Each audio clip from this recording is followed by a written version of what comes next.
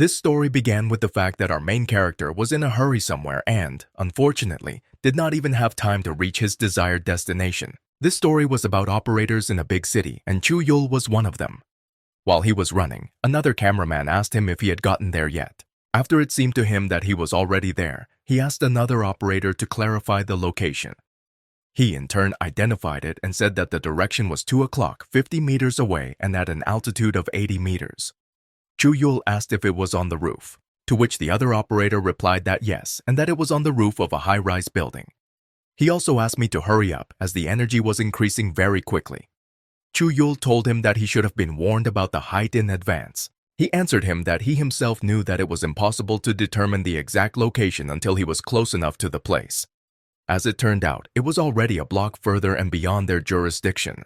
He further asked permission if he could request support from the neighboring area, to which the other operator replied that everything that happens outside their area of responsibility does not interest them, to which he said that they are absolutely useless. Another operator was surprised and asked if he had that opinion about her. He didn't answer her, but asked how much time he had. She replied that it would take about 5 minutes and that this would be enough, and if the rise to each floor would take no longer than 10 seconds, then it would be fine. He asked what about the elevators. She replied that the electronics do not work in the gate opening area, but every cloud has a silver lining, which means that she won't have to listen to his rattling voice either. Next, she asked what floor he was on. He told her that there was no difference and asked what class the gate was. But when he got to the gate, he saw them and realized that it looked like they were Class B, but something was clearly wrong with them and the energy from them was still increasing. Next, he thought that the gate would reach rank A, which would be difficult for him to handle alone, despite the fact that he was no longer a beginner.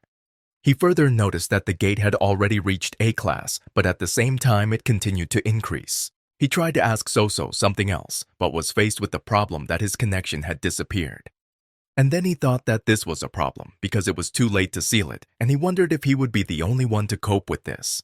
He also thought that if the rank of the gate was high, then the offices of other districts would be obliged to send reinforcements, and that he only needed to hold out. But suddenly he noticed that the gate was closing on its own and that he couldn't be so late. And this could only mean, in his opinion, that someone should already be in place who had passed through the gate. But at some point he saw a box that definitely wasn't there before and couldn't have been. He walked over and opened the box, where he saw a letter, the contents of which stated that he was working hard for the good of this world, and therefore he was asked to enjoy this clipping as a small compensation for all his efforts. Operator Soso asked, upon detecting the appearance of a connection from Chuul, whether he was alive. He answered positively to her question and asked if she hoped that he would already be dead as a result of this task. Soso said in response that she was not joking and asked what was wrong with the gate, to which he replied that he did not observe any energy and added that the one who moved through the gate had already disappeared. Soso said she had already called for backup. And Chuul wondered who the person who passed through the gate was and also thought about the fact that the next day he would receive a very large number of complaints in his direction. He further thought that the man knew about the existence of the task force, but did not show hostility in the least and continued to jump back and forth between worlds, which seemed very strange to Chuul. Next, Soso asked Chuul what gift the man left this time, to which he responded by asking if she was no longer interested in anything, to which she replied that last time it was delicious. Chuul said that he would throw everything away. He also told her if she knew that all otherworldly objects must be delivered to the headquarters, to which Soso laughed, and that was the end of the day. Arriving home, Ma-son discovered something very strange in his apartment. Everything on the shelves had been rearranged slightly to different places. He also looked in the refrigerator and realized that yesterday everything in the refrigerator was completely different and that this was quite suspicious because no one lived in the apartment except him. After checking all the products, he realized that there was clearly much less milk and juice than there was the last time he put them there. And this amount decreased by about half a glass. He further noticed that several eggs also seemed to be missing. Vienna salad and gnocchi from the freezer have also decreased. And in general, there was less of everything in a small amount. Although not everything has disappeared, it's not particularly pleasant. Then, after far from the first day of such events, he suddenly realized that at some point he thought that his corn was taking off. But now he is sure that every day there are fewer and fewer products. And then suddenly a brilliant idea came to him. He decided to note the amount of contents in the bottles and count all the products, and accordingly, after this idea arose, he began to look for a pen in order to put all this into practice. Having found the pen, he also found huge utility bills next to it and did not quite understand how it could happen that at some point such huge amounts of money began to come due. He took a closer look and became frightened, wondering why the electricity and water supply had cost him so much. After all, he never checked this because he did not suspect that such a thing could exist at all. At this point, he decided to find and check the accounts for the past 2 months. And comparing them with current accounts, he saw that the total amount was getting larger and larger and wondered whether it was because of the increased taxes that everything had risen so sharply. But after examining everything in detail, he realized that something was definitely wrong here. Then he even thought that perhaps his meter was broken and that he should call the building manager or directly the supplier's company. But sitting down on the sofa, he suddenly discovered that the sofa seemed warm to him. And then he thought that even though it was hot today, he couldn't get that hot, and he thought that he wasn't stressing himself out in vain. At some point, he even thought that it was quite possible that he was possessed by a ghost. But the strangeness didn't end there. He then noticed something else. Further, he noticed that he had not been at home for quite a long time, but the watering can was dripping in the shower, as if it had recently been turned off, and he heard the smell of powder from the washing machine, as if the washing machine had recently been washed. He also saw women's clothing, which clearly could not have appeared anywhere in his possession. He wondered why these clothes were drying in his apartment, because he saw them for the first time in his life. He also noticed a scarf and wondered where it came from, because he would never buy anything like that and didn't even plan to buy anything like that. Then he thought about the fact that he was still going crazy. After all, if this is not so, then this can only mean one thing, that it is an invisible man living in his house all the time. Then he thought that this makes absolutely no sense, and most likely there is a reasonable explanation for this, and he needs to think about it a little more. And while he was thinking about the strange events with his apartment, he completely forgot about time. But even though he was already late for work, he still decided to make notes and remember what, how much, and in what places, because he still hadn't done it. A little later, he came up with the idea that it would be much easier to photograph all this. He photographed everything and left the house, thinking that even if he didn't believe his eyes, at least he would have evidence of what happened before and after. After Ma Sung left, a girl came out who had been hiding somewhere all this time and thought that at some point she might even get caught, and thought that from now on she should be more careful, just not to attract his attention. Then she thought about what she should do and how could it be that she completely forgot that she had washed her things and hung them up to dry.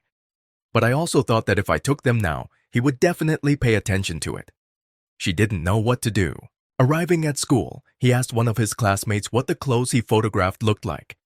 She told him that she had never worn anything like this, to which he said that no one was offering her to wear such a thing and that he was just asking. She further replied that it was difficult to say for sure, but she had clearly never seen anything like this in shopping centers. He said that it was still clearly a woman's thing and asked if she was sure that she had never come across anything like it anywhere. She told him that most likely it even looked like part of cosplay and also asked if he had already looked for something about it on the internet. He replied that he tried, but mostly images from fantasy games and the like pop up. Then she asked him a bunch of questions, why he needed this, why he was so interested in it, whether he had found a girlfriend without her knowledge, and much more. The girlfriend then continued to ask if his new girlfriend liked such things. He said that everything was wrong and asked her to forget about it. But their conversation was interrupted by a boy who came up to them and said that they were so lively today. He also asked Ma Sung if he would have time after school. A friend asked him if he was tired of it, to which he replied that, of course, he was tired, but nothing could be done about it and that his job was simply to inform him, and then he himself decided whether to go. The friend further added that he would wait in the same place that they had already discussed, and when leaving he said that he should not talk later about the fact that he had not conveyed anything. After all, not even a month has passed since last time, and Ma Song wondered if it would be easier to transfer. The friend asked that even if he said so, he was still going to go. Ma Song replied that if he didn't go, it would only add to the headache, so yes. She asked if he wanted to tell him where it would be, to which he answered her that of course not. That's why they had to change the place, because last time she was watching him. At the meeting place, one of the boys said that they had not seen each other for a long time and asked how life was.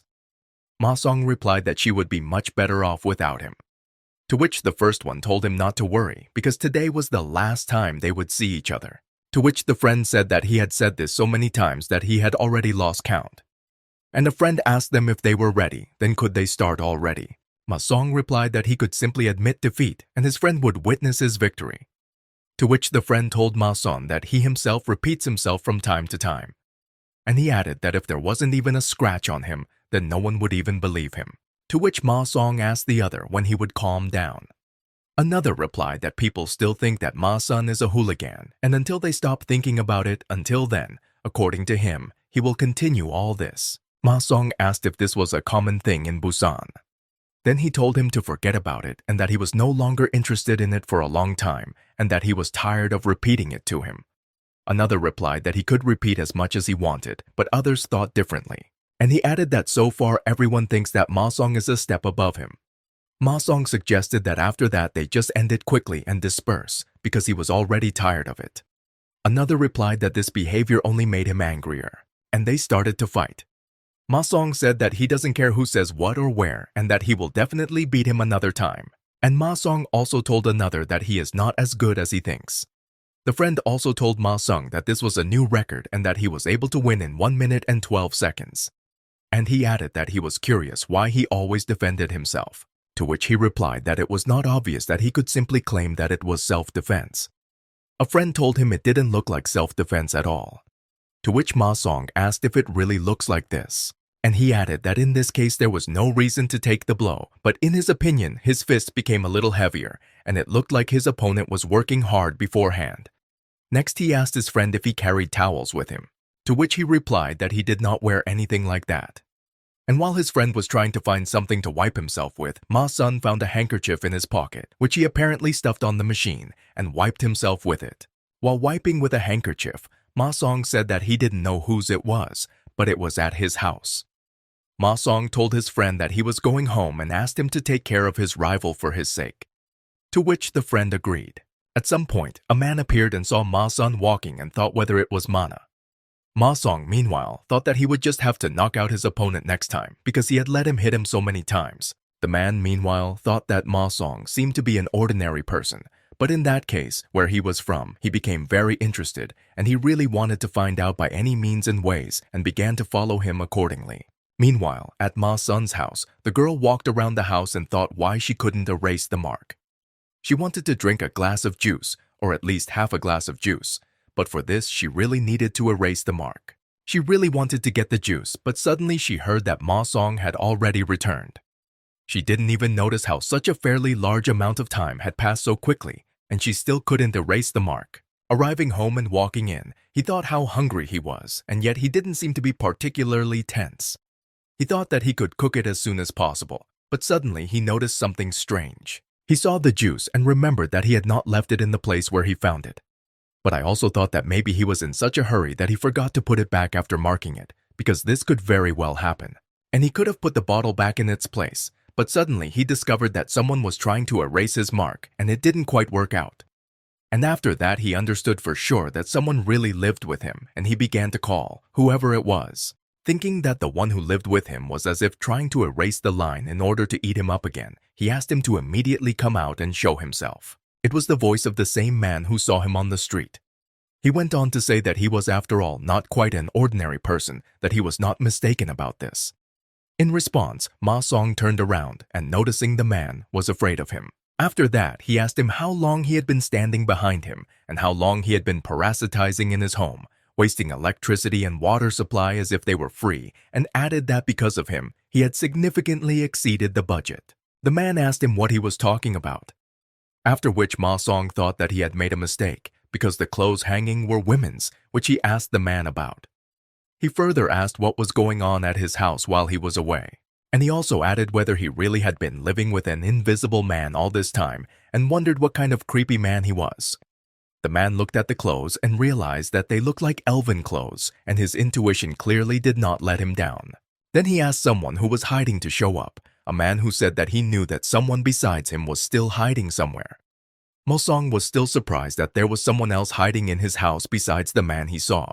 The girl came out and asked Ma Song how he was able to bring with him the man who forced her to come out. She also said that in the end she really didn't want to get involved with people from this world, but that's what happened.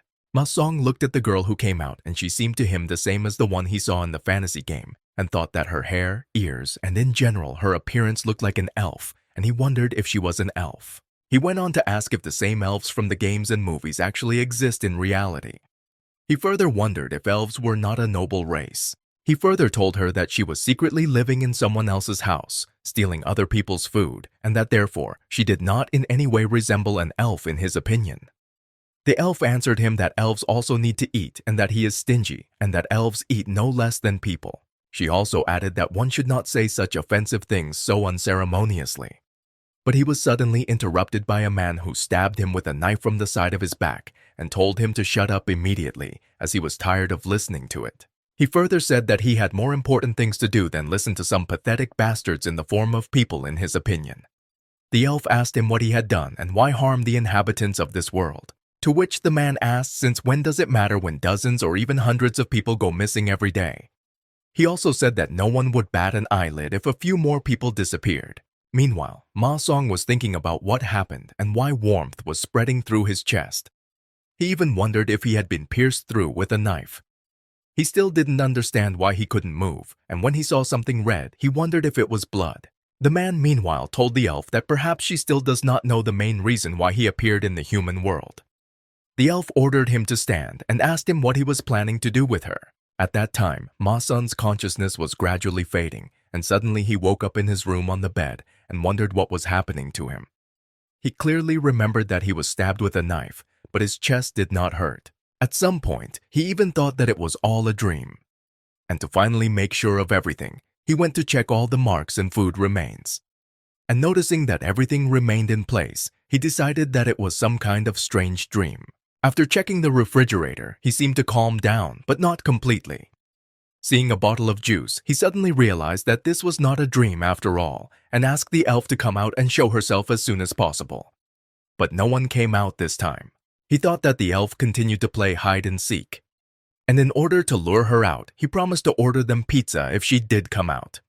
Meanwhile, I thought what kind of game he was talking about and that he didn't want to order any pizza. Then he thought that he was doing the wrong thing at all and that even he would not have bought into this if he were in her place. But still, he picked up the phone, chose a pizza, and said that everything was ready to order and all that was left was to press the button. Next, he ordered pizza and said that if it didn't come out on the count of 3, he would cancel the order. He wondered if this could even work or not. And he began to count to 3. And suddenly the elf came out and told him to cancel the order. Instead of a combination pizza, she asked to order a pizza with gorgonzola, Italian spicy cheese. And instead of fried chicken, she wanted baked chicken. And then Ma-san finally realized that this was definitely not a dream and the elf was real. It was difficult for him to accept the fact that all this time he had lived with an elf and did not know about it. Next, the elf suggested that they eat first, after the order was delivered home, and after they ate, she planned to talk. But Ma-san had his own plans for this. He refused her offer and offered his own option, in which the elf would first explain everything to him in detail, and then he could calmly eat the ordered food and enjoy it. She asked him why he was so angry. After all, if the food gets cold, it won't be as tasty. To which Ma-song answered her that if she wants to quickly start eating food, then in that case, she should tell everything quickly. She even offered him the option that she would tell him everything during the meal. But he was not satisfied with this option either. He stood his ground to the last and said that first he was waiting for an explanation, and if he continued to delay, he would eat everything himself. And he started eating food, but she still didn't start her story and only did what she said about how it's not fair, you can't eat everything alone. She remembered how she even saved his life, and he treats her like with the enemy. Hearing about salvation from death, he stopped and asked if it was true. She said that it was true and that his body must remember the pain because it was not a dream. But he remembered almost nothing about it. But about the memories, she had an answer. She said she didn't know how he would react to this, but frankly, she told him that he was dead. He asked in surprise how this was possible if he was alive and talking to her at the moment. She asked in response if he remembered the knife. He replied that he remembered and also added that this was the last thing he remembered. She said that at that moment, he died and was reincarnated. Ma-song asked the elf if she had revived him. She replied that no, and that after the murder, he became a zombie. He asked if he was now a zombie like they show in games and movies. In the meantime, I thought, first elves, now zombies. What will happen next?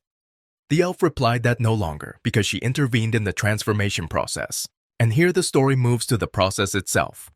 The elf saw how the man began to turn Ma-sun into an undead and asked if he was a necromancer. He replied that yes, and asked if there were other types of magic that could create undead. He further added that this is quite a useful tool in this world, and after all, cleaning up bodies on your own is a hassle, and it is also a great way to get a servant whenever he needs one. The only problem with this ability is collecting enough mana, and he does this all in order to collect mana from other worlds. After the conversation, he ordered Ma-sun to grab the elf as soon as possible. She saw Ma-sun heading towards her and said that she also lacked mana, but she had no choice, and therefore she healed him from the complete completion of the process of turning into an undead. The necromancer was surprised by the use of healing magic. The elf further said that if a restoration spell is applied to the undead, it is quite natural that this will accelerate its corpse decomposition. But it seemed to the necromancer that in her case this spell was not enough and something else was needed. The elf answered him that she didn't need much because she just bought herself time. The necromancer thought that something had already gone wrong according to his plan and ordered Ma-sun to move faster and catch her in the end. Approaching the window, she realized that she couldn't cope without the magic of flight because the apartment was located quite high. But while she was thinking, Ma-sun had already grabbed her and did not listen to her command to let her go. Next, the necromancer came up and said that it would be better if she stopped resisting and took everything for granted. And if she spins, he will bite her and she will be infected. The elf replied that she did not know what would happen if her mana was absorbed, but in her opinion, it was better for her to be eaten than for her to allow herself to be captured. And at that moment, she used resurrection magic and revived Ma-sun. The necromancer was surprised that she was able to use high-level magic. He further said that if she uses so much mana, then in this case he will get almost nothing. The elf asked if he still wanted to steal the mana. She went on to say that in this case she would use everything she could so that he would not get anything. And at some point Ma-sun and her begin to fly from the window to the ground, and they are flying quite far, and then she started thinking. After all, she has spent almost all her mana and is no longer enough for flight magic. But the thoughts still last quite a long time, and while she was thinking, they had already landed on Ma-sun's body. The elf was not harmed at all. The necromancer looked out the window and didn't really like the result. Meanwhile, the elf noticed that almost her whole body hurt, but she didn't quite fully understand what exactly happened. She thought about different options why this happened. She wondered if he had grabbed her and rolled over to protect her from falling. It was this option that seemed most suitable to her among all. But how exactly this happened, she could not understand. And then suddenly she heard the necromancer. He told her that it seemed that the revival magic had no effect and further added that it was not surprising to him since it was quite rare for it to be successful. The elf said that she needed to get out of this place, but her whole body hurt and opposed it. The necromancer said that he was ashamed that he could not cope with such a puppet like her, but in his opinion she would be a suitable replacement for him.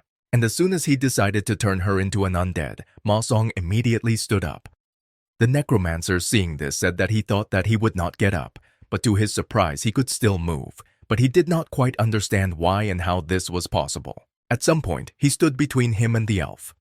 Seeing this, the necromancer asked him if he was blocking his path and if he had forgotten his order. Then the necromancer, without waiting for an answer, realized that apparently his brain was damaged and therefore he asked to leave. But Ma-sun resisted and moved his hand, which surprised the necromancer even more because he should not move without an order. He didn't understand how he was able to move his hand. Further, he thought that it was a useless puppet that would lie as a corpse. Next, Ma-sun inflicted a wound on his chest and almost killed him. The elf asked him if his consciousness returned to him, how he did it, and why, if he was freed from the curse of the undead. The necromancer thought that he was very dangerous and should be feared. Then the necromancer began to disappear in a strange way from this world, which the elf immediately noticed. And although she does not know what exactly happened, she is glad that the necromancer left, because she already thought that she would die. Ma-sun further directed his hand in her direction, and she, frightened, asked him what he was going to do. She thought that he was going to hurt her, but on the contrary, he healed her from the consequences of the fall. Then she asked when he learned magic. But he just fell to the ground and she had to lift him into the apartment on herself. This is the story she told him. He asked if he really broke out of the spell and beat the necromancer. He was surprised by what she said. Meanwhile, he didn't even notice that she had been eating all this time and noticed only when she had already eaten almost everything. Seeing this, he asked her when she would stop doing this and if she was going to leave him something. She thanked him in return for helping to avoid a dangerous situation, but if she had not risked using the forbidden resurrection magic, they would both have died, so whether he deserves praise at all after all this, she does not know. After listening to her, he said that he didn't even know where to start because his life had turned into absolute chaos. He went on to say that he still doesn't believe her, but if we assume that this is true, then the fact that there is an elf in front of him already says a lot. He further added that from her very appearance his whole life was going down the drain, so he decided to kick her out. She shouted that she hadn't finished eating, but he no longer listened to her. He only thought that he would be much better and calmer alone. But she suddenly came in and asked why he was behaving this way and whether it was worth at least listening to her explanation of everything that was happening. He asked how she knew the password, to which she replied that she had managed to remember it after living with him for a long time. She also added that she knows his passwords for both his computer and his phone, and that she knows the password for his cable. At that moment, he thought that this made sense, because she could definitely see and know all this, living with him. The elf then continued that, of course, she ate a lot of his food and used household appliances. After all, every person needs to eat and wash in order to live normally. She also asked him if she used more than necessary. Then she began to speak for him that he was a person who laments about utility bills and doesn't even turn off the faucet normally, and the TV runs all night, and many times he left his computer on and she turned it all off. She also asked if she couldn't use at least what he would have wasted anyway and if he didn't think she had listed absolutely everything. Meanwhile, he began to think that it was true that everything was always turned off and that was strange. She also added that he even left the fire on the stove and left. But this could cause the house to catch fire, and this happened more than once. And he doesn't even know about the robbers who came, and if she hadn't pretended to be a ghost, he would have lost all his property. She also said that she worked hard so that nothing would happen to him and was silent all this time and that he didn't even imagine how difficult it was. She also reminded him that he didn't have a single sock with holes thanks to her. She also said that she fixed all the soups and curries that he managed to screw up with, and she also cleaned herself every day so as not to accidentally leave a single hair of hers, and he made it look like she was eating him. She also told him that she had nowhere else to go in this world, after which she began to cry. And he began to calm her down and say that this was no longer fair. He said that there was still some pizza left and she could finish it, telling her story to the end. He thought that as long as she was eating, at least she wouldn't cry. And she went to eat pizza. While she was eating, he asked her why she chose his house and not any other. After all, you can choose a bigger house where there are more places to hide. He further added that his apartment is quite cramped and this is not particularly practical. He even offered to help her find something better, bigger, and generally with better conditions. He asked her if this is what she wanted. These words and sentences seemed quite offensive to her, and she asked if he didn't like living with her and if they couldn't just live as before, since he now knew everything. After all, if she doesn't hide, she can do everything much better. She further added that someone has to do the cleaning, cooking, and washing. And she can do it without bothering him and can wash all his clothes without him even having to think about it. And she can cook much tastier food for the two of them. He asked her in response why he should live with her at all and said that although it is not easy to live alone, a guy with a girl under the same roof cannot live peacefully without thinking about it. The elf said that this was not a problem and that in order to wash or change clothes, she could become invisible. But he replied that he couldn't do that and that the answer to the question of why this was all, why his house and living with him was much more important. She further said that in this case, if he was so strongly against it, then she wanted to live at least temporarily until they found a place that would meet her requirements. And she won't be able to find anything at night and doesn't want to sleep on the street. After everything she told him, he allowed her to stay the night, but nothing more. He also set the condition that she must find another place to live the next day, to which she reluctantly agreed because she liked living with him. Then he went out onto the balcony and thought about what had just happened. Everything happened so quickly that he didn't really understand anything. And besides, he wants to ask her about many more things. About zombies, elves, magic. And he doesn't know where she comes from. But in the end, he decided to leave the balcony and not worry about it, because the next day there would still be time to ask about everything. And now it's much more important to understand that you need to sleep with a girl under the same roof, and he didn't quite understand how that would be. As soon as he entered the apartment from the balcony, the elf told him that if he did not close the balcony, then all the cool air would come out of the apartment, and asked him to close it because the air conditioner was working for a reason. But he didn't like her instructions. He asked if she was in a position to worry about this and if nothing else bothered her.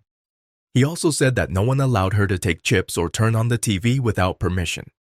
She replied that it was still quite early to sleep. She also said that they could watch TV together. But he insistently ordered her to turn it off and not to use anything without permission. To which she asked in response whether his behavior had changed too dramatically. Meanwhile, the Necromancer was lying and bleeding in the middle of the street in the city and did not understand how Ma's son could make such a deep cut like from a dagger by only lightly touching him and causing him to die in an alien world, which cannot be allowed. And at the same moment when there seem to be no other options, he takes out some of his things and hopes that this is his last chance to survive because he has not yet done so much that he should have. And he tried to do something with this thing. He bet everything he had on this option just to make sure it worked. But something didn't quite go according to the plan he had. The option didn't work out the way he wanted because of Ma Song, for which he will never forgive him now. Meanwhile, Ma Song woke up in the morning and noticed that it was very cold in the apartment, and he tried to understand why this was so. He thought that even though he was without a blanket, it was summer now. He was unhappy with this temperature. Then he looked at the air conditioner and realized that it had been working all night at maximum power and became furious, thinking that it was the elf who taught him a lesson. Meanwhile, she had just prepared breakfast and offered him something to eat. He got out of bed and started shouting if she had taken food from the refrigerator again without asking. To which she first told him her name Malona and then wanted to say something else, but he continued screaming. He said that even if her name is Macarona, it doesn't matter to him, and he asked not to go off topic again. She further said that she used products that would spoil very soon. She further added that he doesn't even know how much food could have gone bad if she hadn't kept an eye on them. Having spoken further, she sighed and said what a relief she felt at the moment of preparation. She went on to say that it really hurt her to remember all the food he kept in the refrigerator while he was eating stupid instant noodles, and that was why she couldn't take that food, but it was so delicious. After listening to her, he asked her if it was dangerous to use food with an expiration date. To which she told him to be silent and eat, because in her opinion it was not at all dangerous. Sitting down at the table and starting to eat the cooked food, he said that it was not so bad, and even more than normal, to have breakfast in the morning.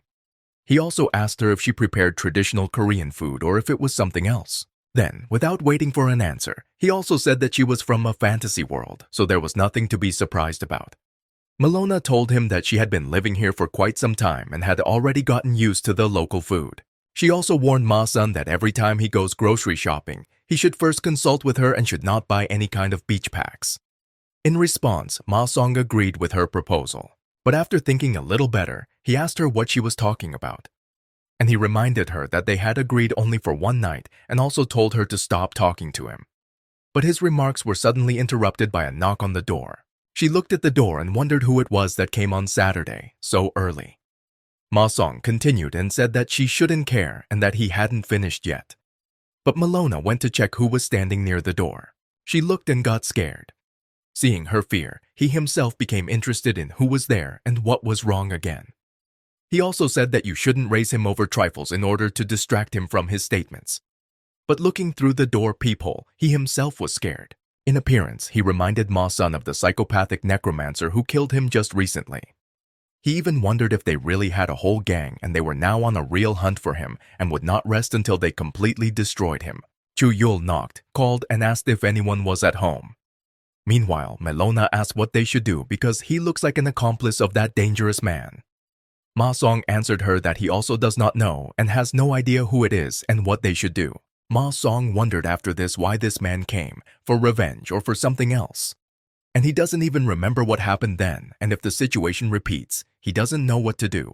After that, Ma-song said decisively that he decided that the best thing to do now was to just pretend that no one was home and see what he would do if they didn't answer. Meanwhile, Chuul scanned those behind the door with the device and discovered 2 mana signatures, one of which belongs to an ordinary person, and the other is suspicious. Ma-song listened and heard nothing. In his opinion, it seemed to be quiet. Malona told him to be careful. After which, Chuul said that he knew about the 2 present and that he just wanted to ask a few questions. He asked to kindly open the door and not complicate anything. Malona wondered how he knew. She now knows for sure that he somehow determined that there were two of them here, but she said that they should not open the door for him. She further thought that if they continue to hesitate, then no one knows what might happen, and so she suggested that Ma-sun just run away. Ma-song asked, "Where will you run away to? There's nowhere to run." Seeing that Malona ran to the window, he asked her if she was really going to fall out of the window and if she knew what floor they were on. To which she said that she of course knows this and that this is not a problem because with the magic of flight everything is possible. But she was met at the window by the same Chuul, who said that, of course, she was clearly not from here and asked her if she belonged to the elf race. Malona asked in response how he knew this. Ma-song asked if he was outside the door. Chuul said that they might be worried, but he had no intention of causing any inconvenience to any of them. After which, he entered the apartment from the balcony. He asked just to give him a little time. Before entering, he even took off his shoes, which pleasantly surprised them. Ma-song wondered who this guy was and what was going on. Meanwhile, Chuul began to explore every centimeter of the apartment. Ma-song, watching him, wondered if he was putting things in order. I also thought that he looked like a man of etiquette and even bothered to take off his shoes before entering. He further addressed them and said that he understood that it was a violation of etiquette to enter someone else's house without permission. But this was a government matter, so he hoped for their understanding. Malona asked how they could trust him since he was wearing the same clothes as the Necromancer and they could not know his true intentions. She also added that Ma-sun alone dealt with the Necromancer, so it was better not to mess with him. Ma-song asked Malona why she was dragging him into who knows what. But Chuul said that since the Necromancer was wearing the same clothes, he now had no doubt that they had encountered Lisareg, and it was very likely that he was trying to cause harm. He also said that he also dealt with 2 employees from their task force without any problems, and Ma-song was suddenly able to fight back.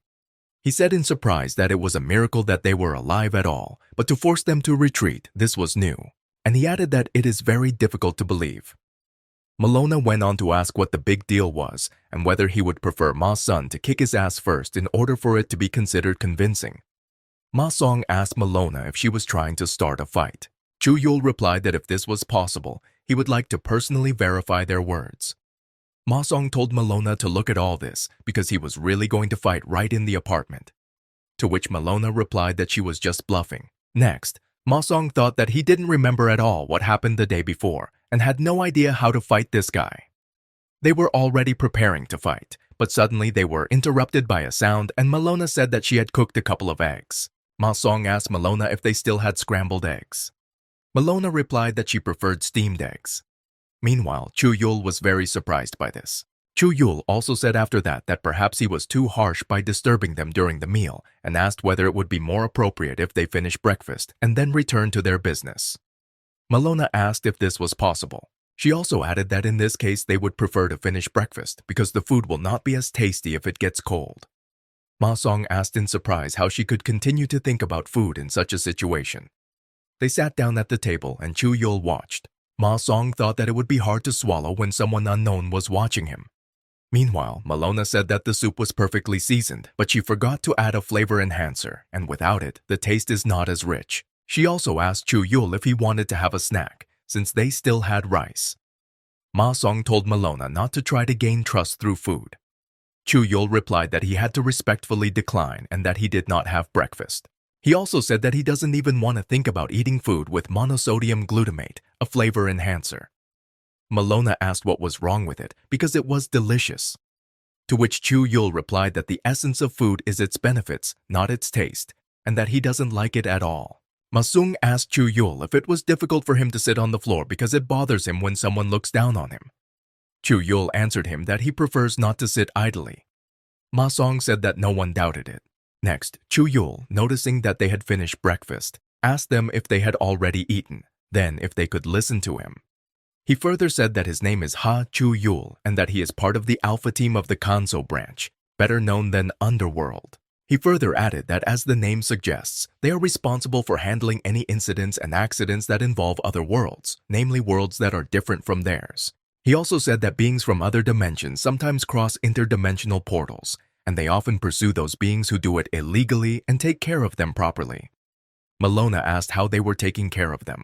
Chuul also said that they also accept those who seek asylum and deport back those who do not belong in the human world. Melona was delighted by what she heard.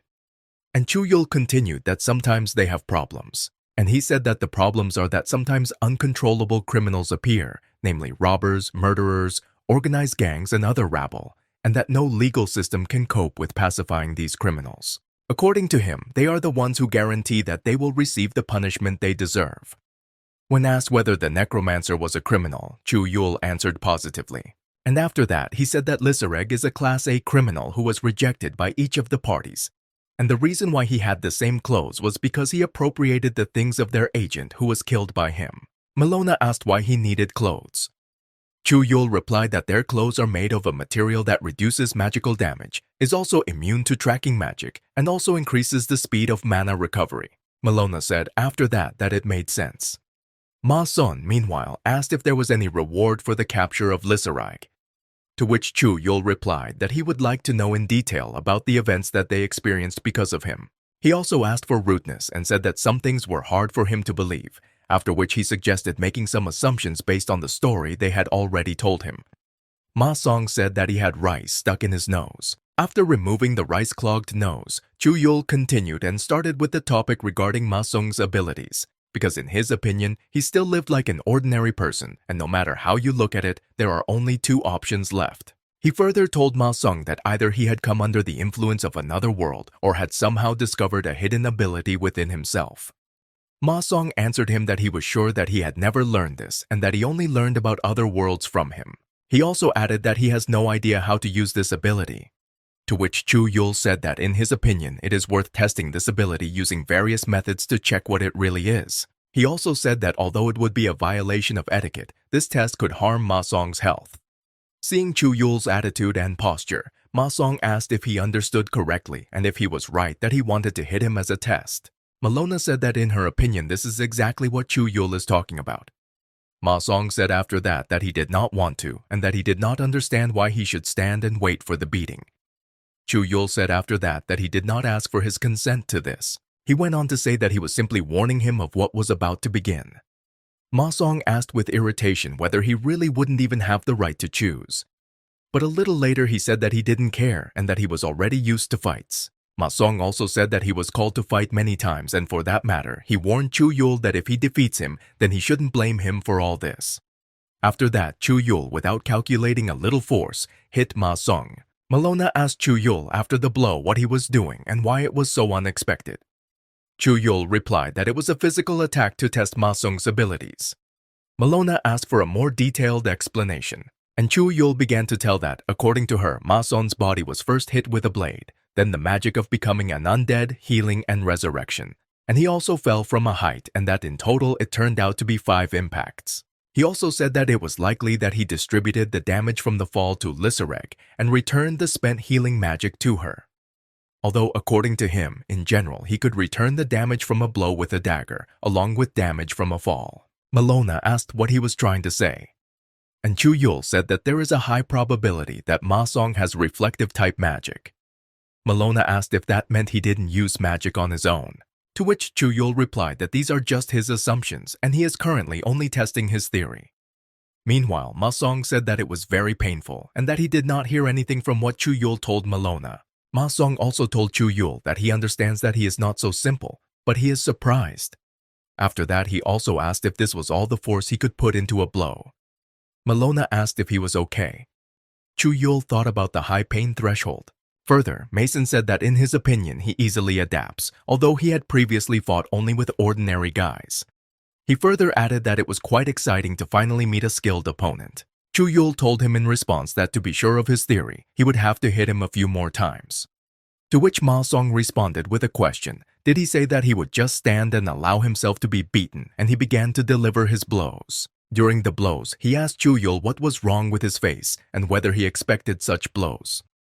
He also said that it doesn't matter to him whether he is a member of some kind of fashion club, because in any case, in his opinion, he is the same person as himself. Watching what was happening, Melona thought that Chuul looked like one of the strongest warriors she had ever seen and that Ma Sun was fighting him on equal terms.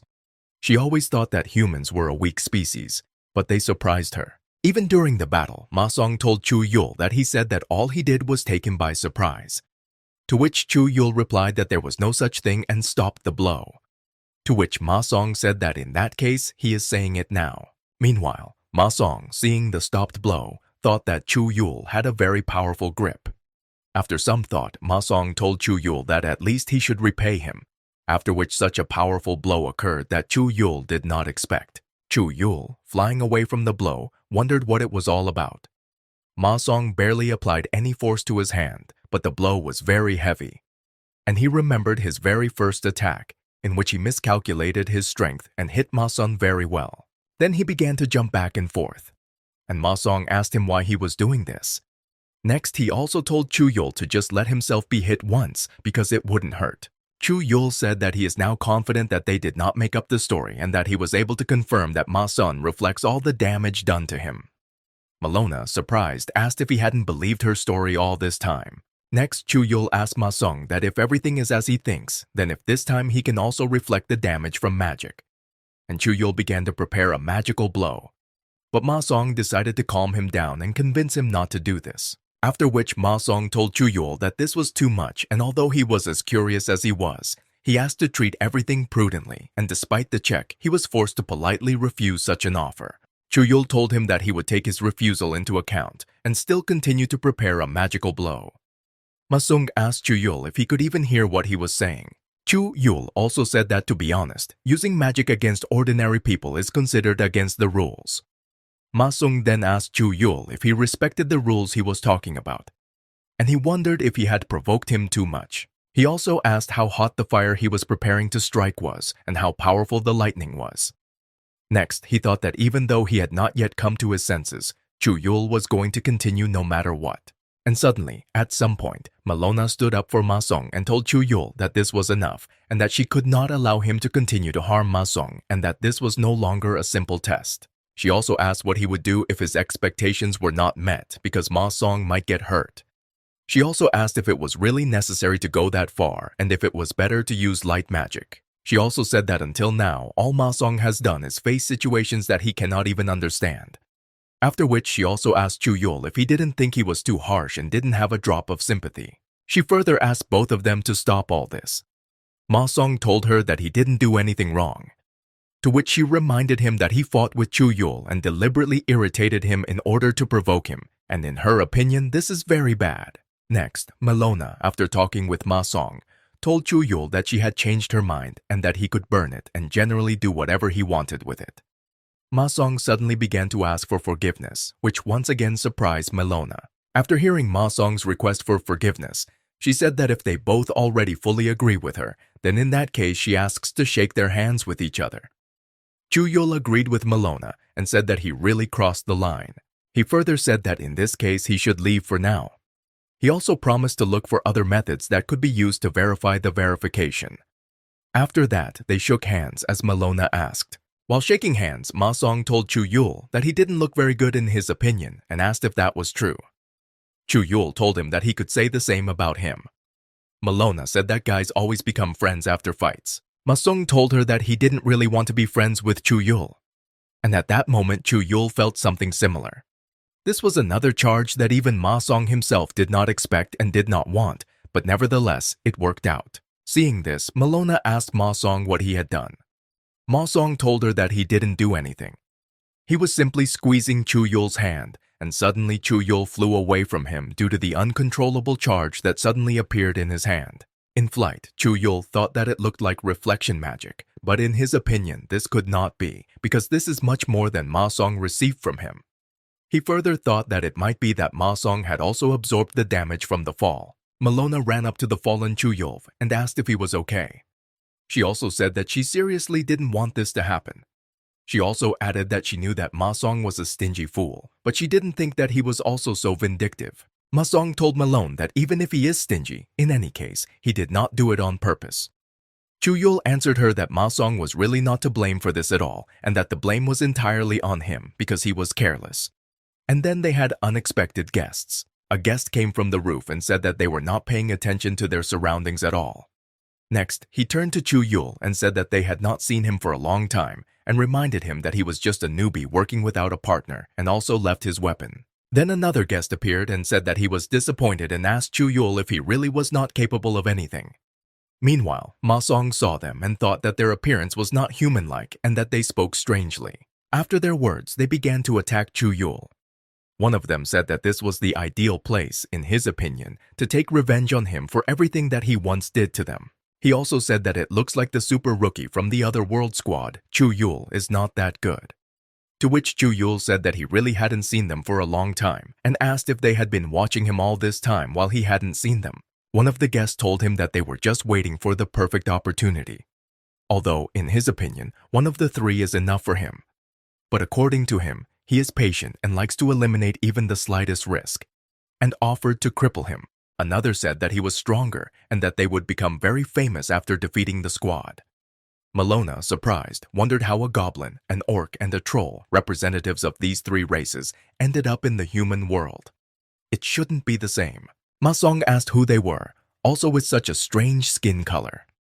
Malona replied to Ma Song that all this might not have happened if he and Chuul had not been so stubborn and if he had listened to her much earlier. Ma Song asked Malona why he blames only him, because in his opinion this would not have happened if she had not been at his home. Next, Chuul said that it was better for them to run away because these guests are quite dangerous for everyone. One of the guests leaned over Chuul and told him that he was funny and that he should not worry about others, because they had come to him in order to repay him for all these years. Another guest asked Ma Song if he was just going to stand and watch all this, and also asked if he was his friend. Ma Song replied that he only met him today, and also asked if he saw him fight with Chuul. Ma Song also said that if it weren't for them, he would have kicked him himself. But since everything happened like this, then he has more important things to do. And after that, they went from the balcony to the apartment. On the way, Ma Song told Malone that even at first glance, all these animals are dangerous, and if they disturb them, then no one knows what will happen to them next, and therefore he said that first you need to get out of this place, and then call for help. But they were not even allowed to reach the balcony. One of the guests said that he did not believe them. Ma Song said it looked like the guests realized they just wanted to run away. Malona said that from the very beginning she thought that there was no way they would succeed. Malona then turned around and said that even though they were both from other worlds, she couldn't allow them to harm people. And in response to the charge that flew past them, she created her own magic projectile and sent it towards the guests. Then one guest noticed that she was a sorceress. Another asked if he should help, to which the first one said that it was not worth it and that it would be unnecessary. Malona asked the second one, who said that she would even let him help the first one. After her words, she made a triple magic missile. The third guest said that not everyone can do a continuous stream of magic missiles, and that in his opinion, it is not as simple as it seems. Seeing that the guests were too fast and that even a magic projectile could not catch up with them, Malona got scared, because after the triple charge, there was almost no mana left. And the beast, saying that she should have just stood aside, began to attack her. But Ma Song suddenly stood up for Malona and asked the beast if he really wanted to stab the girl with a screwdriver as well as with a knife, and that he would just stand and watch it. Malona asked Ma Sun if he had seen the charge behind the beast. The animals, meanwhile, were glad that the order of the victims had changed and that Ma Sun had flown very far away from them. One of them said it was called home run. Someone was even happy and shouted that a goal had been scored, as if he were at a football game. One of them said that Ma Sung seemed to be an ordinary person who was holding a position against Chuul, but it was better for them to play it safe and finish him off for sure first. And he sent many stones after the flying Ma Sun. He went on to say that undoubtedly, getting it from the two of them was already enough, but falling from such a height with a pile of stones on top would kill him with no options for survival. Another said that these two had nothing to do with the detachment. Meanwhile, Chuul was able to break free from the bondage spell, but the animals did not understand what he was going to do in this state, because even being in perfect shape, it would be very difficult for the three of them to resist. Chuul answered him that even if that was the case, he would do everything in his power to save the innocent. He further told Malone that he would buy her some time. After which, Malona ran in the opposite direction from the exit. One animal told the other, watching her, that she was too stupid because the exit was not where she ran. Meanwhile, Malona told Chuul that she would heal him and began the process, and also asked if he would kill them all if he was okay. But one of the animals stopped her, saying that at such speed she would not run away from him and that he would not allow Chuul to be healed. But suddenly Chuul, being slowed down due to injury, was still able to attract all the attention to himself. At this moment, Chuul told Malona that while the beast was distracted, let her leave. She said that in this case she would not be able to heal him. But another beast suddenly attacked her and said that she could not use magic on him. Indeed, she had to install a magical shield above herself while the beast's hammer was flying at her. She also asked to delay for at least a second. But Chuul, seeing her, said that it was too late and that he should have run away much earlier. She replied that she was trying to help him, to which he told her that by remaining in this place, she would only be in the way. Melona understood that she had very little mana and that for this reason her magic shield would not last long. Chuul tried to save Melona and told the beast that he was no match for him anyway, and if he was distracted, he could deal with him alone very easily. To which the beast told him not to talk nonsense because it infuriates him. The beast also added that no matter what happens, it is better not to interfere. Chuul asked the beast what he thought he was and what it meant not to interfere. The other animal thought that both were idiots and could not be trusted to finish the job. After that, he also asked why they still had not dealt with these people and the elf. And he said that his magic destroys the environment, so the longer they stay in this place, the more attention they attract to themselves. And while Melona's shield almost burst, Chuul was fighting with another beast. Masong appeared and asked why they had set up a garden on the roof. He further said that the elevator broke down and he had to run to them on his own 2 feet. Everyone was surprised by his appearance. Melona asked Ma-sun if he was alive. He replied that he was and asked her if she was okay. But suddenly one of the animals interrupted them and said that this couldn't be true. After all, he fell from such a height, after which ordinary people generally cannot survive. Ma-song replied that he was not as weak as they thought. The beast replied that he was going to beat him again. To which Ma-song replied that last time he got him only because he caught him by surprise. But now the situation has changed very much. He ran and touched the beast, but nothing happened, and suddenly a little later there was an explosion, from which the beast flew away.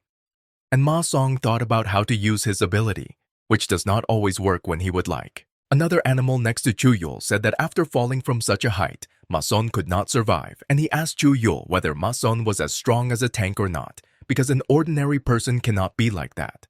Chuul replied that he had no desire to understand what he was saying. Meanwhile, Ma-song ordered Chuul to take over the Blue Hulk while he took care of the Yellow Dwarf. Chuul got angry and told him that he was not the commander here. While Ma-son was approaching one of the animals, he in turn understood and said that it was only necessary to prevent him from approaching him, and he began to destroy the house. Seeing this, Ma-song asked not to destroy his apartment because the price would go down. Melona, surprised, asked if he was the owner of the apartment because she thought that he was renting it. He, in turn, asked her in response why she decided to ask this in such a difficult situation and at such a difficult time. The Yellow Dwarf told Ma-sun that since he had tried to save the elf from the very beginning, he would first take care of her. Ma-song thought that since he couldn't help her from where he was standing, then he had to take care of the dwarf. After that, he pointed his hand at the dwarf and said that the magic would come out. But suddenly he realized that he still could not control his ability. The animal saw this circus and asked if he had been dropped as a child. Ma-song answered him that he thought that he could use the ability. But before he could finish speaking, he was immediately able to fire a charge from his leg, which allowed him to throw back the beast and stop it for a while. Ma-song really didn't understand how it all worked, and at some point he even thought that everything was happening exactly as if he was playing a game without any training. The third beast asked Chuul if the 2 of them had already been taken care of. Chuul corrected him and asked the beast if he understood correctly what he wanted to say, that 2 of the beasts had already been taken care of. And in that case, what is he going to do? To which the beast replied that this was disgusting and that there was no choice and that the only option left was a tactical retreat. Watching this, Chuul asked him what kind of tactical it was, because in his opinion, it did not look like tactical at all. Chuul also said that this beast knows how to piss you off until the very end. Melona asked Chuul if he was okay. After this question, Chuul spat something out of his mouth. Seeing this, Ma-song asked if he decided to take a breath. Ma-song went on to say that to be fair, they had a hard time overcoming this situation. Melona said she wasn't sure, but the first blow did cause a lot of damage to him. Ma-song asked if he could help him. Chuul ordered Ma-sung not to approach him. When Ma-sung asked why he couldn't come over, Chuul replied that he had taken so much serious damage, such as a magical charge, a blow with a sledgehammer, or falling with stones from above, that he could die. Ma-song remembered and said that he really hadn't thought about it. Chuul told him to stay away for now. Ma Song replied that even if so, he still doesn't know how to control this ability of his. Malona asked if he could try touching unwanted things. Ma Song asked if she was proposing to destroy the place where he lives. Chuul further suggested that he go to his headquarters because he partially understands his abilities. He also said that their specialist could help figure it out and give advice on what to do. Malona asked where this place was. Ma Song asked what to do in this case with those 3 animals. Should they call the police, and will they be believed? Ma Song had already started dialing the police number, but Chuul suddenly stopped him and said that everything related to other worlds should be reported directly to their department. But while he was saying this, Ma Song blew up his phone. Ma Song went on to say that it seemed like there was 1 less charge of energy. Chuul said that it seemed like there were only 2 charges left. Ma Song asked Chuul if it was impossible to say this earlier because the phone was new and expensive. Meanwhile, the story moves to the animals. One of them woke up and wondered how long he had been out. Looking at the others, he asked them if they were still passed out. After which he tried to awaken them by all means. But one of them could not be awakened because he seemed to be already dead. But Lisareg appeared next to him and asked where Chuul, Ma Song, and Malona had gone. But seeing the dark mana, the beast asked who he was. It turned out that they did not know each other. Lisareg replied that he did not find anyone in the apartment and, sensing something strange, found the 3 of them. After that, he asked what happened. The beast asked him if he was a lich and if he had absorbed the life force of his friends. Lisareg told him that he definitely shouldn't worry because the same fate awaited him. The beast tried to stop and asked if he wants to find out what happened here. Then how will he find out if he kills him, because he is the only survivor? Lisareg answered him that he had said that he definitely shouldn't worry about this, because he would figure everything out without his answers to the questions. And Lisareg then absorbed the life force of this beast, killing it thereby. Entering the headquarters and touching the door to open it, the door flew away from him. Meanwhile, he said that another charge had been used up. Malona said it looked like she was the last one left. Chuul said that it was the energy of the fall. Ma Song said that he was already afraid to touch anything and swore that in his opinion this was some kind of curse. He also asked how this could be fixed. Chuul replied that, unfortunately, he did not have an answer to this question. Next, Chuul suggested just entering first. Ma Song said that in his opinion he didn't even have a plan. Then Soso came up to them and said that not a day goes by without a commotion and asked Chuul if he knew about the budget. She recalled that they have a very limited budget and have nowhere to get money for repairs. Meanwhile, Malona was delighted by the very wonderful-looking cupcakes. But she was interrupted by Soso, who said that she had not seen elves for a long time. Malona asked that if she said that, then she had already seen elves. Soso told her that she had seen a lot of people through her work and asked if she would like something to drink. Malona asked if it was free. Soso replied that there was no point in making her laugh because their budget had already practically blown away. Malona said that in this case, then she was forced to refuse. Chuul asked where Ha-Yun was. Soso told him that he was waiting for him downstairs. Chuul asked to follow him. Ma Song asked Malona if she was still hungry for food after everything they had been through. Malona asked if it wasn't natural to be hungry, considering they didn't have a chance to eat lunch. Approaching the doors leading to the basement, Ma Song asked Chuul if they would really have to go down to the basement because it seemed to him that this was a government institution. But at some point they saw a dwarf in front of them after descending into the basement. The dwarf told Chuul that he looked like he was back from hell and later added that he was a weakling. Chuul answered him that there was a skirmish with races from another world. But he was interrupted by Ma Song, who said that something was clearly wrong with the dwarf's body. Malona replied to Ma Song that he was a dwarf, and it looked like someone from her world was part of this organization.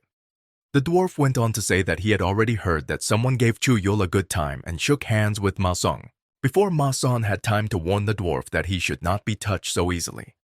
And before Chuul had time to warn him about the same thing, another, in Chuul's opinion, the last charge was released. Ma Song was not happy that this happened again. Ma Song said that it seemed like the energy from the debris falling on him.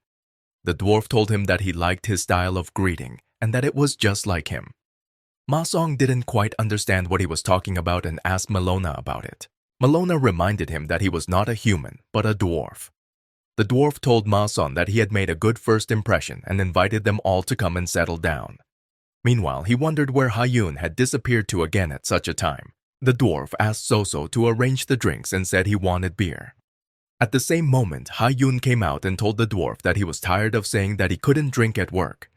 And suddenly, he was very surprised to see a real elf. He examined her in detail and said that there were practically no other differences from an ordinary person, except the difference in the shape of the ears, and asked if this was true.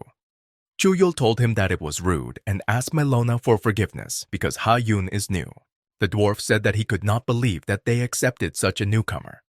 Chuul told him that Ha-Yun still has an excellent level of intelligence, and after all, they usually hire employees based on their fighting skills. Chuul turned to Ha-Yun and said that he should pay attention to Ma-Sung.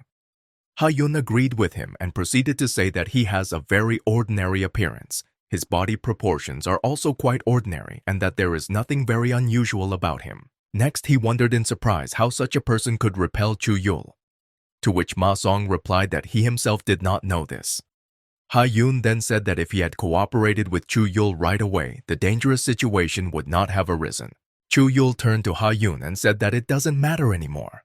What is important in his opinion is how to help Ma-Sun manage his newly acquired ability, which in some situations can be very destructive.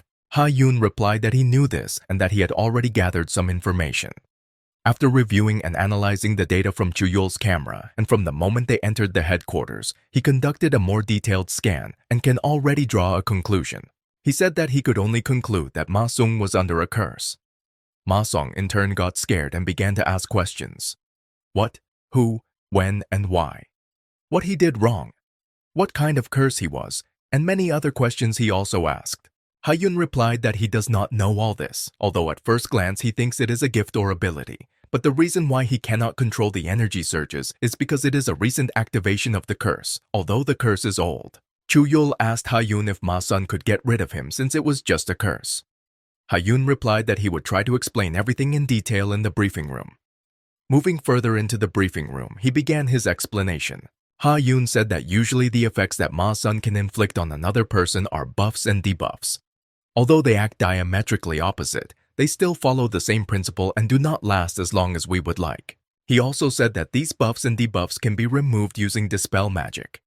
The nature of the curse, according to him, is completely different and it can be removed only if the person who imposed it wants it or certain conditions must be met. When Chuul asked what the conditions were, he replied that in most cases it was impossible to find out or they were practically impossible to fulfill. But in fact, there is another way, the surest. Ma-Sung interrupted him and asked what other method this was. Ha-Yun replied that this could be the death of the damned, in which all one has to do is simply die.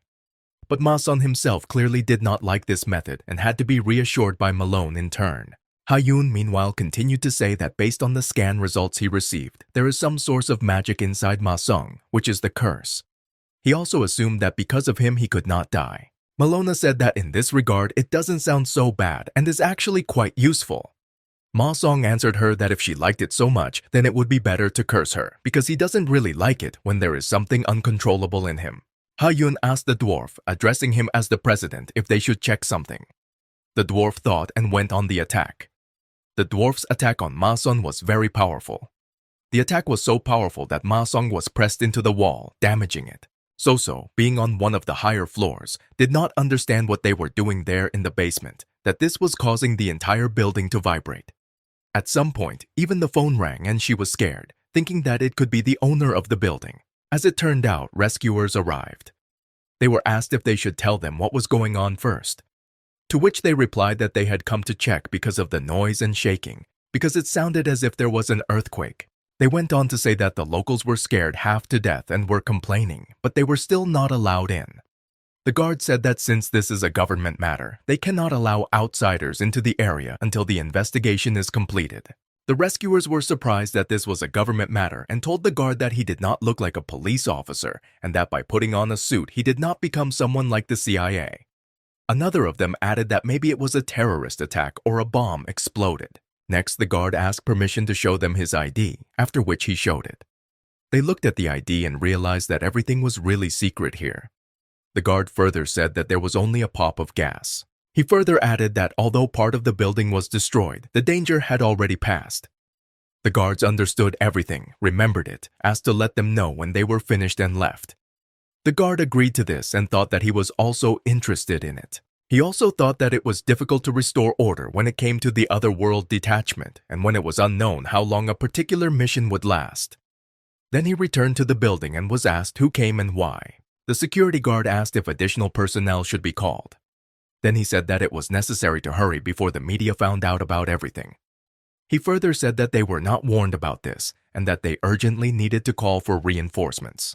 Then Lissareg came up and said that there was no point in calling even more people here because there was no point in unnecessary attention. He further ordered the undead to take care of the guard, and he, with thoughts of food and his hunger, went to the guard. Meanwhile, the company president attacked Ma Sun and told him to grit his teeth because it would take some time. Ma Song thought, has the dwarf really gone crazy because he cannot dodge any of his flying blows, and this is strange. Meanwhile, Chuul asked Ha-Yun if it was safe. Ha-Yun told him that this test would show whether it was dangerous or not. Malona said the elder dwarf beat him impressively. She thought that Chuul was very strong, but this is not at all the same. Chuul said that he had never seen Captain Ram use his full power, but had heard many wild stories about it. She then asked if they had any free snacks.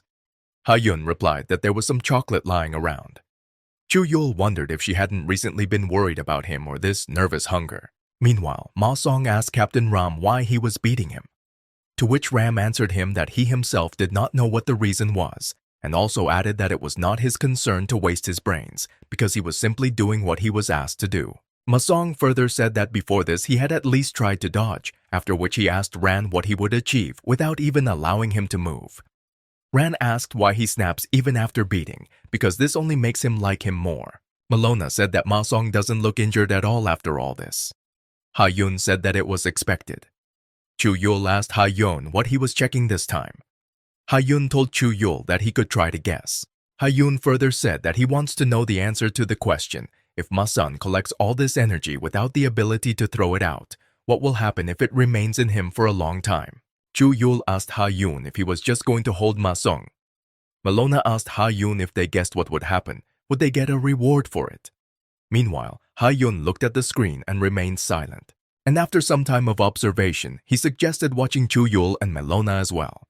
He said that if you pay attention to the scanner of the injuries that occurred on the body, then Ram's blows that hit his limbs hurt him less.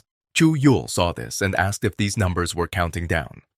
To which Ha-Yun responded positively and added that at first, he thought that there should be a certain threshold of damage, but then he noticed that the numbers gradually began to decrease. He further suggested that if the numbers reached 0, then all the energy he was unable to release would remain in his body and he would suffer actual damage or simply explode. After everything she heard, Malona was surprised and frightened. Ma Song himself was also frightened, having heard and understood that he would receive all these blows at one time at some point. He said that it was not necessary and that he did not want to die like that. He also said that now he was beaten much worse than the Hulk. Ha-Yun told him that today they were just trying to test his limits, so he could only stand still and wait. Ma Song said that he did not want to stand and wait because his life depended on it. He asked to be let go because some time ago he had released energy not only with his hands, but also with his legs, after which he put his leg towards Ram. Ram asked if he should immobilize Ma Song's legs. Ma Song told him to get away from him altogether. Malona said that Ma Song might be right and that it was risky. Ha-Yun said that Ma Song looked pretty good and asked if it would be better to have another round. Chuul said that he would like to see what happens next, but he also said that it is impossible to conduct tests on civilians and no one gave their team special permission to do this, so, in his opinion, an alternative method needs to be found. Ha-Yun said that he was annoyed. Ha-Yun went on to say that he wanted to give back to Ma Song all the pain that Chuul experienced. Malona heard this and wondered if this had been his goal all along. Captain Ram asked what he should do next and whether Ma Sun should return it all to him, because he always wondered how strong his blows were, and therefore he wanted to know how his enemies felt. Then Soso came in and said that they were in trouble. She further said that now is not the time to engage in this nonsense, because the location of the headquarters has been compromised. Then they all went up to the entrance doorway and saw the undead there. Captain Ram saw this and asked if he was not from the cleanup team. Ha-Yun replied that that person became undead, but he didn't understand who could do it. Soso also said that 2 of their agents had disappeared from contact, and they were already in the building. Malona asked why the undead were standing in the doorway and scratching the air, because there was no door there. Ha-yun said that this is due to the fact that the barrier that limits the safe area has turned on. He further said that this barrier creates a space isolated from the outside world, preventing any contact from any side. So asked Ha-yun when he managed to install this barrier. Ha-yun replied that he did this to secure everything outside the room while checking on Ma-sung, and this dead guy doesn't even see that there is a door in front of him. So said that he could have warned about this because she was afraid. Chuul said that this dead man used to be his colleague, but now he is an otherworldly creature, and he also said that he will deal with him. Ha-yun reminded Chuul that he was injured and asked Captain Ram about it. Captain Ram asked if he really wanted him to do this. After thinking for a while, Ha-yun changed his mind and said that it's better not to do this because he doesn't know who else might come to this place, so it's better for him to stay where he is. Chuul told Ha-yun to raise the barrier and that now is the right time to do so. In his opinion, civilians should not be allowed to come under attack. Ha-yun agreed with him and raised the protective barrier. Meanwhile, Ma-sung asked if he could be freed before leaving. And he also thought that they had turned him into a time bomb and left him. Then he noticed something strange and wondered what was going on. An orc also came to them, and they could not understand why there were so many otherworldly creatures in one place. A little later, they realized that he looked like a zombie. Ha-yun, seeing the orc, said that it is logical to assume that someone is behind this appearance of the undead. Melona said that she could guess who it could be, and also said that it should be a necromancer named Lisareg.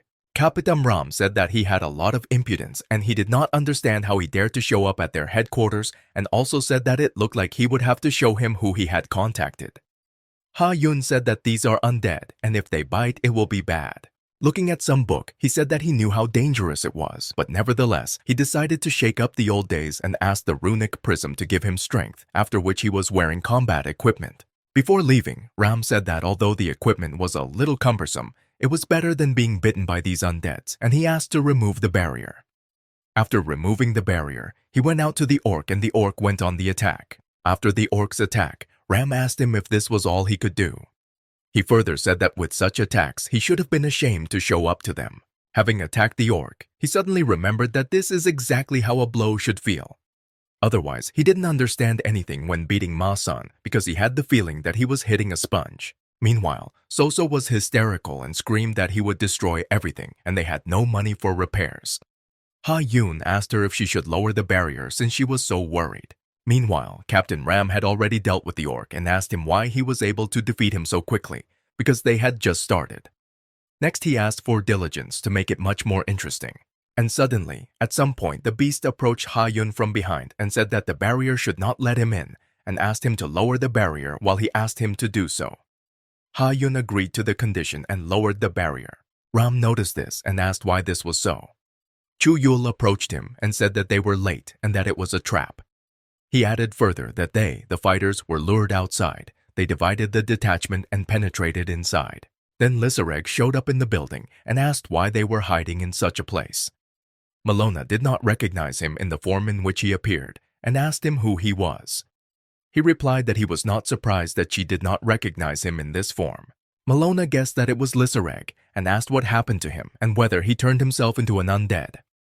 Ha-yun asked if he was a lich and told Melona that he was definitely not an ordinary undead and assumed that he had undergone a ritual to become an undead sorcerer. Ha-yun also said that he couldn't believe that he was seeing one of the rarest and strongest races. But Lisareg asked where Ma-sun was. Melona remembered that he was in the basement and said that she didn't know. He said that he already knew where he was and went to him.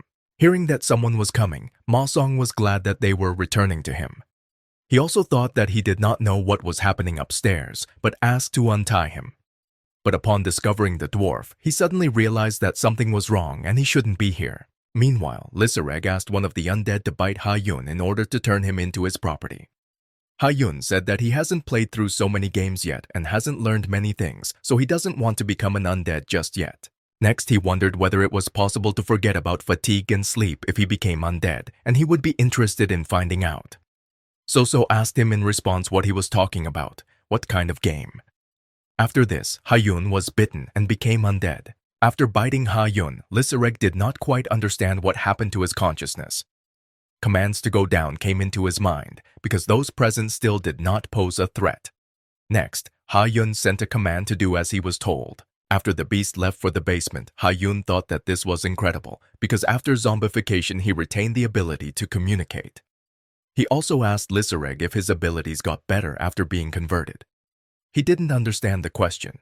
Ha-Yun explained that he wanted to ask if it was possible to maintain independence while being his follower. So asked Ha-Yun if he was serious now. And at the same moment, Ma Song, who was chained, came to them from the basement. Lisareg, seeing the cut-down animals, said that it seemed that he had already begun to get used to it, but they had already been cut down. After knocking out the animals, Ma Song realized that there was still quite a lot of energy and wondered who to release it on. Lisareg was surprised to see Ma Song. And Ma Song said in turn that he found one and that he looks like a real stereotypical villain.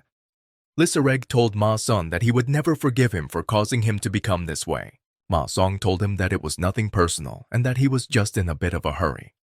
Lisareg asked what kind of nonsense he was talking about, and after his question he sent a wave of souls at Ma Song. To which Ma Song said that this somehow did not impress him and he wanted more. Seeing that the wave of souls had no effect, Lisareg wondered how this was even possible. Ma Song replied that since he attacked first, then in this case his conscience would definitely not torment him for what he would do next, and he began to strike back, having said before that he would now return everything to him with interest. Watching them, Melona asked if he really uses his abilities against his will because it looks completely different. Ha-Yun replied that it doesn't matter now. Melona asked why. Ha-Yun replied that this is because the Lich's body is just a projection and physical attacks cannot do anything to him, but Ma Song swallowed a magical attack. He also added that dark magic will be useless against the dark race and it's like putting out a fire with gasoline. Lisareg, meanwhile, said that it was the same magic as last time and that it would no longer work on the body. Ma Song asked in surprise what the last time was and whether he had met him before. Then he remembered and asked if he was the one who stabbed him with a dagger because he looked a little similar. Lisareg replied that yes, and he manages to piss him off. Next, Lisareg, clutching Ma Song's face with his hand, said that he would make sure that until his very last breath he felt nothing but pain and used the magic of life depletion after his words. Ha-Yun, watching this, said that this is exactly what Ma Song can no longer stand. He also added that he could be wrong, but Ma Song's body will not neutralize the damage forever, and if the impact is non-stop, then anything can happen. Melona asked him to speak more clearly. So said that it was necessary to turn off the barrier as soon as possible, and also said that the screen was completely broken and it would not turn on. Ha-Yun said that there is a manual switch in the basement for this purpose. Meanwhile, Lisareg continued and asked how it felt. He also said that he was still far from the pain that he had to experience. Ma Song wondered what it was, because his head hurt so much as if it would burst at any moment. Ma Song also realized that his consciousness was gradually leaving him in the same way as recently. And suddenly he remembered that he felt like this long before all these events. And this happened in his early childhood when he was very small. Then he was walking across the field and his mother approached him.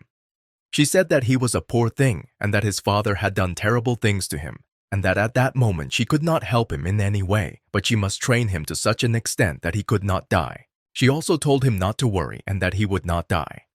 She said that she would only push him to the point that he could not die and asked if this was better than saying goodbye to life. And she had a hand in the same way as Lisareg. At some point, Lisareg disappeared. Melona, seeing this, asked Ma Song what he did because he did not have the ability to damage him. Ma Song replied that he did not know because he, feeling that he could not do anything, concentrated on his head. After hearing about the head, Chuul said that he was surprised that Ma Song could release a charge through his legs, but to do it through his head is also something new to him. Lisareg did not understand how Ma Song managed to cope with him and became even more angry. After defeating Lisareg, Ma Song asked how he could finish off the second bespectacled man. Ha-Yun asked him in response which second glasses guy he was talking about. Ma Song, meanwhile, wondered if the second bespectacled man was Chuul. Melona told Ma Song that Ha-Yun said that physical attacks would not work against Lisareg and that magic, especially sacred magic, was needed here. Ma Song asked her to express herself in the language of his world. Melona replied that she spoke it. Ha-Yun told Ma Song to think of it as solids and gases and that physical attacks can destroy solid objects but cannot affect gases. Ma Song said that it seems that this has already dawned on him. Next, Ma Song thought that it turns out that he can't do anything and everything that Ram had hammered into him, he had already released. Ha-Yun said that he just needs to hold out for a while he and Soso escape and manually remove the barrier. Ma-Song asked how he could hold out if he had nothing to beat him with. Lysereg, meanwhile, said that they would not be able to remove the barrier because he would not allow this to happen. Malona asked Ma-Sun if he thought that she would just stand aside, and after her words, she began to attack Lysereg. Ma-Sun asked Malona why Lysereg was dodging her attacks, to which she said that this is because magic is needed to completely defeat Lysereg, and she has already talked about this. She also added that it would be difficult for her to inflict significant damage on this type, because she has quite a bit of mana to do this. Lysereg said that her ability was only enough to tickle him, and after his words, he sent a wave of souls into her. Malona told him that she was not going to lose to someone like him and sent a magic missile in response. At this time, Ma-Sun came between them and absorbed both powers, which he can now use against Lysereg. Next, he stood next to Malona in the direction of Lysereg and told him that before he was scared because this was all new to him. He also added that if you get used to all this, then it's not so bad. Lysereg said that he understood that Ma-Sun was not so simple, but he still did not understand why his attacks did not work. This remains a mystery to him. Ma-Song said that he himself does not know the answer to this question. He also said that they explained something to him, but he still didn't understand anything. But at the same time, there is one thing that he is sure of, and that is that he will not walk a single step for him. Lysereg told Ma-Sun not to make him laugh, because in his opinion, someone like him cannot do anything to him, because his body is much more powerful than that of a simple necromancer, and he tasted death itself in order to become the strongest undead.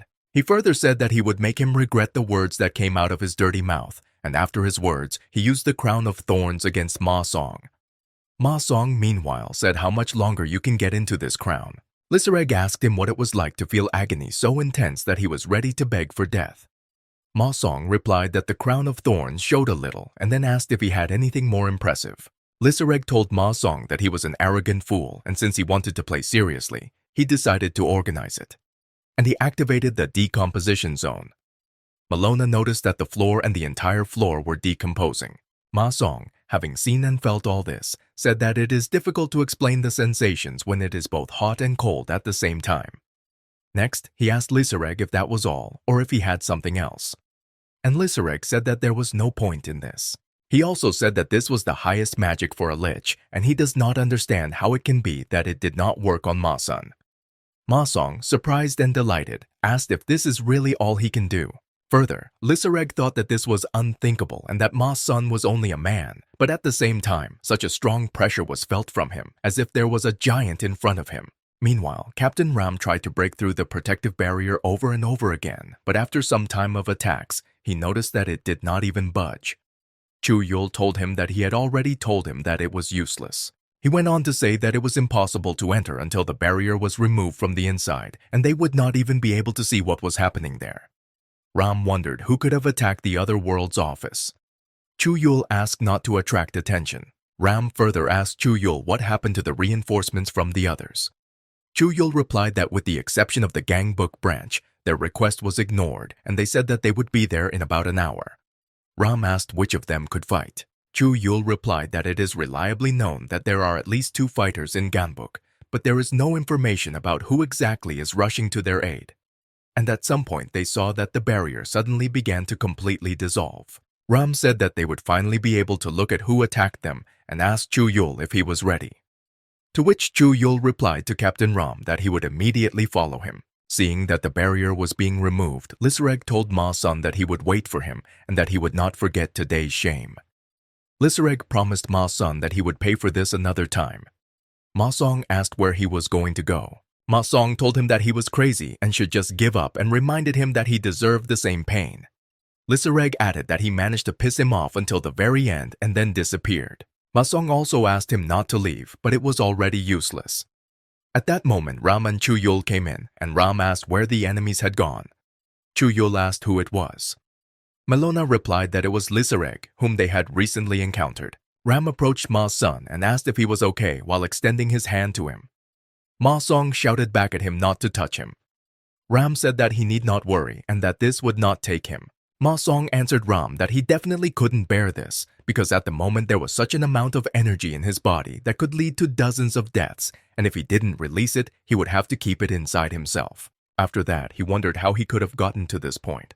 Meanwhile, 2 men arrived at the spot. Bu said that apparently the attacker was sure that this was a great opportunity to look into their hideout, but according to his assumptions, in the end he could not get anything from it. Another said that he was not worth attention from the very beginning and asked why they were so worried about it then. Du said that since this is Lisareg, being from another world, he is as capable as his partner. His partner asked him if he considered himself better than him and if he was looking for a fight.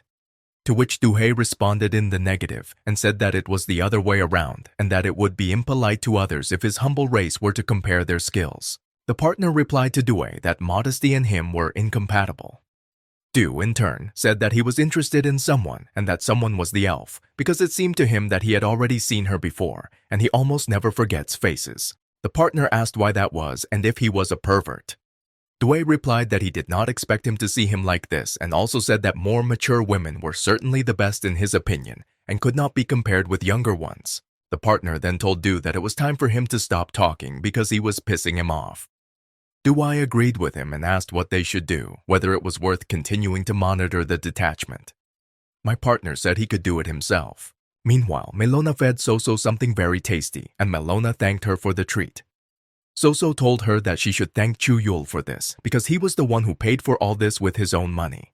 Melona went on to say that it's incredible because everything looks as if nothing happened. Soso replied that everything was returned to its original state at the moment when the barrier completely dissipated, but the owner still got her. Melona then asked if she could have another piece. Soso replied that she should ask Chuul about this. Meanwhile, Ha-Yun asked Ma Sung if he wanted to say that he could release the accumulated energy at will and at any time. Ma Sung replied that after being beaten so much, he felt how it worked. Ha-Yun told Ma Sung that although he has the ability to learn, he's still far from being like Chuul. Ma Sung said that there is no difference because there is a problem. He further said that he needed a place where he could release the energy absorbed from that corpse. Ha-Yun got scared and told him to be careful in the office. Ma Sung told Ha-Yun that he need not be afraid of him because he already said that he can now control the emissions. Melona asked Ma Sung if he could go to the river or to a deserted mountain to release it all there. Ma Sung replied that if he is careless, someone could get hurt or even die from this, and he really doesn't want to allow all this to happen. He just wants to let it all out so he won't be afraid to be around people. And then Ha-Yun attacked Ma Sung and said that it would be a waste. Ma Sung asked why. Ha-Yun replied that he was talking about the high-level magic that lich used, and this was a very rare opportunity that he should not miss. Next, Ha-Yun told Ma Sung not to worry about the side effects because he repeated the scan and can now say that the risk of an accidental explosion of the accumulated energy is minimal because the timer is running very slowly. After hearing about the explosion, Ma Sung asked Ha-Yun if he thought it was a bomb. Ha-Yun replied that he will work hard to find a way to release his pent-up energy in a beneficial way, and therefore asks him to just trust him and hold out. Ma Sung didn't really want to trust Ha-Yun after he heard from Ha-Yun that their goal was his death, and all Ha-Yun needed was his death, since this, in his opinion, was the only way to get rid of from his curse. Melona asked where Chuul is now because she wants to thank him for the food. Ma Sung said that he didn't believe her and that she would most likely ask him to buy her more food. Soso replied that he had gone out for the whole night and there was no point in waiting for him yet. Before leaving, Chuul said that overtime was not part of his contract and he was going to adjust his daily schedule. Ram said that he needed to be able to rest not only with his body, but also with his soul. After his words, he went for a drink. Ma Sung asked if he should do nothing for now. Ha-Yun replied that he would make a plan by tomorrow and also added that they had more than enough time. Soso said that they should all go home because it was too late. On the way home, Ma Sung said that he was very tired and besides, he was also very hungry and his clothes looked like a homeless person. Melona asked him why he did not eat with her. Ma Sung replied that he did not have any money with him. He also said that he doesn't know how to beg the way she does and asked where she was going anyway. Melona replied that she was going home. Ma Sung asked whose house she was going to. Melona replied that she was going home to him. Ma Sung asked why. Melona answered because it was night. Ma Sung asked how many times he should repeat the negative answer to her so that she would understand. Melona said that he himself told her that she could stay until they found her a place to live. He said he didn't remember that and instead only remembered that he said he would give her 1 day. Melona replied that so much had happened today that she wanted to ask him for a few more days. But before she had time to tell him anything else, she suddenly disappeared. Meanwhile, a couple passed near Ma-sun. The girl told the guy that he did not need to accompany her all the way home. The guy told the girl that it can be dangerous at night. The girl told the guy that it would be a long way for him to go to his home. The guy told the girl that it would be worth it if he could stay with her a little longer. Ma-song said that they left and that there was no one to hide from anymore. Ma-song said that we could go out, but Malona was no longer there and there was no one to go out. He further said that it was time to stop being invisible and appear now, but no one appeared next to him. As a result, he went home alone. Waking up in the morning from his mother's call, he answered it, but his worried mother asked him why he did not answer the calls. Ma-song told her that he answered the call as soon as he noticed. But she meant yesterday. And then he remembered that yesterday his phone exploded from a release of energy, and he was lucky that the SIM card remained intact. After some thought, Ma-song answered his mother that he was not in touch because his phone was broken and asked about the reason for the call. Mom said she thought something bad had happened and also said she just wanted to see if he had any money left over from last month. He told her that he would not be able to send her any money this month. He further explained that he had so many unforeseen expenses that she simply had nothing to send, and besides, he barely had enough to last this month, let alone the next, and he also had one more mouth to feed now. When his mother asked who else he had to feed, Ma-song said that it was a cat and that he had recently gotten one. Mom asked why he needed it in the apartment, and then told him to return it to where he got it from. Ma-song said that this is only temporary. Ma-song also said that the cat is small. Mom asked if it's really true that if he's so small, then he probably doesn't eat much. He had nothing to answer to this. After that, she said that then let her somehow hold out for this month. The connection was cut off, and Ma-sun thought that he might be going crazy, and it looked like he would now have to survive on beach packs. He also thought that no one could tell his mother that he did not live alone. Not seeing any traces of Melona's presence, Ma-song thought that she'd clearly not appeared since yesterday, and perhaps now he would finally begin to live a normal life, and he decided to go have breakfast with whatever he would try to find.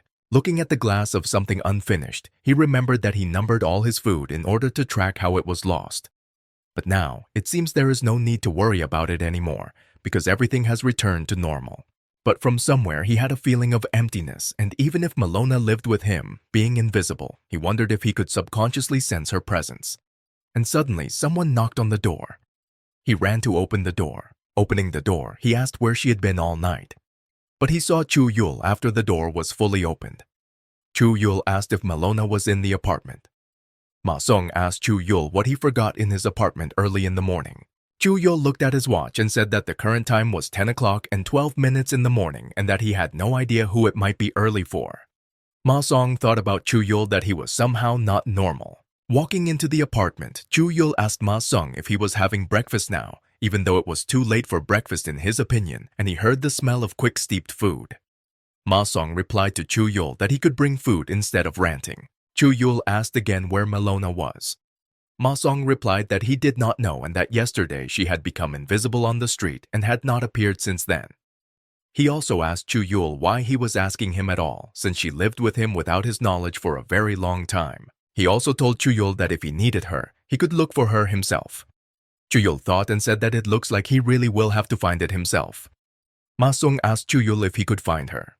Chuul replied that there is a chance if traces of her are found in the place where she was last time. After this, Chuul asked Ma-song if he knew the exact time and place of her disappearance. Ma-song replied that it was parking near the house at night, but there was no need to look for anyone because Melona had already returned and said that she really wanted to eat and asked Ma-song if there was anything for breakfast. Chuul was happy when he saw Melona and said that she had returned. Having seen quick noodles for breakfast, Melona said that she was sure that there was something better in the refrigerator and said that she would quickly cook something. Ma-song asked why she suddenly disappears and also suddenly appears and asked not to pretend that nothing happened. He asked her where she had gone. Melona replied that he himself kicked her out and asked if that was true. He looked surprised, as if he didn't understand. Melona asked Ma-song if he really didn't tell her to find another home. After that, she said that she walked around and tried to find somewhere to live. She went on to say that he shouldn't be worried about her disappearance at all because he himself kicked her out and now he's pretending to be worried. Further, she also asked whether to ask his permission to leave the house on the street or if that was also not allowed. After Melona spoke out, Ma Song asked her if she had found another house. Melona told him that she hadn't found anything to her taste yet. Next, Chuul told them that the noodles were getting cold and asked if they wanted to finish talking after eating. Ma Song agreed with Chuul because cold food is not as tasty. Chuul also told them that they would need to return to headquarters after they finished breakfast. Ma Song and Melona agreed with Chuul, although they didn't quite understand why. After arriving at the headquarters, Ha-yoon met them and said that he was waiting for them, especially Ma Song. Ma Song asked why he needed to return to headquarters. Melona asked if anything happened during the night. Ha-yoon said that he promised that he would find a way to control Ma Song's curse, and he also recalled that he said that one day was enough for him and gave Ha-yoon a pill. Ma Song asked if he did it all night. Ha-yoon replied that not sleeping is now a common thing for him. Ma Song asked if he should take the pill he received orally. Melona asked if the pill Ha-yoon gave to Ma Song was tasty. Ha-yoon said that the time has not yet come for him to take this pill orally. Ma Song asked what to do with this pill in this case. Ha-yoon replied that he would need to take the capsule in his hand and concentrate the absorbed energy from yesterday into it. Hearing this, Ma Song decided to proceed. But Ha-yoon stopped him and said that he had prepared a certain place for this. After going to the place and asking what kind of place it was, Ma Song heard in response from Ha-yoon that this was their testing room and that it was intended for testing magical items, but was also used for sparring their agents. He also added that any impacts, explosions, and other impacts in this room are well suppressed. Ma Song thought this thing was dangerous and he said so. Ha-yoon replied that this is just a precaution because they don't know the result yet. Ha-yoon also said that any experiments are best carried out in safe places, but this did not reassure Ma Song. Ma Song looked at the capsule and wondered if it would be of any use, since it looked like ordinary medicine. Despite everything, he still decided to try to release a charge into the capsule and began to think about what kind of charge it would be. He was wondering whether to release one of the spells the Lich was using, namely Crown of Thorns, or try something else. Meanwhile, Captain Ram approached Ha-yoon and asked Ha-yoon how everything was going and if everything was okay. Ha-yoon told him that they had just started. Ram further asked if it was possible to observe this, to which Ha-yoon naturally agreed. Next, Melona asked Ha-yoon if he had any chocolate lying around like last time. He replied that he needed to check. Meanwhile, Ma Song had already started trying to release the Crown of Thorns spell into the capsule. Ram was impressed by the sight he saw and said that this was a real spell. Ha-yoon added that he had already seen it in action, but he still couldn't believe that the very idea of storing magic with the possibility of using it later worked. After firing the charge into the capsule, a joyful Ha-yoon walked into the testing room and said that it was a success and that he wasn't sure, but it actually worked. Ma Song asked what it means he was not sure and also asked if he gave the capsule without knowing the consequences. Ha-yoon gave a positive answer and added that it worked no matter what. He went on to say that in order to use the magic in the capsule, he would only need to swallow it when needed. He also added that this is how he can use it without storing the energy in the body for a long time. Ma Song said that in order to swallow it, everything was clear, but he was interested in other options and further asked what would happen if he accidentally crushed it. To which Ha-yoon replied that this remains to be seen, but Ha-yoon suddenly fell down. Ma Song in turn then wondered what happened, why he fell, and whether it was connected with what he had done. Ram came in and replied that it looked like Ha-yoon simply passed out due to overwork because he worked without rest. He also told Ma Song that if he had any questions, he would have to ask them a little later. Ram then asked if it was his turn now. Ma Song, scared, asked if he was going to hit him again because this time he said that he would not just stand there and get hit. Ram replied that he should not worry so much. Ram further said that he just wants to suggest something. Ma Song asked Ram what exactly he wanted to offer. And then Ram in response asked Ma Song if he would like to join the detachment and extended his hand to him. He also said that this also applies to the elf girl. Melona asked if they were talking about her. Ram replied that frankly they are now severely short-staffed and have been asking for more staff for several months now. But all this, according to him, has no result, and that is why he has no choice but to look for personnel on his own. He also thinks they are competent enough to immediately begin working as agents. He also said that, of course, they would need to gain experience. Ma Song said that he was still studying and there was no talk of any work. After his words, he remembered the words of his mother, who told him to hold out for this month. After this, Ma Song asked Ram how much he would be paid and whether the payment was hourly. Ram replied that it would be better to check with Soso. Ma Song went with Malona to Soso and asked her about payment. Soso replied that she did not know how to answer this at all. Ma Song asked who could answer their questions then. Soso sighed and said that she didn't know why she was doing all this. Further, going to the computer, she said that she would now look at what and how, but usually, according to her, they would have to discuss everything with an intermediary, who, in turn, would have already directed them. Malona asked Ma Song if he really wanted this. Ma Song answered Malona's question positively and added that he had not been sent money for the month, so he needed to do something about it, and besides, this also concerned her. Malona asked what she had to do with it. Ma Song told her that she should have paid for food, accommodation, and utilities because she had been at his house long enough and therefore she could feel that she had been given an ideal opportunity to pay the bills. Chuul further said that it is difficult for him to agree with this. Soso asked why, since he complained most about the lack of staff. Chuul replied that no matter the workload, they couldn't just let everyone work in the department. According to Chuul, they should first be given a test for professional aptitude and given a probationary period. Soso asked if he would be stubborn knowing that they needed help. But suddenly Soso discovered an alarm signal and said. Hearing this, Chuul said that he didn't even have time to finish his cup and asked where the alarm came from. Soso replied that it was not that far and that we needed to get out right now, and then she would guide us through communications. Chuul said to call Bravo team if things didn't go according to plan and ran. Malona asked what was going on. Soso replied that there was no point in distracting her now because she had no time for them right now, but a little later she asked if they would go with him. Soso further added that if they prove themselves at the scene of the incident, they will have a good chance of getting additional bonuses when concluding a contract. Ma Song agreed and ran to Chuul and called Malona with him. Malona, meanwhile, said she had not made any decision yet.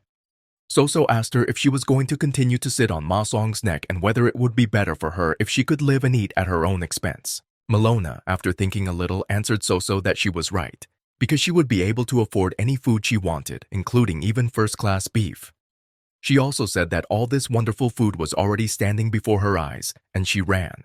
Meanwhile, Soso thought that she was just thinking out loud and that she even felt a little awkward because she was so easy and simple to convince. Meanwhile, the story moves to grandfather walking through the forest. According to this grandfather, there is nothing better than walking on weekends. He wondered why she decided to stay home when he invited her with him. His thoughts were suddenly interrupted by a shaking that shouldn't have happened. He wondered if construction work was going on nearby, even though there were no residential areas nearby. Next, he thought about an earthquake, because he had heard that they might be in their country. But this time, his thoughts were interrupted by Chuul. Chuul told his grandfather that he immediately needed to go down the mountain because there was a huge landslide not far from them and he had to leave this place immediately. Grandfather asked what he was talking about, what kind of landslide. This is impossible with such an inclination. Later, Ma Song ran after Chuul, who told his grandfather to leave immediately because there was a dangerous criminal further away. Grandfather asked who the criminal was, but there was no one to expect an answer from, since both Ma Song and Chuul ran away. Later, he saw that the landslide was indeed already overtaking him. And at that moment, Malona approached her grandfather from behind and said that ghosts were roaming in this place. Grandfather looked around and saw no one and thought that perhaps it really was a ghost. Having put all this into a single picture, that there were landslides, criminals, and ghosts roaming around here, grandfather very quickly ran away from that place. Malona wondered if she really understood that there were no other people in this place besides her grandfather. Having arrived at the place, Chuul contacted Soso and asked where he should go or run next. She told him that the destination was 10 meters away from him and asked if he really couldn't see. Chuul said that he only felt a slight tremor in the ground. Next, Malona and Ma Song approached Chuul. Ma Song asked Chuul what he was doing and where the bad guy or monster was. Malona said to wait for her. Chuul in response asked them what they forgot in this place and why they ended up near it. Without waiting for an answer from Malona and Ma Song, he followed Soso's prompts and went for 2 hours, walked another 5 meters and found nothing, being already at the epicenter. Ma Song wondered if they were too late, since there was no one in sight. When Soso said that the destination was just below him, he realized that the gate was in the ground and that he would not be able to seal it if it was there. Then he told everyone to quickly move away, as he realized that now everything would rise along with the ground. And Chuul was right because a monstrous golem crawled out of the ground. Melona and Ma Song wondered how something like this came into this world. Chuul said that it looks like he has no choice and he deployed a security zone. Ma Song asked what it was. Melona replied that it was a barrier similar to the one at headquarters. Soso told them through communication that the principle of the security zone is the same, but this is a completely different matter. Soso further added that a simple security zone does not completely isolate from the external environment. Rather, it makes a copy of space and moves those within that safety zone into that copy. Melona asked what copy and what space we were talking about. Ma Song asked Melona if she was talking to someone. Melona remembered that Soso gave her 2 micro earphones and she handed one of them to Ma Song in her hand. Ma Song took it and asked if this earpiece was for communication. Putting it in his ear, he asked if he could hear him. Soso replied that they can consider today as an entrance exam, and if they don't show themselves, then they can definitely forget about work. Looking at the golem, Chuul said that his body was completely made of stone and that he had read about such things, but this was his first time meeting them in person. After that, he wondered how to fight it. At that moment, Ma Song came up and told Chuul to move away. Chuul said that rookies are not allowed to go to the front line recklessly, and he will only become a liability if he gets injured. But despite everything, Ma Song decided to take on the golem and reminded him of his ability to reflect everything. He further said, walking forward a little more, that he was already accustomed to using his abilities and the thing he received would help him cope with this even better. He further told Chuul to just stand there and watch what was happening. Melona approached Chuul and said that it was really better to take a look because Ma Song said that he wanted to test his strength. But Chuul didn't really want to believe it. Ma Song approached the golem and asked where they would start. He went on to say that it would be cool and that a super darkness spell should do the trick. After his words, he launched a decomposition zone. Chuul decided to approach, but Melona said that he should not approach. She further explained that this magic destroys everything within its radius. Ma Song asked the golem how he felt, if it was refreshing, even though he was ashamed of nature. Melona noticed that the golem was fine. Ma Song asked why the spell didn't work. Chuul said that if you think about it, it's obvious that it's because of his stone body. After that, Ma Song said that since it didn't work, the capsule would help.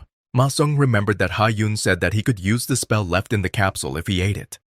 After these thoughts, he ate the capsule and said that the second round was beginning.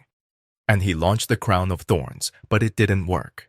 Chuul turned to Ma Song and said that he used the absorbed magic of the Lich, but decay and pain are useless against an inanimate creature. After that, he asked Soso if there was information about the target. She replied that there was little information, but she was looking. All Soso could find was that it was Ha-Yun's work, but he was passed out. Next, Chuul turned to Meloni and asked if he understood correctly that she recognized the monster. She answered positively. Chuul asked if she could name his weaknesses or vulnerable points. Melona replied that she only knew about him from pictures and stories. But he seems to be highly resistant to magic and physical attacks are needed here. Chuul replied that he had guessed that before and it looked like she would be of little use and said to try not to interfere while he dealt with him. Melona said that sounded too cruel. Chuul further said that it was likely that elemental magic and standard attacks would not be able to do much damage. Melona asked how she would deal with the stone. Chuul replied to just watch. Chuul saw how the golem tore out an entire living tree and thought that he was quite slow, and if this was his maximum speed, then he could easily deal with him. He also realized that his weapon would not be particularly practical in a battle with a golem. Despite this, Chuul dealt with the golem so quickly with his sword that Melona did not even have time to watch him. It was much faster than when he fought Ma Song. But whether this is of any use against the golem is not clear. Having destroyed one of his legs, Chuul thought what a relief it was that he was not as strong as he had feared. Melona asked if he was specifically focusing on eliminating one of his legs. Chuul replied that yes, because immobilizing the attack would be easy. Next, Chuul planned to attack the golem with magic, which would take some time to prepare. He further told Melona that she could be hit by shrapnel, so it was better for her to keep her distance. Next, Chuul used a gravity hammer, which he used to smash. Melona, watching this, thought that this was high-class magic that simply shredded the golem's body to pieces. But Chuul said that this is not the end. Melona thought that Chuul only uses magic to support weapon attacks, but this level of magic is very high. After all this, Melona told Chuul that she did not expect him to grind him into powder. Chuul replied that it was necessary. Next, Chuul asked Melona to come and look. She approached and saw that there was a cavity underground. Chuul told her that she understood everything correctly and that a gate had formed in this cavity.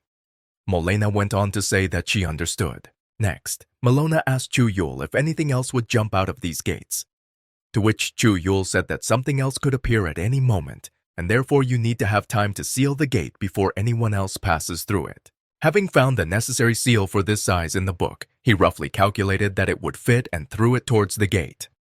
Melona asked if the dwarf had used this same notebook before and what it was even capable of. Without answering the question, Chuul, on the contrary, even asked his own. He asked her if she could use magic when the piece of paper with the seal reaches the gate. Melona replied that she would do it without any problems, since he asked her to do it. After launching the magic projectile, Melona was surprised to see a spider web on the gate and asked if it was closing the gate by fixating on its borders.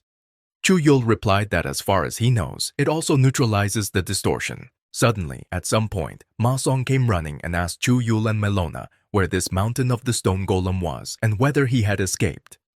Melona replied that he could return earlier. Chuul added that they had already taken care of him. Ma Song asked why they interfered, since he promised to look into it. A little later, approaching the gate, he asked what kind of hole it was. Melona noticed the disappearance of the gate. Chuul said that it seems their energy level doesn't match their size. Soso tried to contact Chuul and ask what happened. Chuul told her that the gate was closed and that they would return soon. Soso tried to say something about Hayun, but the connection was not stable and Chuul asked to ask. And then Loam came to meet them and told Chuul that he was indeed a super newbie of the squad and was also very impressed that he had dealt with the golem single-handedly. He thought he would have problems with the golem. Melona asked him who he was. Ma Song asked Chuul if he knew him. Chuul said that it is impossible to penetrate the security zone unless someone was inside when it was created. Loam replied that everything was correct and that he specially created this gate to summon the golem and test his skills. Chuul said that he seems to have seen him before and that he is a wanted Class A criminal. Loam replied that he was indeed honored to be classified as Class A. Chuul said that if he remembered correctly, he was on the most wanted list. Loam said that he clearly overestimates him and he is at most a B+ class. Loam further told Chuul that with such skills, he is clearly no match for him and that is why he wants to offer something. He wanted to take the elf.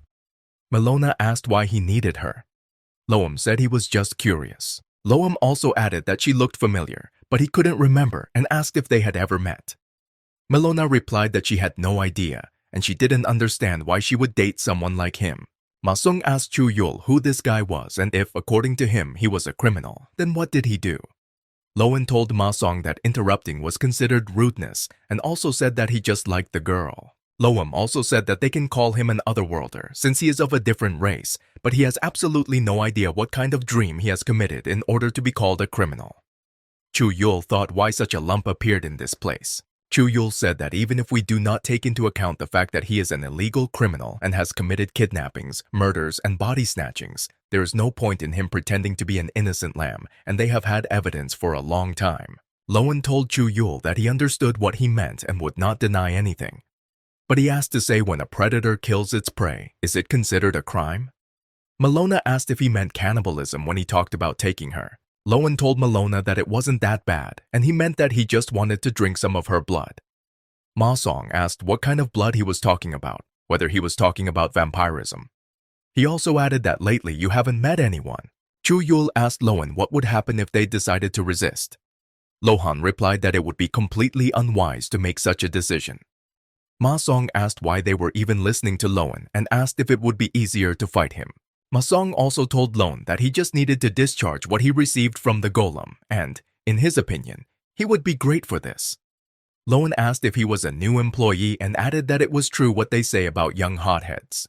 Ma Song said that he hasn't even been hired yet and that when he defeats him, he will be hired. Lohan replied that talking to such a brat was a waste of time. And after that, Loan threw Ma Song as far away as possible. Melona said that she didn't even notice how he appeared there and that it was even faster than Chuul. Meanwhile, during the battle, Ma Song realized that Loan was strong and that his blows were no weaker than Ram's. Melona told Ma Song that he was flying again.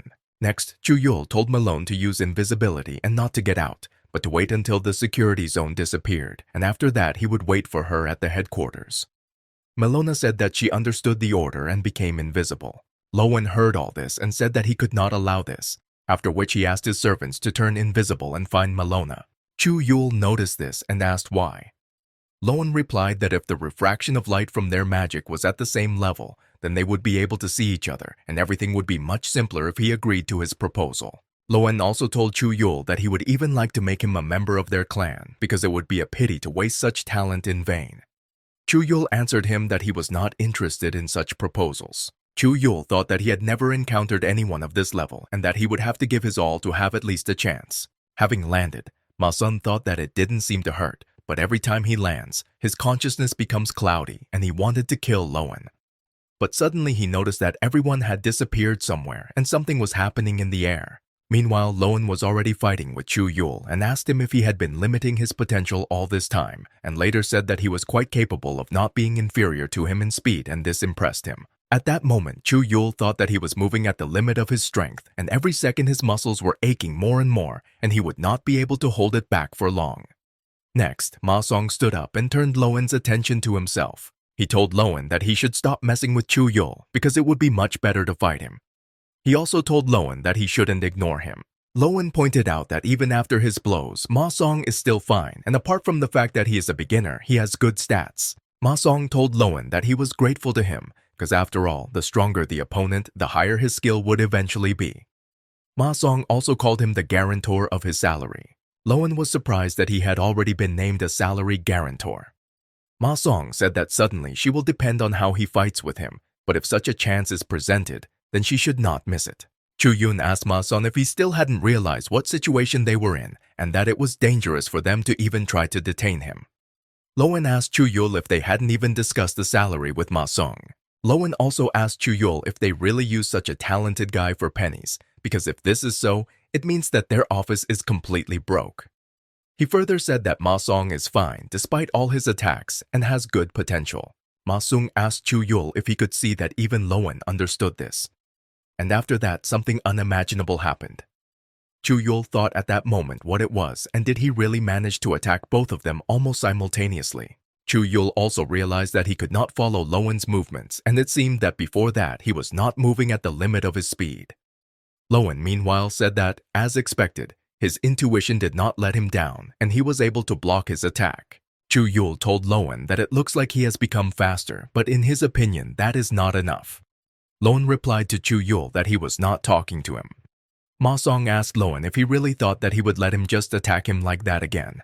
Ma Song also said that blocking is not that difficult if you concentrate a little. Chuul asked Ma Song if he saw Lowen's attack. Meanwhile, he himself thought that this could not be, because even he barely had time to react due to experience. Lowen went on to say that it's funny, and in that case he's willing to increase the difficulty slightly. Meanwhile, Chuul mentally wondered how ready he was to become even faster. Ma Song told Lowen that this was crazy. Ma Song also asked Lowen if he would let them breathe after so many attacks. Chuul wondered if Ma Song was blocking all attacks, because just recently he did not have time to react even to the attacks of Captain Ram. Lowen said that this was very surprising, because he thought that with this ability he would be able to break through his defenses at least once or twice. He went on to say that he was starting to want him more and more. Ma Song asked Lowen what it meant to desire and whether he planned to devour him too. Lowen replied that he had already said that he did not have the habit of eating people, and he was talking about a different meaning, because people with talent and potential are a valuable resource. Lowen then told Ma Song that he wanted to invite him to join their family, after which he asked what he would say to that. Ma Song asked if this offer was a job offer. Lowen said that it could be understood that way. Lowen further told Ma Song that he could surpass human limitations in lifespan and body abilities, and he could also become a race that was far superior to his original one, although he would have to experience discomfort. Ma Song replied that he doesn't care about all this and just wants to know how much he will pay him. Lowen replied to Ma Song that this is not a problem because they pay in cash and there will be no receipts or taxes. Ma Song told Lowen that it was great to hear that. After that, he told Chuul that Lowen wanted to hire him and asked him if their office could offer him more money since such competition had occurred. Chuul replied that it was beyond his jurisdiction, but if he was still alive by the time he returned, he could give a definite answer from the person authorized to do so. and after his words, he began to run away. Chuul also told Ma Song that he would help Melona and let him hold out as long as he could and let him try to get as much as possible from Loan for now. Ma Song asked what exactly to get, better conditions or something else. Next, Ma Song thought about what he understood, and if so, then first it means he needs to stall for time. Loan told Chuul that since he dared to throw everything at another person, it meant that he had no responsibility. Ma Song asked Loan if it was possible to postpone his valuable proposal for now because he wanted to hear the other side. Loan replied to Ma Sun that he was speaking too informally and asked if he could not see, at least from his appearance, that he was at least 10 years older and that it was not customary in this country to respect elders. Ma Song replied that there is such a thing. Next, Ma Song asked why he should make excuses at all because Loan is at least a criminal and if he doesn't like something, he can go into his own world. Lohan replied that it was better to get civility into his head than to listen to disrespect. Ma Song thought that Loan had become even faster. Loan told him that before he had attacked from one side, but now he would not block his blows so easily and asked how he would deal with it now. Ma Song realized that he was attacking from two sides. Next, Ma Song wondered if this was possible. But a little later, I noticed that there was still a small gap between attacks, but he was moving so fast that he wasn't even visible. Loan said that as expected, when he fights someone of such a low level, the difference is felt the most. He further said that even in his organization, no one is capable of developing such speed. Loan also asked Ma Sun if he thought he could defeat him after blocking several blows. And he also said that the higher his speed, the more powerful his attacks and the damage from them increases proportionally. Loan also asked Ma Sun if he would be more polite now.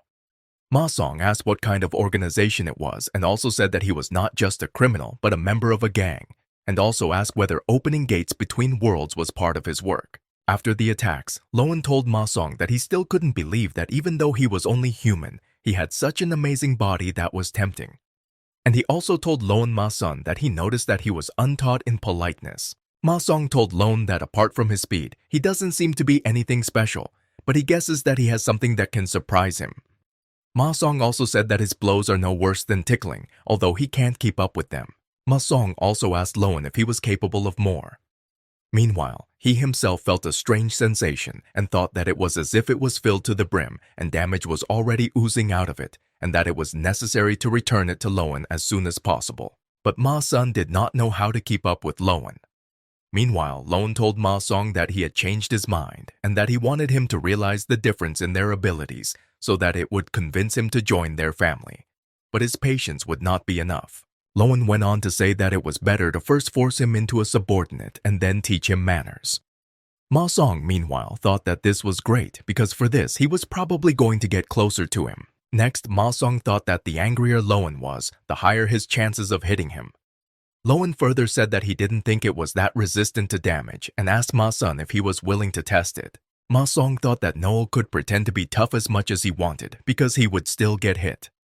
Next, Ma Song asked Noel if he was sure that he would not regret it. Ma Song also thought that this was great because he would pay him back in full. Loan replied to Ma Song to think of this strike as his last so that he can strike without regret. Ma Song said that he himself asked for this because he would not retreat, after which Ma Song began to strike. After the unsuccessful attempt, Noel said that he only said that he would allow him to be hit, but did not say that he would allow himself to be hit. Ma Song thought it was a very cheap trick. But after that, Loan bit him. Next, the story moves to Melona, who became invisible and began to run away, followed by Loan's assistants. She asked them not to approach, but they did not listen to her. She tried to attack them with a magic missile, but it didn't work. There were too many obstacles in this forest, and Melona did not believe that Ma Song was blocking the attacks here. Loan's assistant said that such simple magic did not pose any threat, and if she surrendered without resistance, then they would not harm her. Melona asked what kind of surrender without resistance can we talk about when bloodsuckers are chasing her and she is already anemic. Loan's assistant said that only the master decides who can become part of the clan, so there is no need to be afraid. Another asked the first why they couldn't drink her blood because he was so interested in how tasty elf blood was. Melona, hearing this, said that they should not try to deceive her and began to run away even more. One asked if they scared her even more. Another said that she was too stubborn and he hoped it would work out in an amicable way. And then he suggested catching her and then thinking about what to do with her next. Further, one of the assistants said that since it was so difficult to catch her, then most likely she had lived in a forest area for a long time and therefore suggested splitting up. Another supported him and told him which way he would run. The other wanted to go in the other direction, but they suddenly heard Chuul calling Melona. He asked where she was and if she was okay. One of them further realized that it was the same annoying guy from the squad. Another asked if he should be taken care of. The first one said that the master should have dealt with him, but in that case why he was here, he did not quite understand and said that he did not know what happened. But in his opinion they should deal with him first and then return to the master. Next, one of Noel's assistants wondered why Chuul suddenly stopped and if he noticed them. Then he thought that most likely these were the abilities of their clan, but all his 5 senses indicate that he is an ordinary person. Then they got closer to him and he wounded them with his sword. And then he asked Melona to get down from the tree because she could already do this since Lowen's assistants would not do anything to her anymore. Melona came down from the tree and asked how he saw her because she was completely invisible. Chuul answered her that the reason is that the glasses have a built-in thermal imager and accordingly it makes no sense to hide only visually. Melona went on to say that she didn't even know what it was and asked if he was deliberately pretending not to see her. Chuul replied that he would explain everything in detail later, but now they should return to Masong. Melona asked if he was in trouble now. Meanwhile, Ma Song started talking about his mother. Lowen said that the process of becoming one of them is similar to death and is accompanied by mental suffering, but he is not a small child and added that he is completely disappointed. Ma Song said that he was wrong and that he won't do it again. Lowen told Ma Song that even if he asked for forgiveness now, he would not be able to turn it back. Ma Song asked to stop now and asked if she really wanted to kill her son and what if he reported her for child abuse. Lowen didn't understand anything, but Ma Song suddenly realized that it was probably a dream. Ma Song further said that this has been happening a lot lately and he doesn't want to remember it. Lowen meanwhile asked what happened because he performed the conversion ritual, but Ma Song is still conscious and this should not happen. Next, Ma Song already asked what happened and then remembered that Lowen tried to drink his blood like a mosquito. Next, Ma Song asked if he was a vampire now. Lowen answered him negatively. Lowen also told Ma Song that if he were part of the clan, he could feel a mental connection, but now something else happened. Ma Song told Lowen that he did not understand what he was talking about and whether he had made a mistake. Ma Song went on to tell Lowen that he thought he was moving fast, but it seemed like it was all for nothing. Ma Song also asked Lowen if there was any chance of turning into a vampire or if he was not good enough. Lowen also told Mason that there is no such thing as respect in his vocabulary, and since this is the case, it seems that he has no choice but to grant him death. Ma Song asked if he really had to use such flowery phrases and said that he would beat the crap out of him, otherwise it would seem like he had 8th grader syndrome. Lowen said he shouldn't have opened his mouth without permission. Ma Song saw Lowen dodge the attack and said that he was too slow. Lowen replied that it was his high-speed attack and thought that it was a blow at maximum speed and that perhaps it was an accident. Lowen went on to say that there was no one in the clan who could compete with him. Then I thought that at such a distance, not everyone could see his attacks. He further told Ma Song that he was only a human being. Ma Song asked if he was sure about this. Ma Song also asked Lowen if the level of his organization was really that low.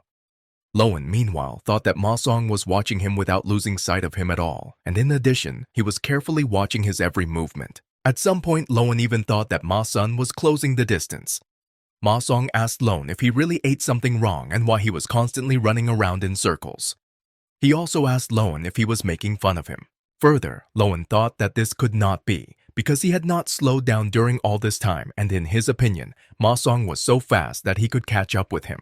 At some point, Ma Song asked Lowen to slow down at least for a second, because if he continued to rush around like that, then he could not vouch for himself. Lowen thought that Ma Sun had a strong grip and was generally as strong as his clan members. Chuul told Malone that the safety zone was disappearing and asked him to use this opportunity to return to headquarters. Melona asked what to do with Ma Sun in this case. Chuul answered Melona that even if Ma Song does not defeat the enemy, it is not possible to inflict any damage on him. Next, Chuul promised to return him safe and sound to headquarters. And then a girl appeared and told Chuul that he didn't have to do this, because she had been waiting for so long for something interesting to happen. Melona was surprised when she appeared because she had not noticed her. Chuul was surprised that the department head appeared in this place and asked her about it. Malona asked Chuul how such a child could be the head of the department and if she was on their side. The head of the department asked Malona if she thought that prejudging someone's age based on appearance was quite irrational. After that, she said that she belongs to the forest race. Malona said that she understood everything. The leader then turned to Chuul and said that Soso said that communication with them had been interrupted and therefore she came to find out what happened. Next, she asked where the newcomer they were checking was. Ma Song, after defeating Loan, saw Chuul, Malona, and the leader and asked them if they had finished here too. Then he said, without waiting for an answer, that it looked like everything was in order now. Chuul asked Ma Sung how he defeated Noel. Malona asked Ma Song if he really did it. Overpowered, Noel said that it couldn't be that the boy who was absolutely helpless just a couple of moments ago overpowered him and asked Ma Sung who he was. Ma Song replied that he was an ordinary high school student and that a lot had happened recently, and if I told about everything, the story would be very long. Next, Ma Song asked Loan who he is, a vampire who came from another world or the afterlife, and why he even came here and arranged all this. The head of the department told him that he was Baron von Lowenheim.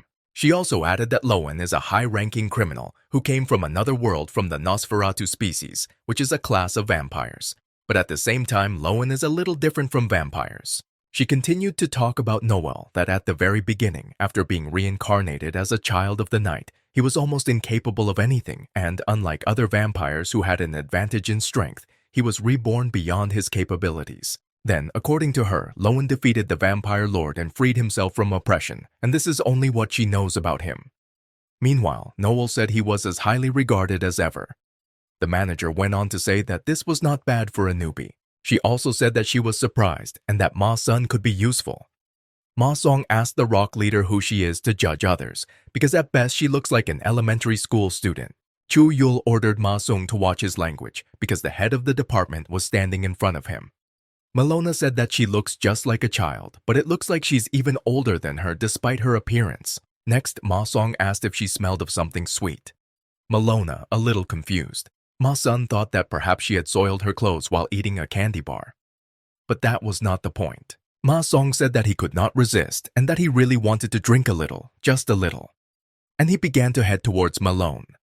And at some point, Chuul realized what was going on and told Malone to stay away from Ma Sung. Seeing Chuul, who was blocking Ma Sung's path, Ma Sung told him to move away now and not spoil his appetite. The department head looked at it and said that just as she thought, it looks like Ma Song is infected. According to her, it seems that it is different from what she has heard about vampires. After her words, she sat on the fallen Ma Sun. He said that this little thing annoys him. The manager told him that he needed to tone down his ardor. Ma Song noticed that he could not move at all.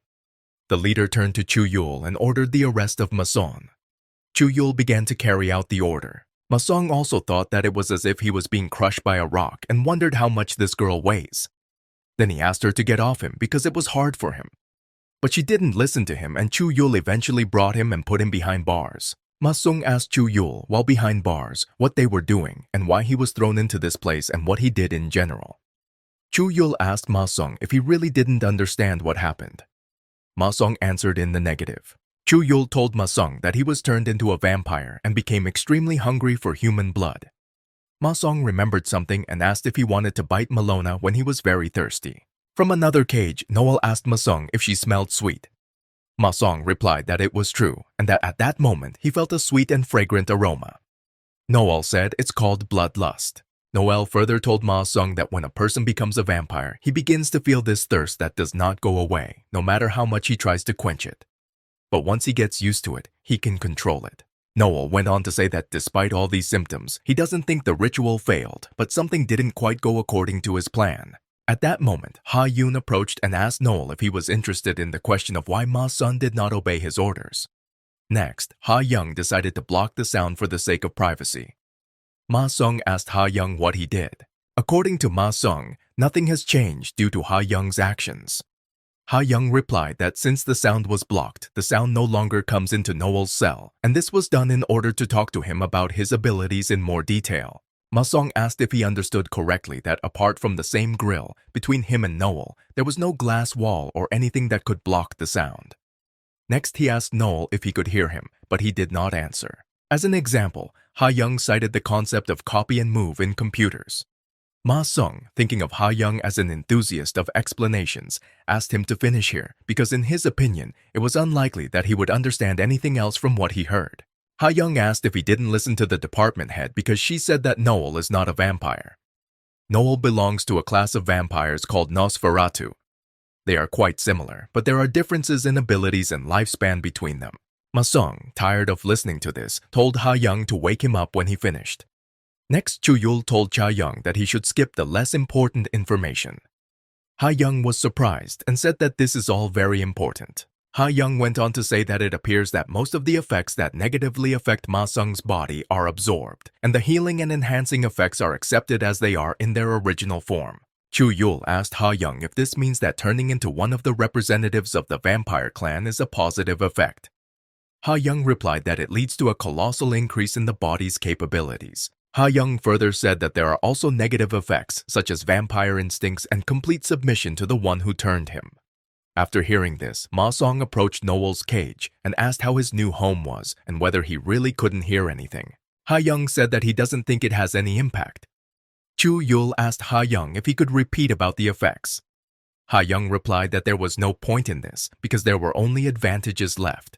Ha Young also said that Ma Sung looks like he still has vampire instincts. Chuul said that this is why they isolated him. Next, Ha Young wondered if he should let Ma Sung bite him. Ha Young liked vampires more than zombies. But Chuul interrupted him and asked him to talk about the matter. Ha Young said that he could check something else and asked Ma Sung if he still had the capsules he gave him. Ma Sung replied that they seemed to have stayed. Ha Young asked Ma Sung if he could put the powers he gained after being bitten by Loan into a capsule. Ma Sung asked if he could add anything to them since they tasted strange. Ma Sung put forces there and said that it was too easy. Ha Young, meanwhile, said that if you look at the scan results, it looks like the vampirism effect has disappeared. After that, they released Ma Sung. After leaving the cage, Ma Sung said that when he was asked to join them, no one told him that they simply lock people up. He then turned to Noel and said that he was finally free and said goodbye to him. Even when parting, he told Loan that thanks to him, negotiations about his salary should go well. When he did not hear an answer from Loan, he realized that since there was no answer, then he must really not hear him. Meanwhile, Loan was actually controlling Ma Sung, but no one saw it anymore. Ma Sung asked if what he had done was not enough because it seemed to him that he had already done a great job. He also asked how much he would be paid. Chuul said that first he needs to see the head of the department. Ma Sung asked if it was with that child. Chuul recalled that he asked him to watch his language. Ma Sung said that he understood everything. Noel thought further that his attack seemed to have completely worked, but even so it was quite difficult to pretend that he himself didn't hear anything when he was called a narrow-eyed bat. Then they knocked on the manager's door. The manager said they could come in. Chuul entered and said that he had brought Ma Sung. The manager replied that this was wonderful and told Chuul that he could go and do business. Turning to Malone, he asked if she was here too. Malona said yes and asked if he was okay. Ma Sung asked what she was talking about because there wasn't a single scratch on him. He went on to say that she seemed to smell like something sweet. Malona asked if he was still in this state. Ma Sung asked her if she ate all the sweets that were given to her because she smells incredible of sweets. Then the head of the department interrupted him. She told him that she heard that he did not have breakfast and therefore decided to recommend taking one of the treats and handed him a jar. But Ma Sung said that it was empty and there was nothing in it. Malona said there wasn't much left. The supervisor went on to say that she received a sample report from the staff and asked if he would like to join the squad. Ma Sung said that this would only be possible if they could agree on a salary. The head of the department said that students must study and there can be no talk of any work. She also added that although their department does not have enough staff, this is not a reason to hire a minor civilian. Ma Sung replied that with such an appearance, the words did not sound very convincing, and if so, then he didn't really need it, and he called Malona with him. The head of the department said that they had already accepted Malona into the team, and she did not need to go with him yet. Ma Sung asked if Malona was accepted, then why couldn't he be accepted? The head of the department replied that she makes decisions here and she is not obliged to explain to him why she made such a decision. Ma Sung was persistent and told the head of the department that if she did not accept him, then she should tell him the reasons, because this is some kind of racial discrimination. Malona asked for forgiveness and said that she had not yet accepted the invitation and somehow didn't really want to join alone. The head of the department told Malone since she says so, then nothing can be done about it. Malona then said that this does not mean that she refuses. The department head approached Ma-sun and said that she would hire him with Malona, but he would be hired as a freelance intern and asked if that would suit him. Ma-song said that he does not agree that Malona is a full-fledged employee and he is just an addition. The head of the department said that it was difficult for her to make even greater concessions and asked if he accepted her offer. Meanwhile, Soso asked Chuul what about Malona and Ma-sung, whether their merits were enough. Chuul replied that everything was not so bad and even much better than he expected. Overjoyed, Soso asked if they had finally passed. Chuul replied that the decision still rests with the head of the department and he has already expressed his opinion. Soso further asked Chuul what his assessment was. Chuul did not have time to answer when they were immediately interrupted by three who entered. One of the guests said that since they were chilling, then why was there that urgent call? Another told Soso that they had not seen each other for a long time. A third asked if they had handled the emergency. Soso said they arrived quickly. One of them asked what they expected from people sent on a business trip to the central department. Chuul finally greeted the son by name.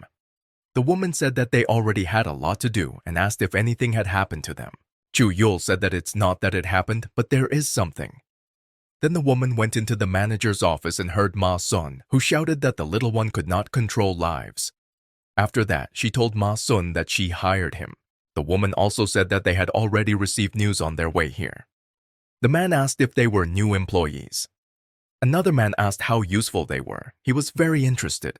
Malona asked if she and Ma-sun are new employees, then who are they, squad members or not?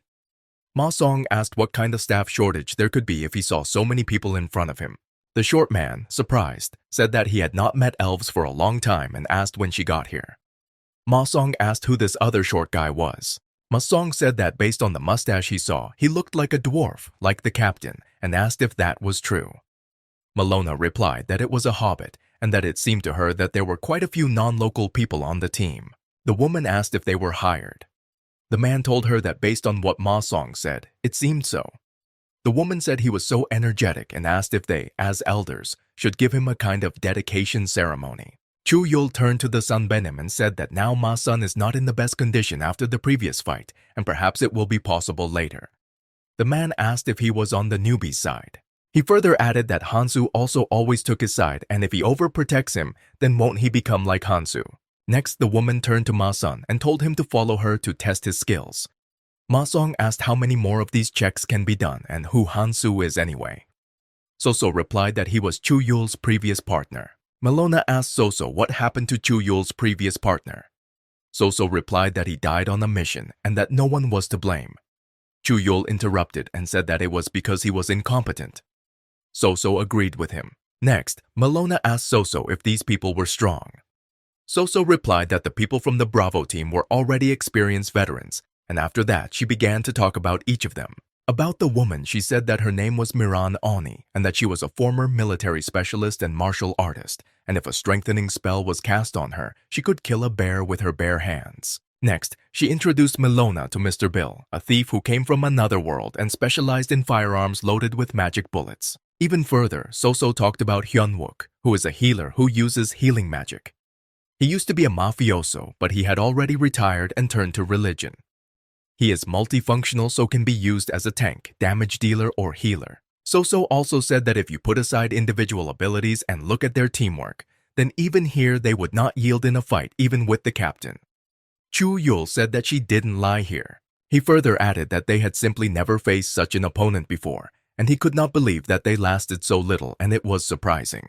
Ma-sung told them that he thought they weren't that bad, but he just had some pretty strong opponents lately.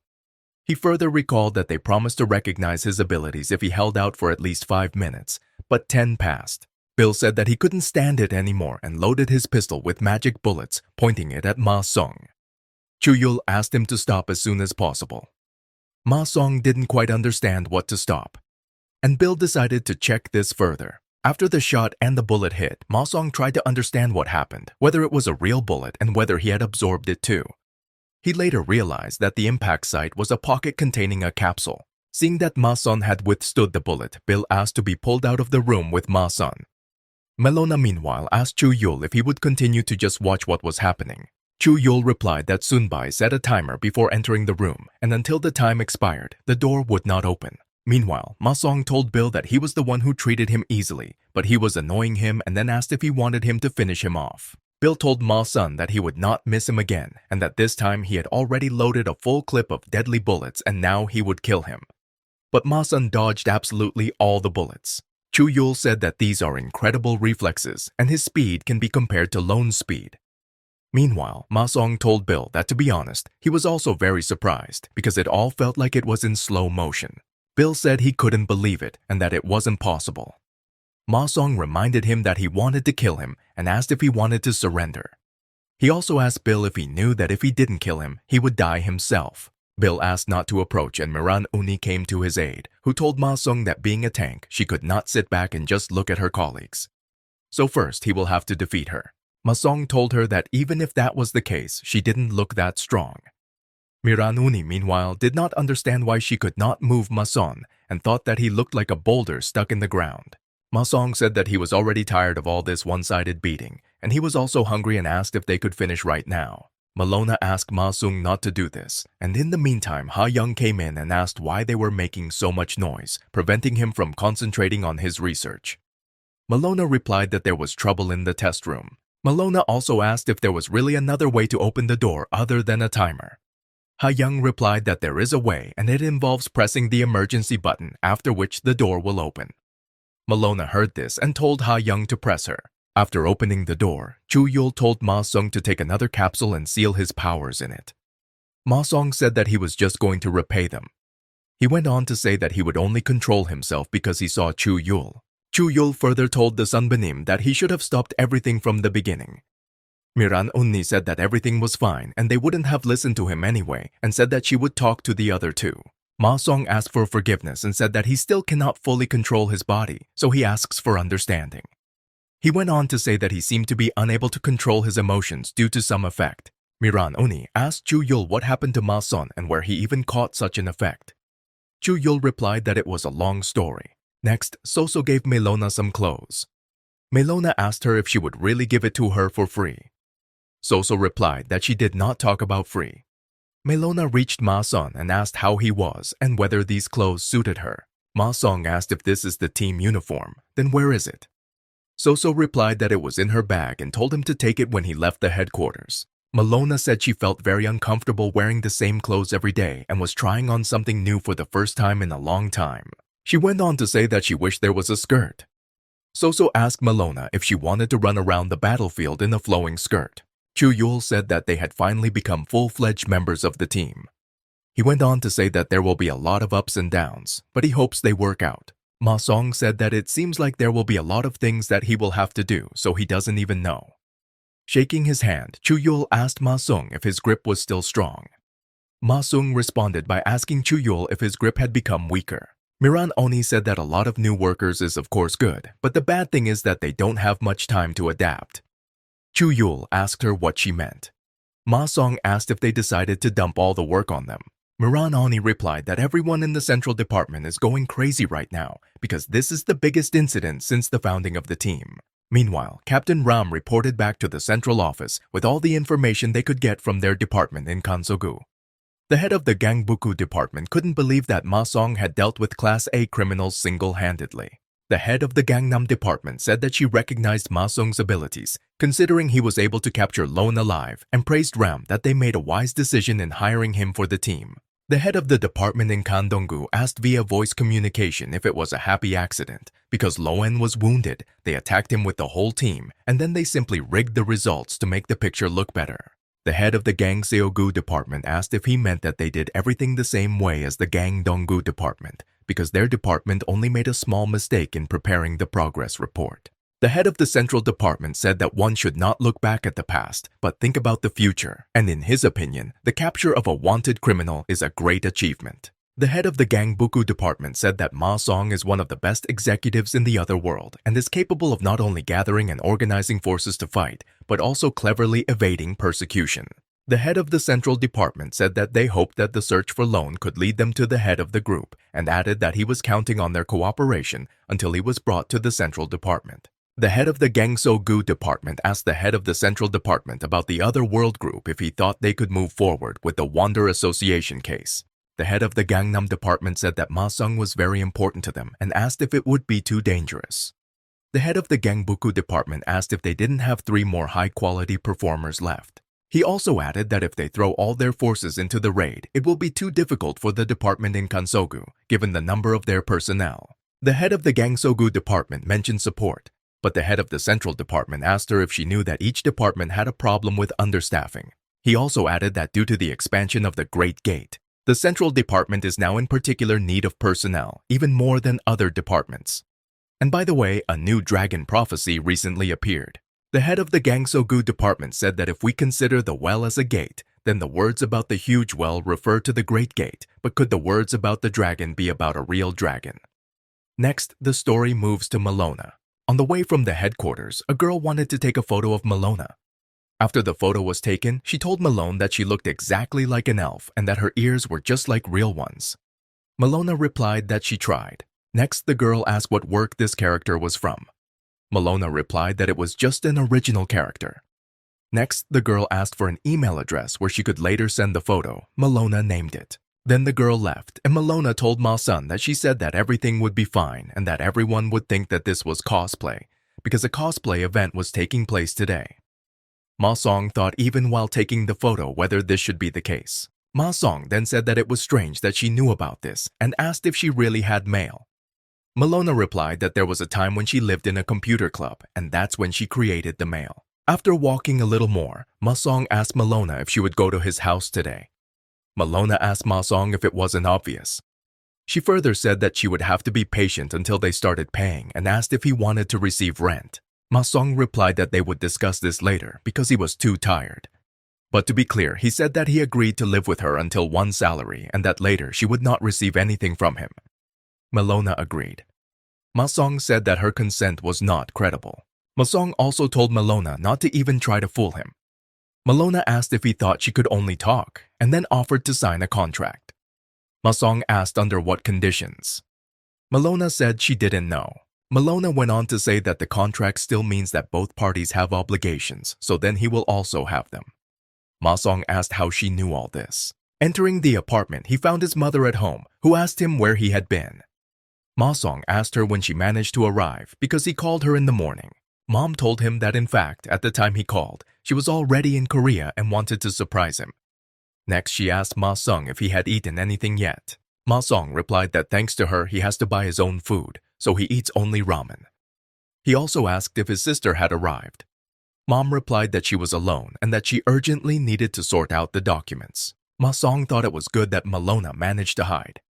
Next, my mother asked if he had come alone because she heard someone's voice. Ma Song said that he was alone and that he was just talking on the phone. Mom said that it was not his voice, but some kind of woman's, and she asked Ma Song if he had a girlfriend. Ma Song answered in the negative. Mom asked to let her pass. Walking past Ma Sun, pushing him a little and looking out the door, she didn't see Malona standing right in front of her and thought it was very strange. Ma Song told her that he didn't have any girlfriend and she might have just heard it. Then, going back into the apartment, my mother wondered if she had really run away so quickly. She went on to say that she likes that she is so athletic, but not that athletic. Ma Song asked to just take his word that he has no one. Mom further asked who he was trying to fool because she looked in the refrigerator and there was a lot of excellent home-cooked food and asked if he could cook it himself. Ma Song replied that his friend gave it to him because he had prepared a lot. Next, my mother told him not to make her laugh and asked who folded his clothes so neatly or whether he himself had already learned to fold his clothes so evenly. Ma Song wondered when Malona even managed to do all this. Ma Song told his mother that this had simply become a habit. Next, Ma Song thought that it was only at the moment when he was revealed that he realized how much of a slob he really was and mentally asked Malona for forgiveness. Mom said that if this is so, then let him fold his clothes in front of her and she will believe him only when he folds them exactly the same way. At that moment, Ma Song thought that he had only driven himself into a corner more until this moment and that any lie had a limit. Ma Song thought that if it had already come to this, then he should counterattack. After that, he turned to his mother and said that he hit his head hard when he was a child, so he remembers almost nothing from that time. Mom asked Ma Song, "So what?" She went on to tell him not to even try to change the subject. Ma Song continued and told his mom that she told him back then that his dad did something bad to him. Mom asked if she really said that. Ma Song said yes, and he definitely remembered it. Then he corrected it a little, that she seemed to say that he had to become stronger so as not to die, and asked if she did something to him then. Mom said that she was very absent-minded and that she almost forgot that she had an appointment and began to run away from the apartment. Ma Song said that they didn't finish speaking and asked why she was leaving so quickly. Mom replied that she had wanted to see his face for so long, but she suddenly remembered that she was already late for the meeting and also said that they would talk about it later. Ma Song said that he seriously wants to talk about this. Because of this, he has been getting into trouble lately. Mom said that she will explain everything when the time comes, because now it's too early. Ma Song told his mother that he wanted to tell her one last thing. Mom interrupted him and said that it was great that he had a girlfriend in the house, but he was still too young for something serious, so let him wait until graduation. Ma Song asked his mother what she was talking about. She said that today she would spend the night with her aunt, and tomorrow she would leave, so they would see each other next time. She also said that she would call him. He told her to wait because he didn't finish. He also asked about living expenses, but it was useless since his mother was no longer there. He further said that again she does what she wants, and he can't even get an answer to his question. Malona asked if all this was because of her. Ma Song told Malona that he was not sure, but since he was under suspicion, she should find a place to live as soon as possible. Malona agreed with him. Meanwhile, some guy looked at the house and said that it means he lives here. However, this guy is very angry that he had to do something so secretly and that everything was complicated because of Lowen's impatience. At the moment of his thoughts, Ma Sun's mother had already come out of the house and said on the phone that she was on her way. She also said that the journey would not take much time, namely, it would be about 10 or even 5 minutes and that this time she would not be late. The guy paid attention to it but didn't understand what it was because he already seemed to know the smell. Next, he thought that he couldn't remember where the smell came from and planned to think about it later because his head was already ready to explode from how much work he had to do tomorrow. While driving in the car, Ma Sung's mother told someone on the phone that she was almost there and that he would see her very soon. Meanwhile, near the Great Gates, which are under the jurisdiction of the Central Department, 2 people stood and watched, including one of them an elf. The man said that the size of the gate had increased noticeably. The elf said he was right, and he added that in recent years, the species that came from another world through the gates have become stronger and more diverse. The head of the Central Department asked the elf if he thought the creature could pass through a gate of that size. The elf replied that he thought that this was still not enough because the size of the dragon, by the standards of this world, could be comparable to the so-called dinosaurs, and it was even larger than the Tyrannosaurus Rex. The head of the Central Department asked what if the gate continues to expand at the same pace. The elf replied that then quite soon this moment will come. The head of the Central Department said that their ability to prevent the gate from expanding was also limited and they should prepare for the worst outcome. The elf said that he was surprised when he found himself in this world, and the weapons created through a scientific approach are truly amazing, but this is not enough to subdue the dragon. According to him, at least the city, or even more likely, about half the country will be burned to the ground if we take into account all the possible damage. The head of the Central Department said that if he says so, then this is truly a disaster that goes beyond their fears. He also said that he didn't want to check, but he won't believe it until he sees Ma Sung with his own eyes. The next morning, Ma Sun woke up Melon and told him that he needed to get up, have breakfast, and go to school. Ma Sung replied that in recent days he had somehow overdone it and now his whole body was aching. Malona reminded him that he went to bed early yesterday. Malona also told him to quickly wash his face and go eat. Ma Sung replied that he would just skip breakfast and sleep longer.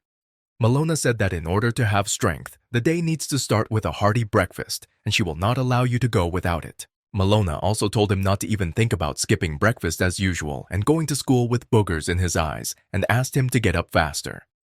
Ma Song stood up and said that even his mother doesn't bother him like that. And suddenly he noticed something. Ma Song looked at Malona and asked what kind of clothes she was wearing. Malona replied that Soso gave it to her and said that it had gone out of fashion, so she no longer wears it. Ma Song asked if it was really free. Malona responded that Soso asked for half the store price when she received her salary. And things are almost like new. Ma Song thought that usually, if he doesn't wear some things, they go to the clothes container. Then Malona said that she even packed a backpack for him, and she also folded the team uniform and asked him to take it when leaving. Ma Song asked why. Malona replied that he would immediately be ready to move out after the call. She also asked him not to forget to wear a signal bracelet. Ma Song said that he already regrets that he woke up and that he should not have gotten the job. Malona reminded him of the lack of money for living expenses. In response to this, Ma Song said that he could eat less and buy fewer things, and he also feels that he will have a lot of problems due to work. Malona asked why he changed his mind when only a day had passed. Malona also said that buying less is the opposite of eating less. Ma Song replied that these were just thoughts out loud and asked her to stop. After breakfast and leaving the apartment, Malona followed him out and told him that after school he should not go home, but straight to the office, because she would already be there waiting for him. Ma Song said that he heard and understood everything, after which he left for school. Ma Song looked at the signal bracelet and thought that it looked the same as a wristwatch and wondered whether his monthly salary would cover the purchase. Then he thought that since it was so noisy in the morning, he would wake up quickly. He also thought that no one was in a hurry at such a time. However, he realized that it looked like he was still exhausted, so he would have to get some sleep at school. Driving past him, Lowen's assistants noticed him and decided to act. At some point, Malona noticed that she had forgotten to give Ma Sung spare capsules and was very scared. Lohan saw the head of the department come with Captain Ram and said that it was a great honor for him to be interrogated by her personally. Captain Ram told him not to try to play around and just answer questions. He further asked whether he needed to answer on behalf of the representative of the Wanderers Association, because the association has 4 co-founders, including him, and whether all problems are discussed at the general meetings of the participants, regardless of their ranks. Captain Ram told him not to fool them, because it couldn't be that they didn't have a leader who was in charge of this whole bunch of street kids. The head of the department said that was enough. She further said that no matter how many times they ask, he still won't tell the truth and they still have a lot of time, so sooner or later they will split him. And at that moment, Lowen proposed a deal. According to Lowen, the essence of the deal is that they will take turns exchanging information about the people they are interested in, and that the deal will be concluded only with their consent. Meanwhile, the Sunbenim met the guy who was following Ma Song and saw his mom, and he was not alone. Miranoni asked why they were here and were there really no other places to drink coffee. Bill asked if they had come to surrender. They said that this place was very noisy and asked if people go to coffee shops to drink coffee and if they get into fights with customers, and they also asked who the manager was. Soso thought that these were wanted A-plus class criminals, namely the werewolf Caracal and the warlock Rospel.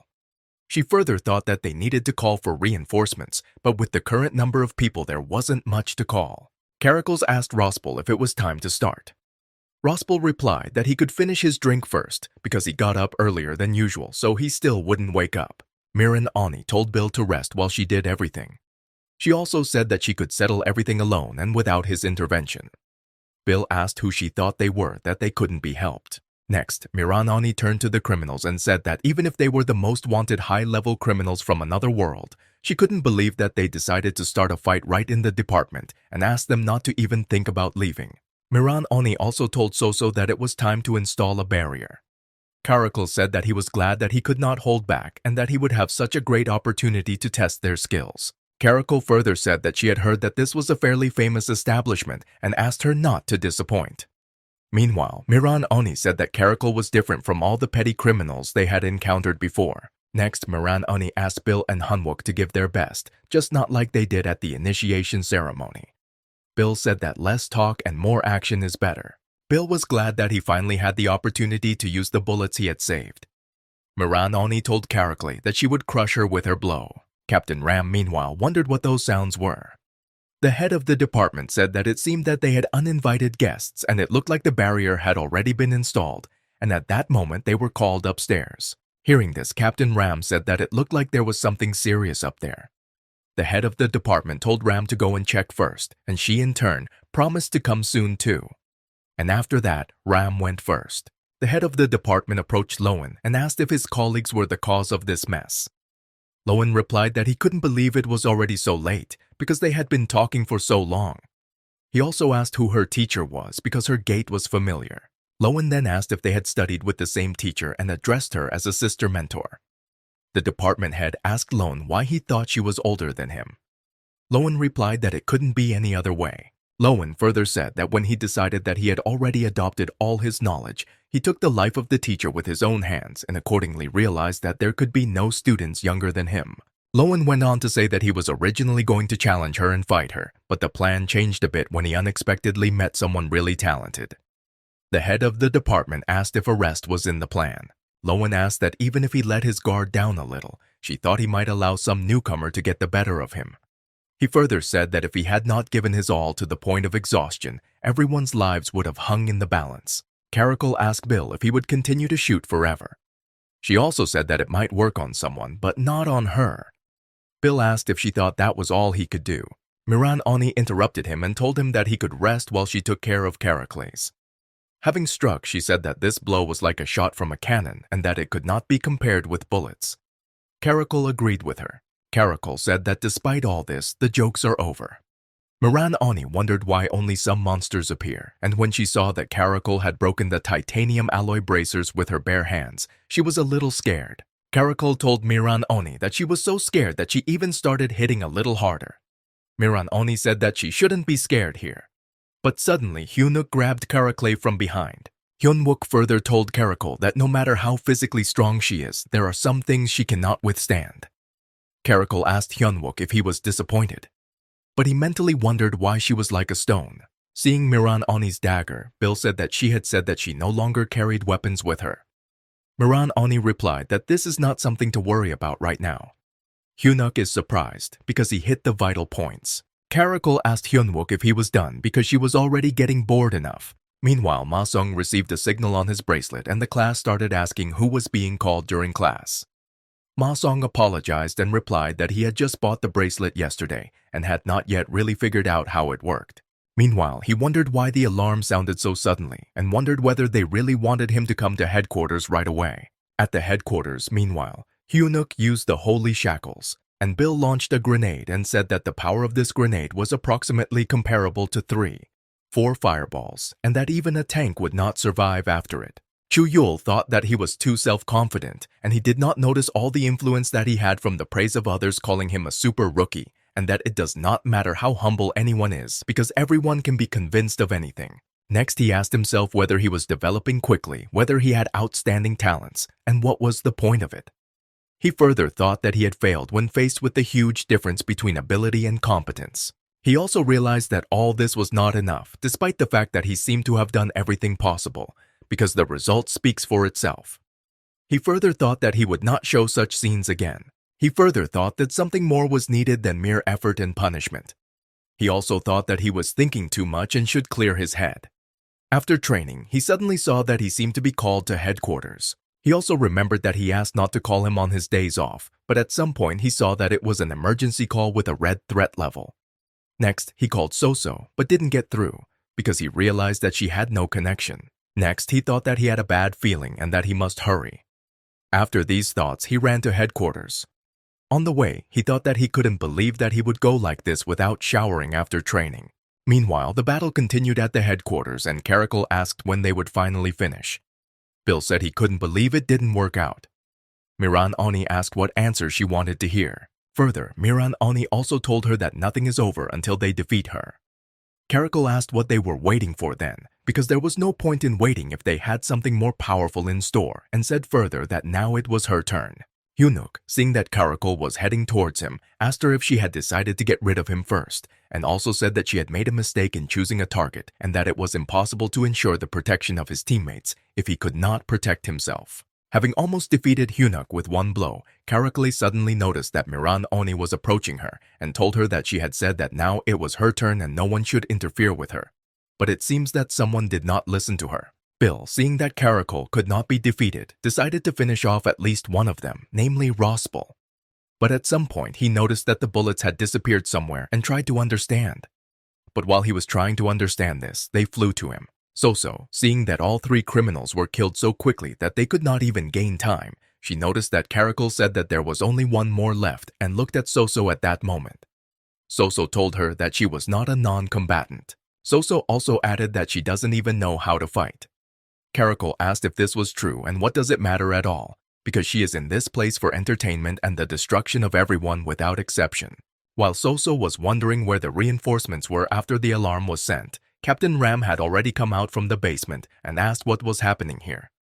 Also, seeing everything that was happening, he said that they had completely lost their fear, showing up like that.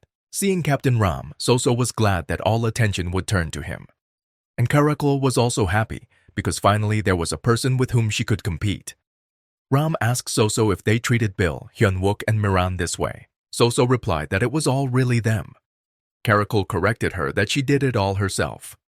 Soso asked if it was Rospel who dealt with Bill. Karakul replied that it seemed she was right. Captain Ram said stop making noise. Then Ram, putting on his uniform, said that he would make them pay for what they did to his subordinates. Next, Captain Ram Dolso also asked Karakli how many pieces he should cut it into. Meanwhile, at school, already at recess near Masan, one of his classmates said that he was really looking forward to the holidays because he was already dying at this school. Another reminded him that he plays all the time at night and sleeps it off at school. And Ma Song wondered what it was all about and whether it was an emergency call. Then he thought that since it was written in red, it meant something serious. Then he thought that they had agreed to start the working day after school. He didn't understand what he should do in this case, but suddenly he saw a car through the window and wondered what kind of car it was, and thought that few people park right in front of the school. Next, Ma Song thought that this was all so depressing that he couldn't stand it and decided that he should just leave early, after which he actually left school right at that moment. The girl driving the car told someone over the phone that there were no problems and that the message was sent by mistake. She further promised to organize the relevant information and send it later. Then she thought that she was bored because everyone got such interesting missions, while they had no idea what they were doing near the school. Then she turned to someone lying in the car and said that she knew that it was difficult, but he needed to be patient a little and asked who made the mistake in drawing lots. But suddenly, she noticed that Ma Song had come out after all. Approaching the girl, Ma Song asked if she had anything to do with him because he was in a hurry. And he also asked if she would talk to him about some kind of pseudo-religion. The girl replied that he looked completely different from what she thought. She further asked if he really defeated Lowen. Ma Song asked in response if she was from his gang. She replied that she was really on the same side with him and added that he was quite funny. She also said that in this case he should have already understood what exactly she had to do with him. Ma Sung noticed the box in the girl's hand and said that this thing was similar to the one that Chuul used, and he saw the activation of the security zone. Ma Sung further asked that if she activated the security zone, does that mean that she wants to fight him right in this place? And at that time I thought that he had never fought with a girl and this was something new for him. Next, Ma Song thought that one cannot judge by appearance alone, because before that he fought with a zombie magician and after him with a vampire, so this time there must be something unusual.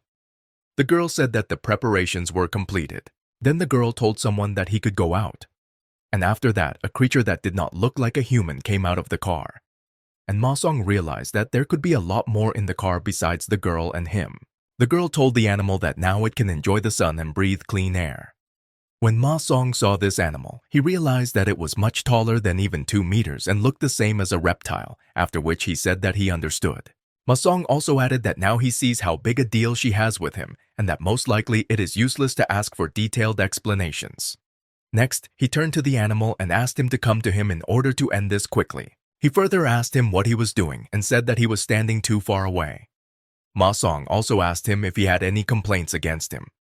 The girl said that the lizard asked him to come to him first. She also said that he understands human speech but cannot speak himself. Ma Song asked the girl if she was a translator. The girl answered positively. She went on to say that she thought it would take a long time. Seeing that the girl sat down and started playing games on the phone, he remembered the situation from the very beginning of this story, when he said that he was engaged in battle for the last time, and his watching friend told him that he had already said this many times. After the memories, he wondered why he was surrounded only by such strange people. He further thought that this was similar to his destiny. Next, he asked the lizard if he was here to beat him. Next, he asked the lizard if he was going to just stand there. The girl said he replied that that was exactly the case and that he would just stand there. Ma Song asked what he should do then, since this is the first time he has seen someone like that. Then he thought that he would just eat the capsule and deal with it, and, putting his hand in his pocket, he thought that he needed something moderately tough. But he didn't find any capsules on him and wondered if he had really left them at home. Then Malona saw that there was an alarm signal on the bracelet and thought that she had just taken a shower and was about to sit down and watch a drama while she was in a good mood. But then this emergency call was at the wrong time. She thought that she could get some rest while Ma-sun was at school, but she was in no condition to just ignore the alarm and do nothing about it. She further thought that she had stopped at the most interesting place and had been waiting for the opportunity of the next episode for so long that she could not miss it. She also thought that if she didn't watch it now, she would have to pay to watch it. She also thought that when she got paid, the first thing she would do was buy a phone so she could watch anything, even when she was going somewhere. After some time, having dressed in uniform, she still headed to the headquarters. On the way to headquarters, she wondered if she would be given lunch if she came. She further wondered if she was told to buy her own food. What would she do in that case, since she had no money for lunch at all? She further noticed that she was being followed even though she was invisible. Then she thought that most likely she was just screwing herself up and therefore she just needed to hurry up because this could just be a coincidence. Malona also thought that they stopped when she passed by, and when she ran, they ran too. One of the watchers asked the other if he was hungry, and the other replied that he was very hungry. Malona thought that she had a bad feeling and therefore decided to turn into the alley because in her opinion they should not follow her into the alley either. But they followed, and when she saw it, she thought that it was not a premonition. One of her pursuers asked why she shouldn't give up, since their sense of smell and hearing would render her invisibility magic useless. Malona replied that people from the same world should not harm each other. Malona also asked if they knew about this. One of the pursuers replied that she was very cruel and asked whether it would be better if people from the same world helped each other. Malona replied that she didn't seem to need help. The pursuer said that they needed help and asked if she would go with them voluntarily or if he should force her. Malona replied that she didn't like either option and told them to taste the magic missiles and fuck off. Next, she thought that after magical projectiles, she should use flight magic. The pursuer asked why she was going to fly away from them and then said that since she had decided so, it was useless. He further said that she shouldn't have turned into such a narrow alley and flew away because they can also fly and do it even many times better than her, and that now she can't escape from them. Malona thought it was worth watching the drama at home after all. At the headquarters, meanwhile, Ram attacked Karakla. She told him that it would be fatal even if it stuck a little, even for her. Ram said that he would cut it in half. Soso told him that she was actually here too, and that he needed to look around. Ha-young crawled up to Soso and said that they would only be in the way if they stayed here and suggested crawling into the basement. Rospel asked if he could help with anything. Karakla said that he had his own task and needed to hurry up and complete it. Karakla asked if she should counterattack, and if she didn't do it correctly, then everything would be useless. But when she tried to attack, she thought that Ram was very strong because she even stopped feeling her hand. Ram said that it was terrible and asked Karakla what she expected with such a level of skill. Karakla replied that she couldn't see him because of the shield and asked Ram what he was up to. Then she felt a shockwave under her feet. Next, Ram told Karakul not to move so that he could carefully cut her in half. Karakla said it looked like she couldn't escape it. But Karakul was lucky because she was able to catch and hold the weapon. Ram went on to say that he wondered how long she would last like this. Karakla said that this was too much and she could not compete with him in physical strength. At some point, Ram still managed to hit Karakla. Karakla said that it seemed to her that even sparks fell from her eyes. Ram said that she was stronger than she seemed and asked her to surrender now if she did not want to remain crippled, because he wanted to cut off only a part, but had already changed his mind. Karakla stood up and told Ram that she was amused and asked that instead of hiding behind a shield and hunting for small prey, try to fight with someone much stronger. Then a creature appeared in the headquarters. This creature asked Ram how long ago he met someone who does not try to control his powers, but simply destroys everything in his path. Ram said that he forgot that she can sometimes turn into a lycanthrope. Karakla said that she also sometimes forgets about this. Ram said that he was having a little fun earlier, but now that he sees this form of her, he is delighted. Ram further said that although he is now an ordinary civil servant, this reminds him of the times when he went on a rampage and hunted for all sorts of trash on the continent. Karakla replied that she was very similar to him. Ram further wanted to have fun. Next, Lone asked the head of the department if she needed to go upstairs because it seemed to him that her subordinates were now having a difficult time. She replied that someone would still come down for him, so it was better for her to wait near him. Lowen also asked her if she really didn't care about the fate of her subordinates. She replied that defeating them was not as easy as he thought. Lowen said that he was very sorry because it seems that this time he has no chance and therefore he will continue to wait. The head of the department said that it seemed that he did not quite understand what his situation was now. Lowen said his colleague had already come to pick him up from here. The head of the department was surprised by the portal inside the security zone. She said it wasn't possible. Lowen answered her that for his comrade it was possible on their side. She asked him to stay and said that she would not let him leave. But it turned out that the portal only led to another part beyond the cell, and the head of the department, entering the cage and running after Lowen, found herself locked in the cage, and Lowen found herself in the place where she had been before and calmly talked to him, not suspecting anything of what could happen. While free, Lowen told the prisoner head of the department that he shouldn't have come so close, addressing her as a mentor sister. He also added that the plans included a unilateral massacre, but everything became more complicated. Warlock Rospel told her that when the deed was completed, he hoped she would appreciate the results. She asked Lowen if he had been counting on Rospel all this time. Lowen asked if that wasn't impressive because it was unexpected. Rospel said that there is nothing more pleasant than the surprised face of a person who unexpectedly finds himself in an unpleasant situation. Lowen added that it would be great if the organization's members did not hide anything from each other. Lowen went on to say that Caracals seemed to be having a lot of fun and asked Rospel if they should go upstairs now. Rospel replied that this was not worth doing for now. He also said that 2 rats escaped through an underground passage and he would go take care of them for now. Lohan agreed with his plan. Lowen then told the head of the department that he also needed to go. He said that he plans to slightly reduce the number of its employees. She asked him to stop, but of course he didn't listen to her. Watching Ma's son run out onto the roof and jump off it, the girl wondered what he was doing, telling them to wait a little before doing so. The lizard said something to the girl, and the girl answered him that she understood that he was bored, but he needed to be patient a little. Next, she asked the lizard what else they could do with their task. The girl further said that Ma Song caught Lowen, and therefore she wanted to find out what was so special about him that made him able to do this. But she came to the conclusion that there seems to be nothing like that in Ma Sun. Ma Song ran to them and said that he was ready and they could start. The girl said she hoped they would actually start. Ma Song asked if he told him to hit him. The girl asked Ma Song how he understood this. Ma Song asked if he should tell her. He went on to say that it was written on his face. Further, having prepared the blow, he said that he would put so much force into this blow that it would be worth the time of their long wait and told him to receive it. When struck, he asked the lizard how he liked the blow. Meanwhile, I thought that this blow contained the power of 3 falls from a height and that this should be quite enough.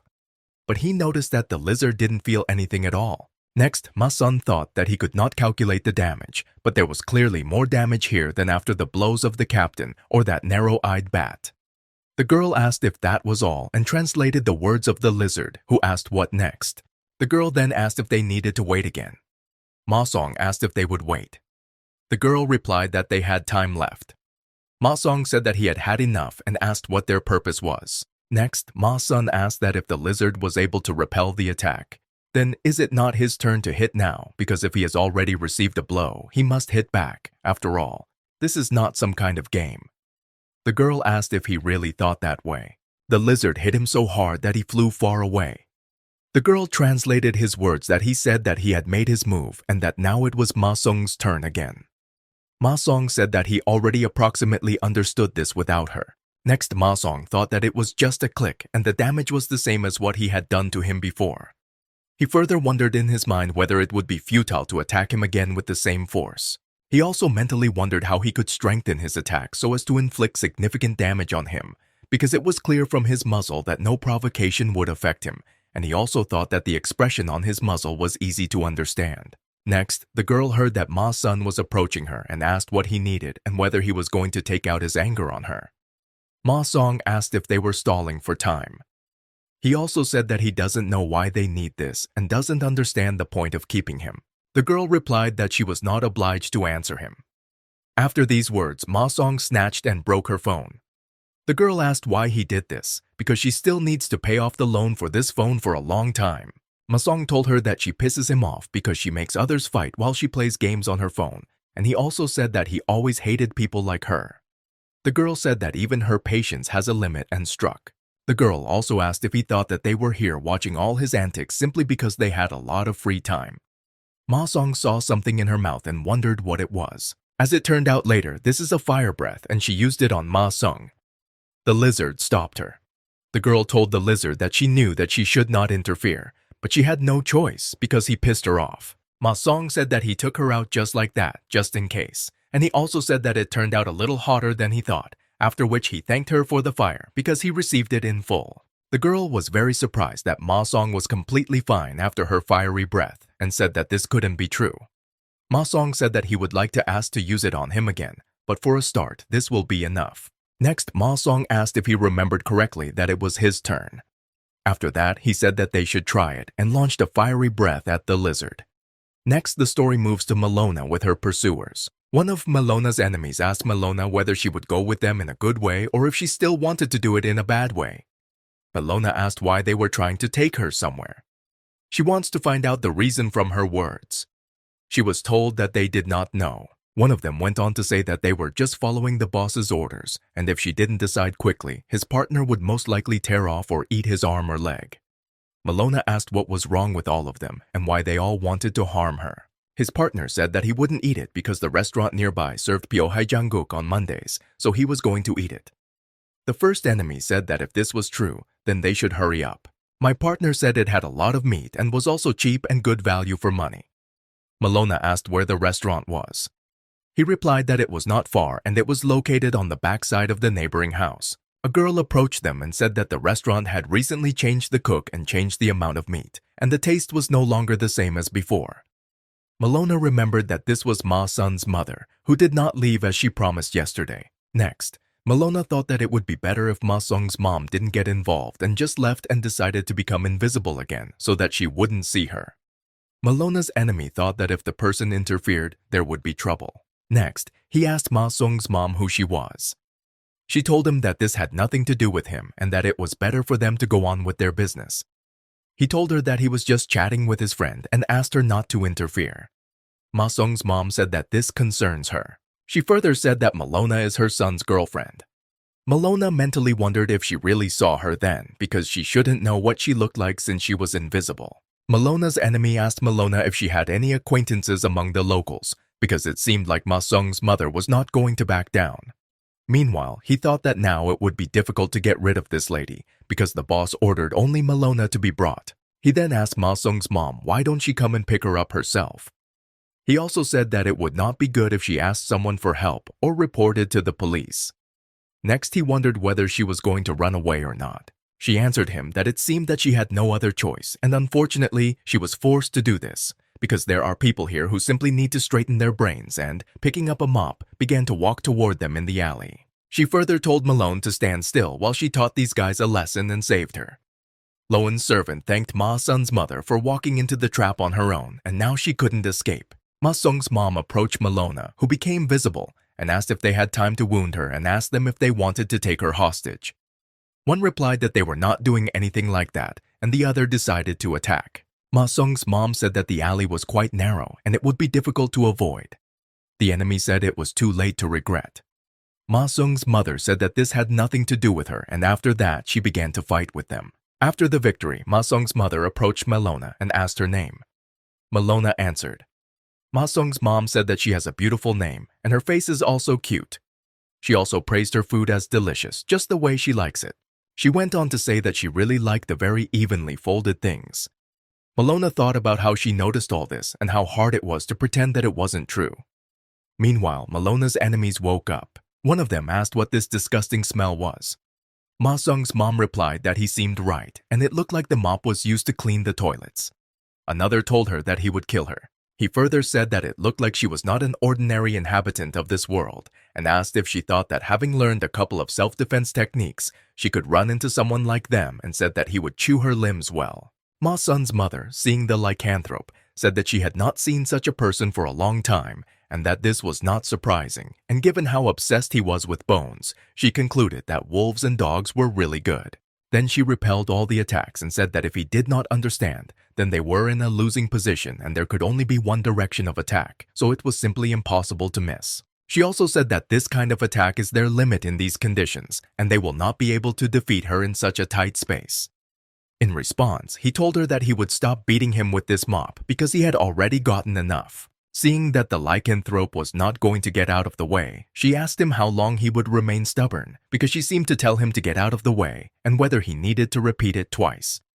He whined a little and flew away. Next, Ma Sung's mother told them after them that they did the right thing by getting out of the way because that's how good boys should behave. After that, she and Malona left the alley. Malona, meanwhile, mentally wondered who she was. She also thought that it seemed like Ma Sun's mom knew a lot about the other world, and it seemed like she could now guess why Ma Sun was not an ordinary person. After exiting the alley, they saw no one else. Ma Sung's mom told Malona she could go. She also said that she would like to see her off, but she has other things to do.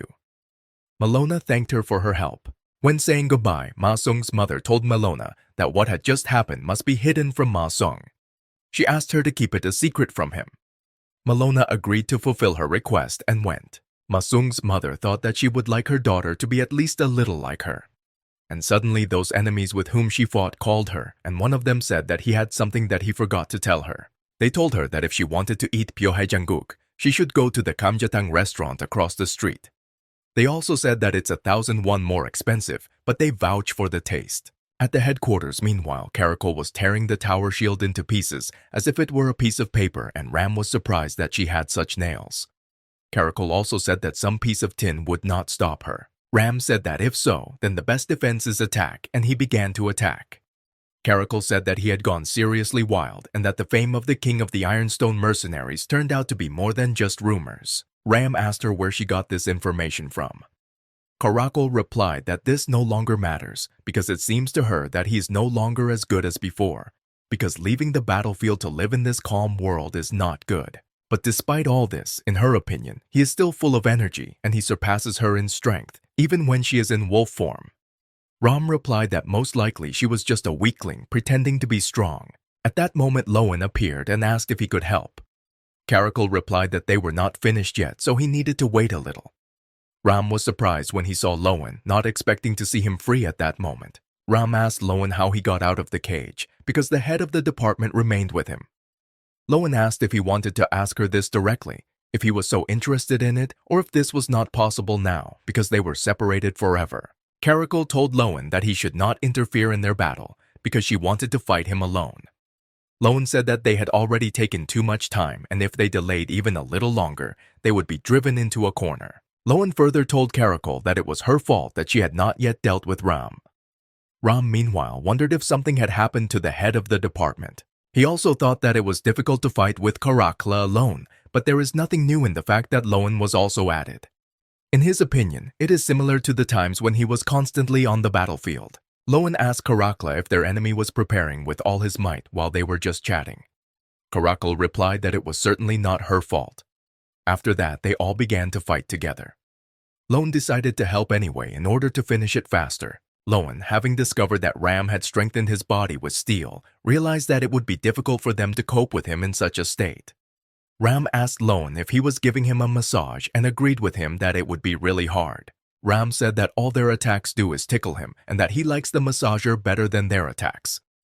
Karakul realized that even her claws were not bringing any results and wondered whether Ram's body was stronger than armor. Karakul was very sorry after her attack because she broke all her claws. Ram once again repeated that all their attacks were useless. Ram told attacker Lowen that he was aiming and striking fairly accurately, but that was also useless. Ram also asked Lowen if he thought that hitting vital points would change anything, because he felt like a mosquito. Lowen asked Ram if he was sure he knew his intentions. He also thought that they were calling him names again. Lowen thought that first it was called a slant-eyed bat, and now it was called a mosquito. He also thought that it was hard to keep up with his speed, even with such armor. After that, he said that he could not do anything. Lowen also said that he did not want to resort to this, but he would have to use his abilities. Karakul asked what she should do in this case and whether he wanted her to join him. Ram said that a quarrel between colleagues does not lead to anything good and asked how they then plan to attack in a coordinated manner if they cannot agree among themselves what to do and how to attack. Lohan told Ram that he had no idea. But at that moment, Ram Ha-young clung to Ram's neck and asked to save him. Ram asked Ha-young what he was doing and asked him not to disturb him and leave. Ha-young said he doesn't want to. Next, Ram's iron body disappeared, and Ha Young said that the muscles at vital points were not so strong. Lone said that this is not surprising, since Ha Young voluntarily joined their clan. Ha Young asked for forgiveness and said that there were no hard feelings because a small force majeure just happened and he simply becomes different under the control of the master. He went on to say that he was usually so weak and he didn't like it very much. Meanwhile, Ma Song said that he felt strange and that his mouth felt like he had eaten something spicy.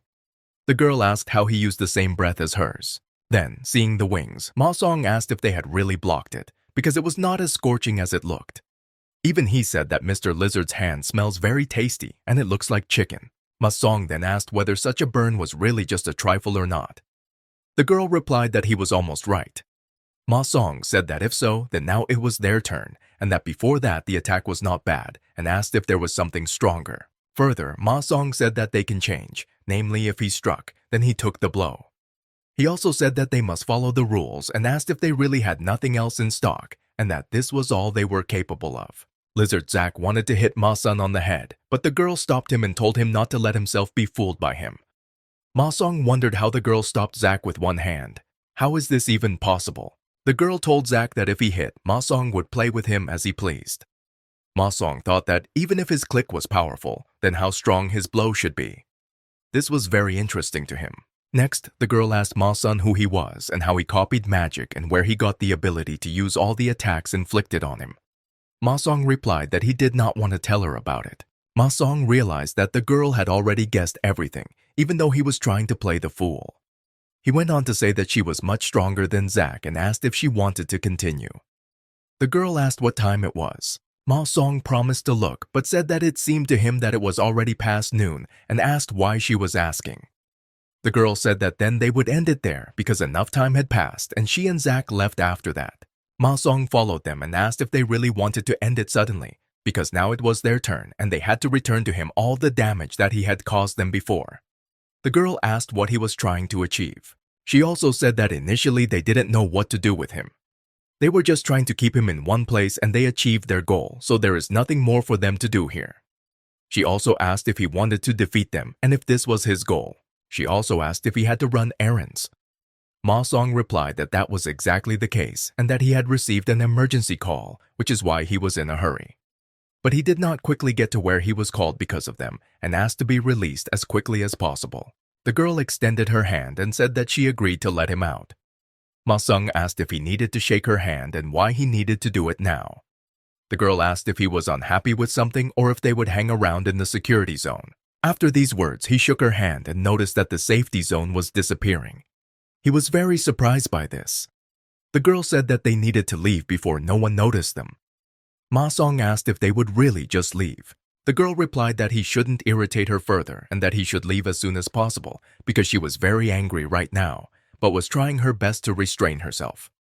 Ma Song thought that he was somehow uncomfortable and it seemed really better not to disturb her. Next, Ma Song thought that, as she said, he needed to run, but at the same time, he looked and realized that his school uniform had turned into something very bad, in which it was no longer worth going to school.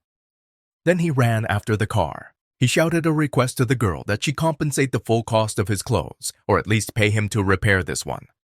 He further wondered if she deliberately intimidated him in order to escape, since school uniforms are expensive. Next, Ma Song thought that he shouldn't come to the office dressed like this, and so he decided to go home first to change clothes, despite what Malona told him. But at some point, he remembered that she put clothes for him with myself. Meanwhile, Chuul hurried to the headquarters, thinking at the same time that he was somehow uneasy and that while he was getting there, there was no connection at all with the headquarters. Having reached the place and entering the headquarters, Chuul saw Captain Ram not in very good condition. Chuul asked Captain Ram what happened at headquarters and why he looked so bad. Then he saw Miran Uni and the rest of the Sunbanim. Captain Ram said that the story of what happened during his absence would take a long time to explain. Captain Ram further said that first he wants to sleep, and after waking up he will definitely tell about everything. Chuul wondered if Captain Ram had been attacked and who exactly, if indeed someone had attacked. Next, he tried to find Soso and Ha Young. Chuul called them without detecting them visually. Soso came out and asked if the attackers had left. Chuul, without answering this, asked her if she was okay. Soso continued to ask if he saw anyone in this place at the moment. Chuul asked who she was talking about and what actually happened at the headquarters. Soso replied that they were performers from the Wanderers Association. Chuul didn't understand what she was talking about. Soso said everyone tried to stop them, but it didn't seem to be enough. Chuul asked Soso if they tried to free Loan. Soso answered negatively. Meanwhile, Soso remembered Karakla, who said that she came to have fun and promised to destroy everyone who was in the headquarters. Soso went on to say that she thinks that there is more to it than that, and that she would almost be the same if it weren't for Ha Young. Chuul asked Soso what Ha Young did that saved her from very possible death or injury. The story then moves forward to the moment when Soso and Ha Young were found, and Loan and his performers found them. He clearly smelled the rats and led the performers straight to the room where Ha Young and Soso were hiding there. Rospel told Loan if he smelled it because the team had poor hygiene or if he was talking about lab rats. Loan replied to Rospel that he himself said that 2 rats escaped. Rospel asked when he said that.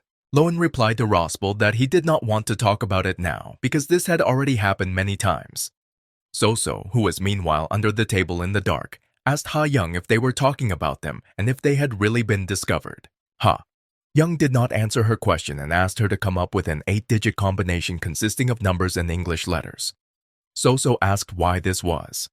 Ha Young asked her to just quickly come up with a password and not tell it to him and let him enter it. Soso agreed to the condition and entered her invented password on the screen. Meanwhile, Loan asked if they would come out voluntarily or if he should approach them. Ha Young replied that he noticed them right away and asked if it was thanks to his sense of smell or hearing. Ha Young further said that he was really interested in this because it was such a convenient and useful ability. Loan asked what he was trying to say.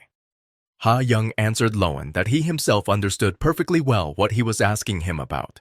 Next, Ha Young told Loan that he also wanted to become part of the clan and very convincingly asked him to bite him as gently as possible so that it wouldn't hurt. Loan asked Ha Young why he should do this at all and what it would give him as a result. Rospel said that it seemed to him that this would not be so bad, because if you think about it, it would be good to have at least one assistant who knows the work of the team from the inside. And since the doctor did it voluntarily, then there should be no problems. Loan went on to say that in that case, he could offer a deal that would involve them turning a blind eye to his colleague, who was hiding behind him, protected by a mini security zone with the ability to shut down from the inside. Loan further told Rospel that his ability allows him to penetrate the security zone and take Soso. Rospel asked if it would be better to leave at least one survivor safe and sound. Lohan completely agreed with him. Loan approached Ha Young and asked him if he was sure he wouldn't regret it.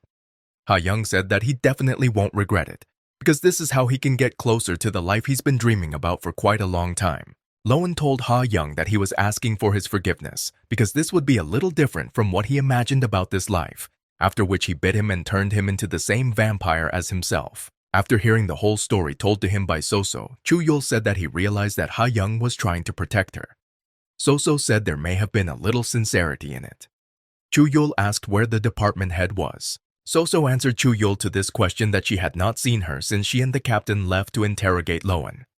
Then, after this answer, Chuul headed to the basement, because according to his assumption, if the head of the department is not upstairs, then she is there. Entering the basement and seeing the head of the department inside the cage where Loan had previously been, Chuul asked her why she was there instead of Loan.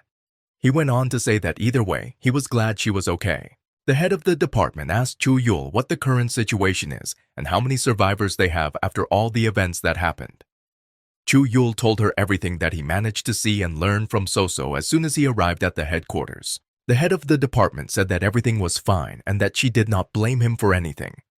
Next, she asked first to get her out of the cage. Chuul agreed and decided to ask Ha Young for the password, but a little later he realized that he could free her without him. And he understood this because the access code for the head of the department was already there, which he asked her for. She called the code 1234 ABCD.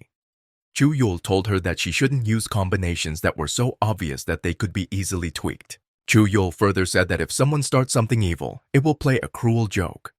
But before he could enter the access code, he noticed something upstairs. The head of the department asked Chuul what he was doing and why he didn't release her. Seeing that he began to leave, she told him that he should not be so reckless because it was already too late. Chuul answered her that everything was possible if he hurried, and he also said that judging by the tracks, the enemies left here not so long ago. Approaching and finding a container of darkness with a book of ice, Chuul asked the department head if she had notified the central department that they had found it. She told him that he was not ready for this yet because the book would eventually take over his soul. Chuul answered her that he knows this because that is why this book is sealed.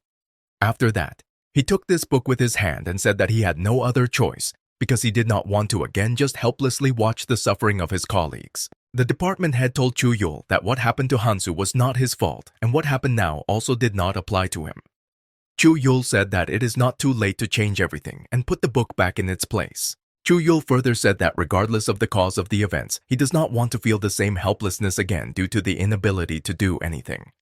The head of the department told him that this was an order and he needed to stop. Chuul went on to say that he set a timer that would disable the security zone so she could leave. She told him that he shouldn't do anything he might regret. Chuul did not want to listen to her and turned off the sound so as not to hear her. After Soso saw Chuul coming out of the basement, she asked him where the head of the department was and whether she was in the basement. Chuul replied to Soso that the department head was safe and that she needed to take care of some things before she would leave. Chuul further asked Soso if she had contacted other branches. Soso replied that she sent a request for reinforcements, but it appears that it was cancelled as the response was an error message, which made her very annoyed. Chuul said that you need to be prepared for anything and began to leave the headquarters. Soso asked him where he was going at the moment.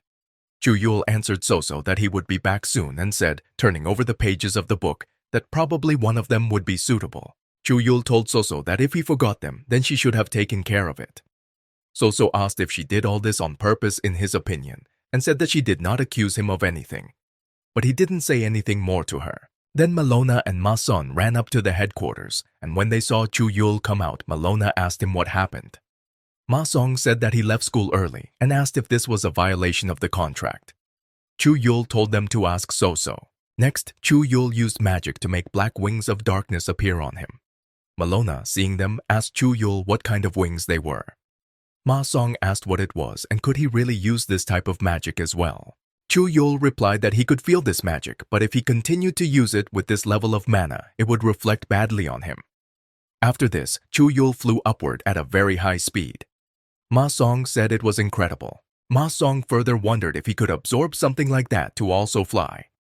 But realizing that no one would give him any answer to this question, he and Malona went to the headquarters to ask Soso about the events that had occurred. Seeing Malona and Chuul, Soso said that they had finally arrived because she had sent them an alarm signal quite a long time ago.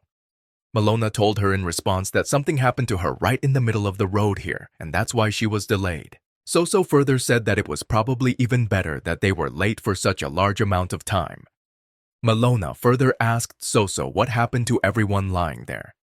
Ma-song said that Chuul clearly could not have done anything like that. Ma-song also asked if all those lying in the middle of the headquarters were dead. Soso told Ma-sun that none of them died, but they were quite seriously injured. Malona, seeing that Ram was still breathing, used healing magic on him. Soso asked Malona if this was healing magic. Malona said that just like Soso said, the wounds are indeed quite serious, so it will be quite difficult to heal them completely. Malona went on to say that she thought she might be able to prevent further complications and alleviate some of their pain. Ma-song, meanwhile, decided to tell him why he stayed for quite a long time and did not come earlier. Ma-song said that some very strange guys were playing for time and trying to delay him longer so that he could not come to the headquarters. He further asked if anyone had come at that time to rescue the narrow-eyed bat. Malona asked Soso what about the others and if there were any other wounded besides those she saw who could be healed. Soso replied that Ha Young was taken away and the department head was downstairs. Hearing this, Malona and Ma-sun went to the basement. Entering the basement and seeing the head of the department in a cage, Malona asked her why she was inside. Ma-sung asked why she kept opening her mouth silently and not saying anything. The head of the department asked if there were any other participants. Next, the department head told Malone and Ma-sung that the two of them had their first task, the essence of which was that they needed to catch up with Chuul and stop him. Ma-sung meanwhile told her that he didn't know what she was saying. Ma-sung went on to say that it seemed to him that he now understood how that narrow-eyed bat felt and thought that it was annoying. Malona, meanwhile, said that she had brought Soso, who could clearly help them. Soso, seeing the head of the department, asked her why she was locked in silent mode and decided to look on her tablet to see what could be done about it. She also remembered that Ha Young asked her to change the password. But seeing the password entry field, Soso said that she forgot it, which she then entered when Ha Young asked her to do so. Ma Song asked Soso if he understood correctly that she forgot the password that could rescue the department head. Suddenly, at that moment, the cage opened on its own and the head of the department asked where Chuul had gone. Soso replied that he looked like he had some business to attend to. Melona replied that he simply spread his wings and flew away. Ma Song said that he couldn't believe that he was hiding such an ability. The head of the department said they had to stop him. Soso said they didn't have the right agents to do it and that she had requested reinforcements, but they had cancelled them. Ma Sung asked the department head if he understood correctly that she was asking them to catch up with Chuul. Melona asked how they could catch up with him, considering that Chuul flew away as easily as birds fly. The head of the department replied that it doesn't matter how they do it, but if they cope with it, then she will hire them full-time and also guarantee 150% of their salary. Hearing this, Ma Song told Malone to go with him. The head of the department said after them that before they left, she wanted to give them something. Ma Song asked the head of the department what exactly she wanted to give her and how exactly it would help them in finding and stopping Chuul. Chuul, meanwhile, realized that this was simply amazing and that there was even more in the book than he could have imagined, and he also thought that he was not sure that he could handle it. Flying up to the enemies, he realized that he was approaching them, and he was surprised that they stopped. Seeing their number, he thought that there were more of them, and therefore it was better to approach them slowly rather than go straight ahead. Meanwhile, Rospel was carrying Caracol, who had been transformed into a lycanthrope, in the car, and stopping at some place, Rospel told Caracol that they were there and that they needed to get off right here. Caracol completely agreed with him without objection. While in the back of the car, Ha Young asked if they would just jump out. Caracol asked him, already in flight, what he was doing because he needed to jump. Ha Young said that he was afraid because he might get hurt. Lowen told Ha Young that thanks to his new physical condition, he was no longer in danger of serious injury, and that although he was not used to it yet, he could be trusted. Ha Young asked Lowen while driving away what he was saying. Lowen, seeing that Ha Young was not even going to jump, said his opinion that he really is weak and slow. Caracol asked Lowen if she should catch up with the cargo truck and bring Ha Young here since she could easily do it. Lowen answered Caracol that this should not be done because Ha Young's mind is connected to his mind, and that is why Ha Young himself will find them later, no matter where they are. Next, Lowen asked Caracla if she was going to continue to remain in wolf form. Lowen also told Caracol that in this form she stands out very much. Caracol told Lowen that if she turns back, she will have to walk barefoot. She also said that she would hide in the grass, so there was no need to worry about her. Then Caracol lay down in the middle of the grass and said that she would sleep before anyone came because the air outside the city was quite fresh. But at some point, she heard the smell and thought that she had recently encountered it somewhere. This smell made Caracla stand up and look for the source of the smell. Lowen said he thought it was his imagination, but it looked like someone was actually following them. Caracla asked Lowen who could be pursuing them and whether it was true. Lowen replied that they were being pursued by Team Agent Chuul, nicknamed Super Rookie himself. Caracol asked if he was so fearless that he decided to pursue them alone. And after a while, they saw him. Caracla turned to Chuul and said that she did not know how he even had the courage to pursue them alone, but she promised to make him regret it. Lowen began to stop Caracla. Caracol asked Lowen not to interfere with her because she was never able to deal with them all earlier, so she really wants to correct this situation. Lowen wondered why Chuul would pursue them without hiding at all. Rospel said that he bets everything on Chuul. Lowen asked Rospel what he meant. Rospel replied that Chuul could not come to them just like that, and that in any case he must have some kind of trump card up his sleeve for this. Lowen said that Chuul would not fight with him, but with Caracol, and that there was no point in this. Rospel said betting on a less likely winner is more fun. Lowen told Rospel that he didn't like his bad habits. Meanwhile, Chuul was getting closer and closer. Caracla asked him if he followed them in the hope of profiting from something, and if he had already checked his colleagues, and if he knew who did all this, what happened to them. Caracol then said that it was her, despite the fact that she was a little interrupted and that was all she had time to do. Chuul answered Caracla that he did not ask her anything. Caracla, surprised, asked if this was true, because she thought otherwise. Next, Caracla told Chuul that although he is trying to pretend that everything is fine, in fact, everything is boiling inside him, and asked if this is true. Then she said, without waiting for an answer, not to worry, because she could handle him too. Chuul told Caracle to try it. Caracle said that he can say whatever he wants, but in her opinion, he cannot cope with her because she will not even play with him, but will simply kill him right away. Next, Chuul activated a small security zone. Lowen, seeing the safety zone, asked why it was so small that no one else got there except Caracle. After all, it's more interesting to watch what's happening inside the security zone. Rospel replied that perhaps Chuul did not want their intervention so that he would not have to fight with everyone at the same time, or there was something that he wanted to carefully hide from them. Meanwhile, Caracle asked Chuul what he was doing. Chuul answered her that she had most likely seen this before. Hearing the smell, Caracle thought that it smelled like something very dangerous. Caracle went on to say that she had no idea what was wrong with him and asked if he would continue to just stand there and watch. Chuul replied that everything that she did to the Sunbeam and to Captain Ram, he would do to her. Caracle thought that Chuul was very strong. She further said that they had talked enough and it was time to get down to business and decided to attack first. Meanwhile, Chuul activated the coming of the demonic deity of the Dark Lord. Lowen then ordered Rospel to pull Caracles out of the security zone as quickly as possible. Rospel said that in this case the fight would not be fair because not even a minute had passed since the start, and in his opinion, you need to wait a little. Next, Rospel asked Lowen if he really thought that he was ready to lose because he had bet on Chuul and was waiting for him to win. Lowen said that he was ready to lose to him in order for him to get Caracle out of there as quickly as possible. Further, Rospel told Lowen that since he said so, then let him not deny his words later. But before Rospel had time to use his ability, the safety zone disappeared and Lowen turned to Caracle, hoping that she was still alive. Chuul, meanwhile, thought that he had just begun, and his whole body already hurt as if it were being torn apart, and as if every cell of the body was being destroyed one by one. But at the same time, he was very glad that with one finally it's over already. Rospel was also happy that he won and told Lowen about it. Lowen, meanwhile, asked if it really mattered that much. Chuul, meanwhile, thought that there were 2 more left, and in any case he had to grit his teeth and endure. Chuul also thought that he must also defeat them even if the body then falls to pieces.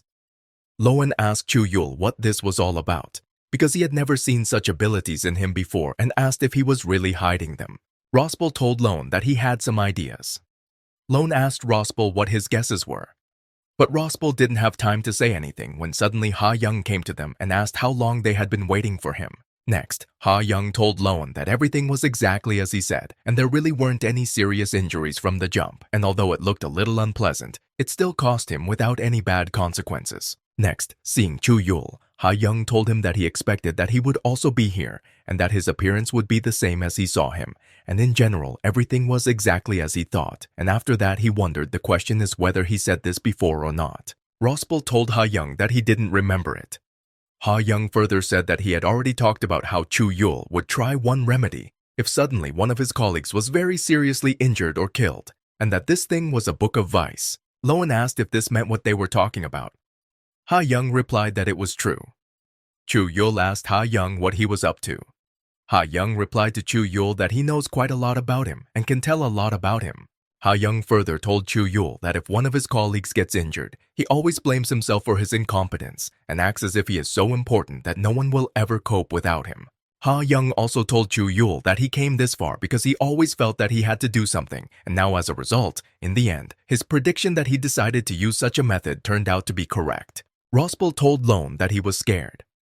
Lowen said that since the limits of this ability were not indicated, he had better stop holding back, and after that he revealed his abilities. Chuul told Lowen that he was late. Lowen asked Chuul if he told him this because he doesn't know such a word. Chuul, meanwhile, wondered if this was an illusion because he definitely hurt Lowen. Upon impact, Lowen told Chuul that he was impressed by the power of his attack, which could cut through his body. Lowen then asked Chuul what about his speed and defense. They had also improved. At some point, Chuul realized that Lowen seemed to split into 2. Lowen, meanwhile, said that this is not all and he can attack even better. Ha Young, watching the battle, said that he was very surprised by Lowen's ability and that he had never heard of such a thing. He further asked if he could also master this ability. Rospel answered him that, unfortunately, he would not be able to do this. After the attacks were completed, Lowen asked Chuul if he had encountered this before, because in a sense, it even came naturally to him. He also said that the revelation of the ability lies in the manifestation of the desire to destroy the enemy. Lowen also said that no one has seen this ability, so little is known about it, and this ability is called the conning version of Lowenheim. And then Chuul realized that this was not an illusion and that Lowen really had several bodies. Chuul also thought that all these Lowen bodies were real and they could all attack. Meanwhile, Rospel told Ha Young that this ability can be obtained with a low probability under certain conditions when moving between worlds. Then Lowen realized that this was incredible because Chuul did not even feel the blow and that with such an attack it would be difficult to inflict any damage. Chuul said that he had never heard of the ability and hoped that everyone would agree with his decision. Chuul further said that he is not going to leave any of them alive. Ha Young told Chuul that it was a waste of pages and asked him to stop before he used them all. Chuul said that he would chop them all up. Lowen, seeing the weapon appearing in the hands of Chuul, said that everything was clear to him and asked if they could no longer hide their weapons in this case. Lowen then activated the Phantom Sword and began attacking Chuul with it. Rospel asked Ha Young if he wanted to place a bet. Ha Young didn't quite understand what Rospel said. And at that moment a truck drove up to the battle site and Lowen said that it was a quiet road and that he was annoyed by the truck that suddenly appeared. After seeing a truck that should not have been on that road at that moment, Lowen said that this would complicate their battle and asked if any measures should be taken to eliminate this misunderstanding that had arisen. The truck driver, meanwhile, got scared when he saw people on the road and tried in any way to ask them to get off the road.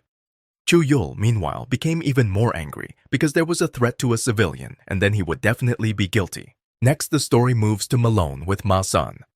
Ma-Song went upstairs from the basement and Malona asked him what was wrong with him and why his new clothes were already ruined. Ma-Song told her that this is a very long story that takes a long time to tell. Then Soso asked what had happened because he was supposed to receive something from the head of the department. Ma-Song replied about this that he had received everything he needed and now he could go with Malona to look for Chuul. Soso asked Malona and Ma-Sun if they knew the laws. Malona replied that they knew and after that they left the headquarters. Ma-Song said that they need to hurry because they must settle everything as soon as possible and asked Malona if she knew where to go. Malona replied that she knows because all the team's agents have trackers and that is why it is not difficult to track the location of any of them.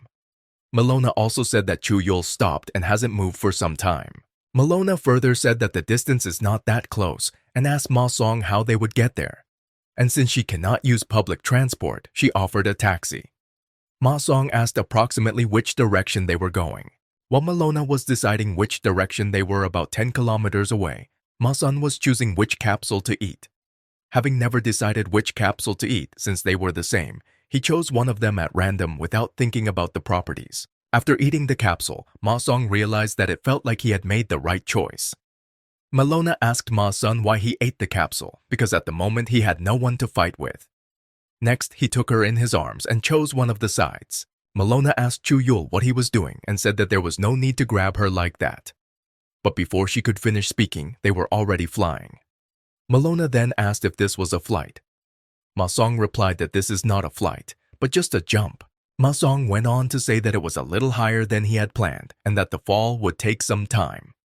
While they were taking off, Malona screamed that she was scared to fly, and when they fell, she also screamed that they were falling and that she was scared. Landing on the roof of one of the houses, Ma-Sun said that it was good that there were no people in this place at this moment and asked how long they still had to get there. Malona pointed in the direction and said that they were still less than 9 kilometers away. Meanwhile, the same girl was standing in a traffic jam with Zach, who was surprised that in this place where she was standing at this time, there was such a traffic jam and said so. She wondered if it was because of the accident. She further said that she could have found a workaround with the phone, but Ma-Song decided to break it and therefore she now cannot find a workaround since she does not have another phone. She also thought that it would be easier to get there on foot instead of by car, but they can't do that because of Zach. Next, the girl angrily asked Zach why he was so noticeable. Zach replied that he was sorry. The girl answered Zach that if he was so sorry, then next time he needed to be born as a creature of a different race. At that moment, Ma-Sun landed on their car with Malona, and the girl realized at that moment that something had fallen. Ma-Song, meanwhile, was surprised and said that this place was quite crowded. Malona told Ma-Sun that he should jump again as soon as possible. Ma-Song said that she should wait until he eats another capsule. Ma-Song ate another capsule and asked Malona which direction they should jump in now. Malona showed him the direction and he jumped with her in the indicated direction. Meanwhile, the girl in the car wondered what it was. She also had questions about what was there and whether she understood correctly that there had just been a person on their roof. Zach told her that he heard a familiar voice. The girl asked him if he knew anyone local, but he did not answer right away. And then the story moves to Karakul. Meanwhile, Karakul woke up in wolf form and wondered if she had really passed out and what had happened.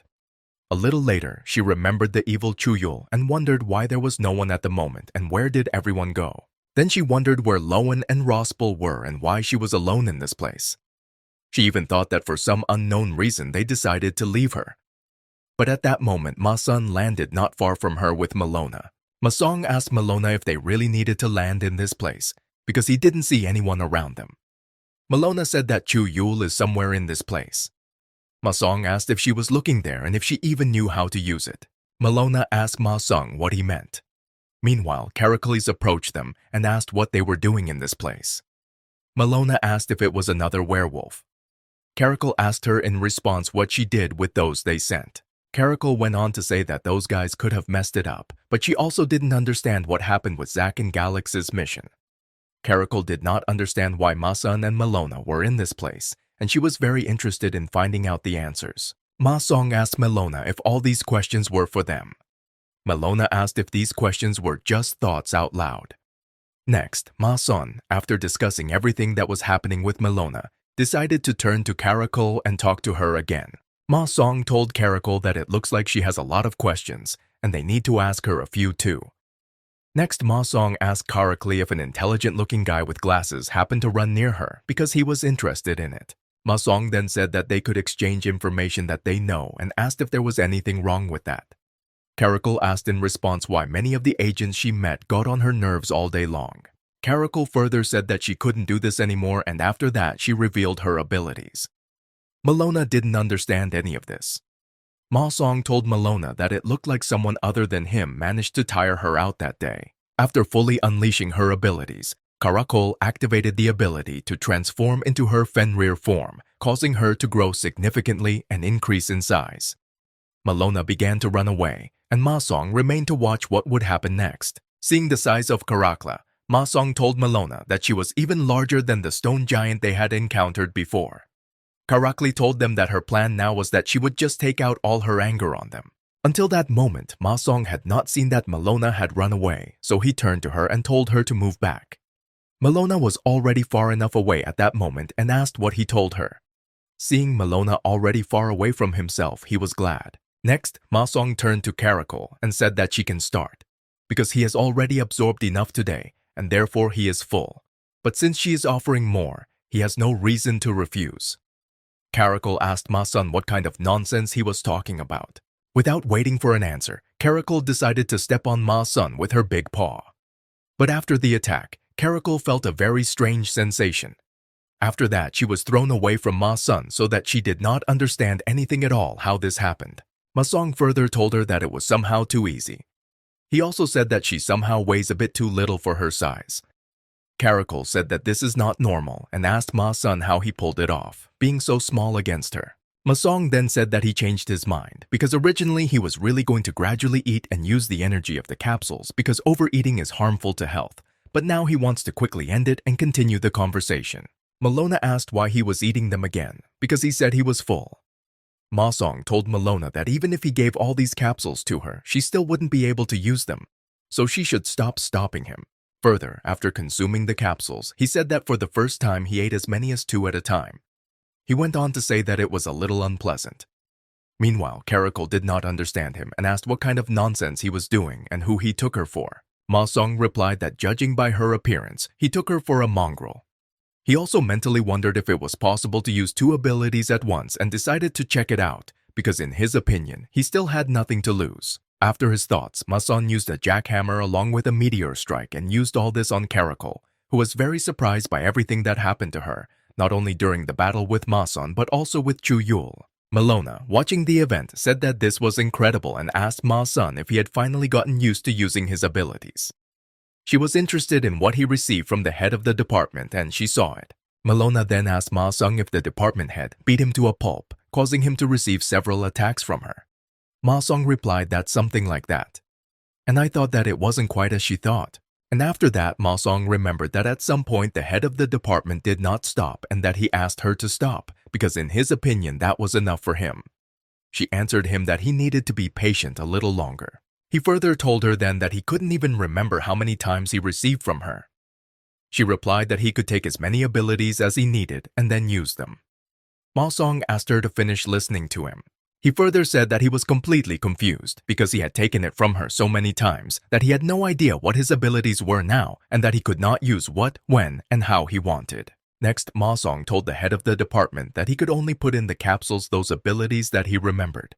She asked if it was he who had been trying to tell her all this for quite a long time throughout the battle. She went on to say that she now realized that it didn't matter how many interesting toys were packed inside the gift, because he still wouldn't be able to take out what he wanted and play with it. Ma Song said that the explanation is a little strange, but it is also correct. Further, the head of the department said that it turns out that this is all like throwing pearls before swine and is generally useless. Next, the head of the department said that they were running out of time and that's why she wanted to give him a few more gifts and told him to remember them well. Ma Song thought it smelled like something dangerous. This is where the story of gaining abilities ended and moved again to the battle with Karakla. He said that he prepared very hard, but he never had the opportunity to use everything he had. Karakul told him that if it weren't for her Fenrir form, his attacks could be very effective, but against such a body they are useless. Ma Song said that he is very surprised how strong the guys he meets today are. Ma Song further said that although the situation is a little different from the previous one, there are a lot of attacks that he can absorb. He will be sorry if it quickly fizzles out. Karakul told Ma Sun that he actually managed to pull off one of the attacks successfully, but her patience had come to an end. Ma Song replied that since they are now on the same level, then from now on everything will be much more serious. Next, Ma Song thought that the strength of the attack was not a problem, but if Karakul hit him, he would be thrown back quite far. Malona, who was overseeing Karakla's preparations, said the road was reduced to a pile of rubble. Malona went on to say that it had already become too noticeable and could attract people's attention, and that is why she decided to use what Soso gave her, namely the safety zone. Seeing that the safety zone did not work, Malona got scared and began to wonder why this was so, what she did wrong, or this thing was broken. But later she remembered that she did everything as they explained to her. Karakul asked if she really didn't say that this was all useless and that it only annoyed her. Next, Karakul asked Ma Sun what the whole farce was all about, as if he was going to give out something really entertaining. Ma Song asked Karakul why she was still standing after his heavy attacks. Then he thought that it looked like this was not a pretense and that she really didn't care. Ma Song also asked Karakul what the problem was. Next, Ma Song thought that this time he used even more powerful attacks than in the battles with the Lich or the Bat. He also thought that he had absorbed quite a few attacks and used suitable ones, but it could still be due to her size. Ma Sun also realized that even if you smash a concrete wall with a blow, then on the scale of the entire building it will be just a small hole and that this is comparable to the same Karakla, which has such an extremely huge size. Karakul, meanwhile, realized that she has not felt her left hand since the very moment Ma Song hit it. And although she pretends that everything is normal, although in reality everything is very much not normal because she cannot even move it, Karakul then thought that this injury was just a trifle and there was nothing wrong with the fact that she could not use one of her hands, and said that she needed to attack, and after that she proceeded to attack Ma Sun with one hand. Malona, meanwhile, noticed and said that Karakul had dispersed again, and at this rate there would be nothing left of the road. Karakul told Ma Song that she had an incredibly strong desire to grind him into powder. Next, Malona thought that Karakul was attacking Ma Sun with great frenzy, but suddenly someone spoke to her through an earpiece and it was Soso. Soso asked Malona what happened and if they found Chuul, which they should have done. Malona answered her by telling her the current situation. Soso did not believe that it was even possible for the security zone to not unfold, and that this definitely had nothing to do with service life. Next, she asked Malona who else was there. Malona replied that there was no one except her, Ma Sun, and Karakli. Soso said that this means that a security zone has already been deployed nearby and also told them to move a little away from this place. Malona was glad that she did everything right. Karakul thought that she had some very strange feeling, similar to as if she had simply dug up the earth, and at the same time there was no feeling that she had crushed Ma Sun, although she did exactly that and saw exactly that. Meanwhile, Ma Sun crawled out from under the rubble and asked Karakla if she had finished and was this really all she was capable of. Karakul, seeing Ma Sun alive, said that this cannot be. and Ma Song said that the clothes, although new, were already ruined. Ma Song also asked if he would be deducted from his salary for damaged clothes. Karakul couldn't believe that someone the size of a mouse could survive this. Ma Song asked Karakul if he understood correctly that it was his turn. Next, Ma Song wondered if things would be different now. Karakul answered Ma Song that it doesn't matter how many times he hits her, because the result will be the same and that his stupid attacks don't work on her. Ma Song said that these were not his attacks and that now he would hit her with her own weapon. Next, Ma Song asked Karakul why, given that she is so huge, after her attacks there was not a single scratch left on his small body. Karakul replied that he was just lucky that she didn't hit him and that it was because he was too small. Ma Song said that she can make excuses as much as she wants, and in the meantime he will happily listen to her.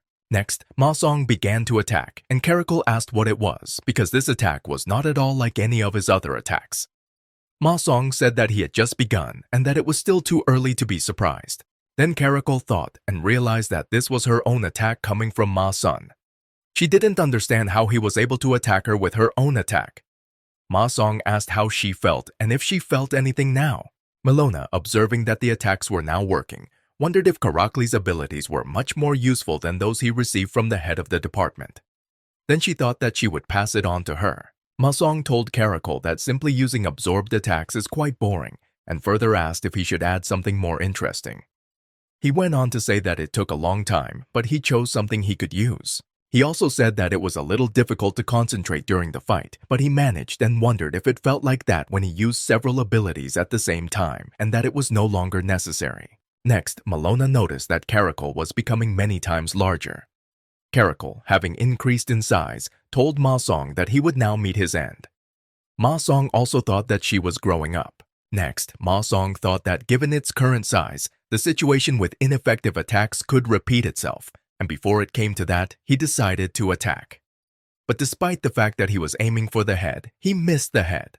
This happened precisely because Karakul's growth changes very quickly upward.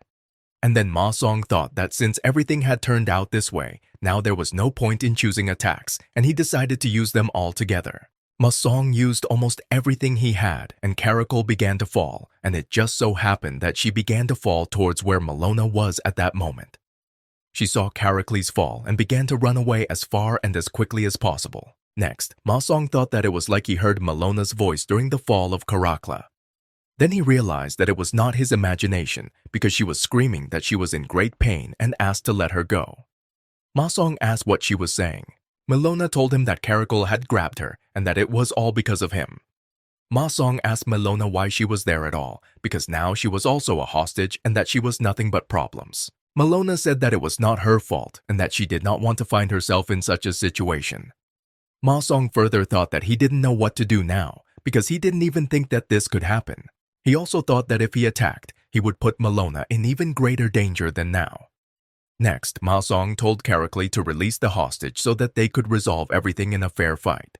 Ma Song also told Karakul that if she wanted it so much, he could beat her until she was satisfied. Melona asked Ma Song if he really thought it would work since Karakul was an idiot, but Karakul let Melona go. Melona wondered why Karakul let her go so suddenly. Ma Song asked himself exactly the same question.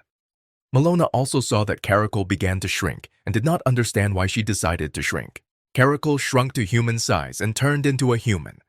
And at that moment, Ma Song and Melona realized that judging by her clothes, this was her original form of the lycanthrope through whose body she fought with everyone. Melona said after that it looks like Karakul is passed out.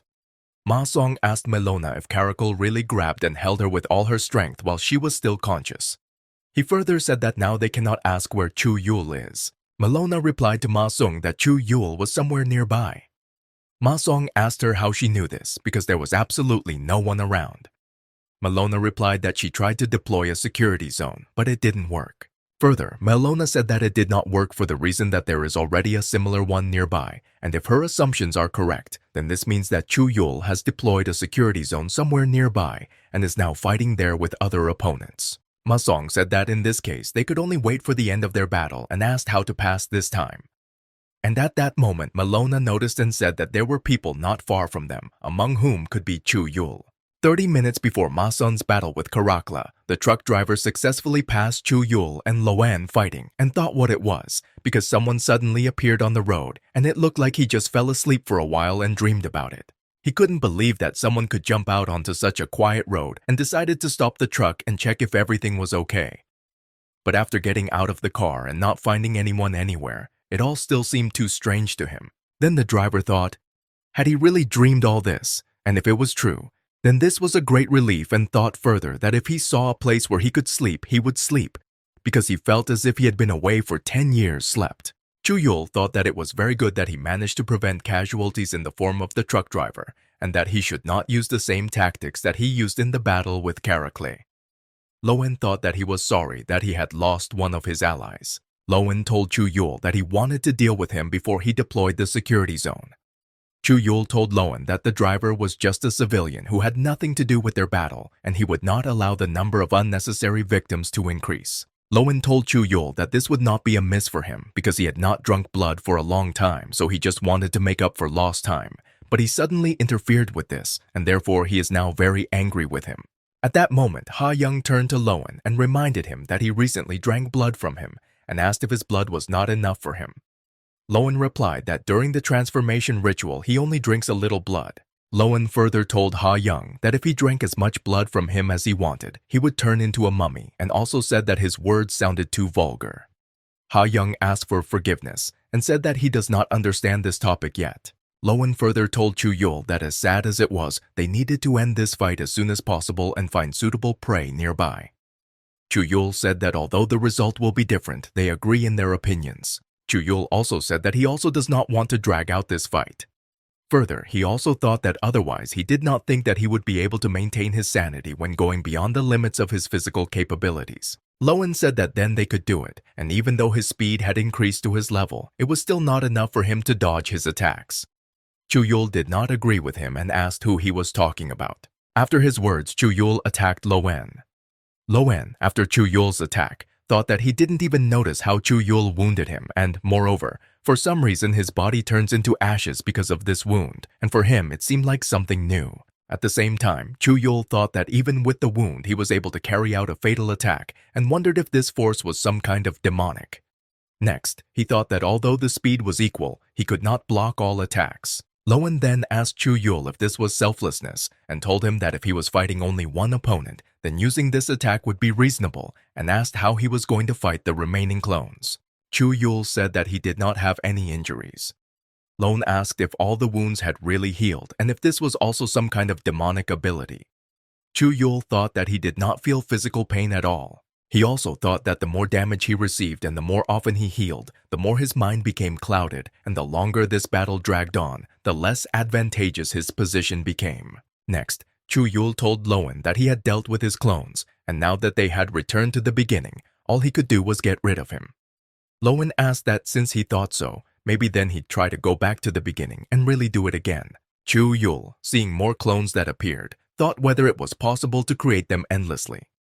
Loan told him at that moment that it didn't matter how many times he tried to defeat him because they could always go back to the very beginning. Loan then asked Chuul what would happen if he took damage before his previous wounds healed, since he can also be selfless. Chuul saw what was happening and realized that Loan was creating clones immediately after destroying the old ones. Chuul also thought that he had to deal with them all at the same time, after which he took out his sword and began to carry it out. Loan, seeing this, thought that it seemed to him as if Chuul was alive and moving of his own free will. After defeating the clones, Chuul told Loan that he no longer had the numerical advantage. Loan asked Chuul if this made him feel better, since he was still alive. Ha Young, admiring what he saw, said that they were both incredible. Ha Yeon further said that both Chuul Sunbai, who is becoming stronger and stronger using unknown powers from the Book of Vice, and Loan, who is not inferior to him, he both really likes them in the current situation. Rospel said that it looks like Chuul is actually quite strong, even if the group attack had no visible effect. Ha Young asked Rospel if he had an ability that could match his powers. Rospel told Ha Young that he didn't know.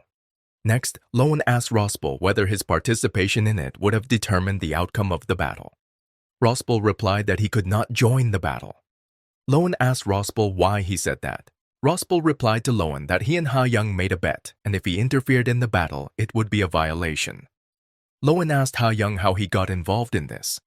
Ha Young replied to Lowen that Rospel was able to convince him very well, and he agreed. Ha Young also told Lowen that naturally he thought that he would win this battle, and that he could not refuse the winning bet. Rospel said that in addition, his abilities were not originally intended for combat. Rospel also told Lowen that he doesn't even have anything close to similar abilities, and the fact that he belittles himself shows his modesty, but he really doesn't have any special abilities that could help in battle. Lowen said that he understood, and that he would take care of everything himself. Ha Young wished Lowen good luck, and Rospel told Ha Young not to worry so much about Lowen.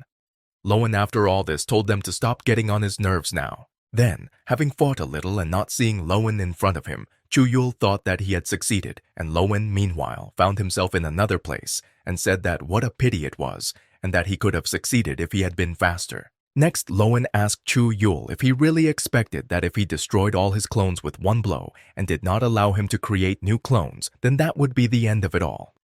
Lowen also asked if he really thought it would be like this. Chuul answered him that he was gradually getting used to such speed, so it was quite possible that soon everything would really end. He further thought that this was only possible if his mind could hold out until that moment. Lowen told Chuul that he was looking forward to this, and since he was slowly getting used to it, what would happen if he increased the number of his clones?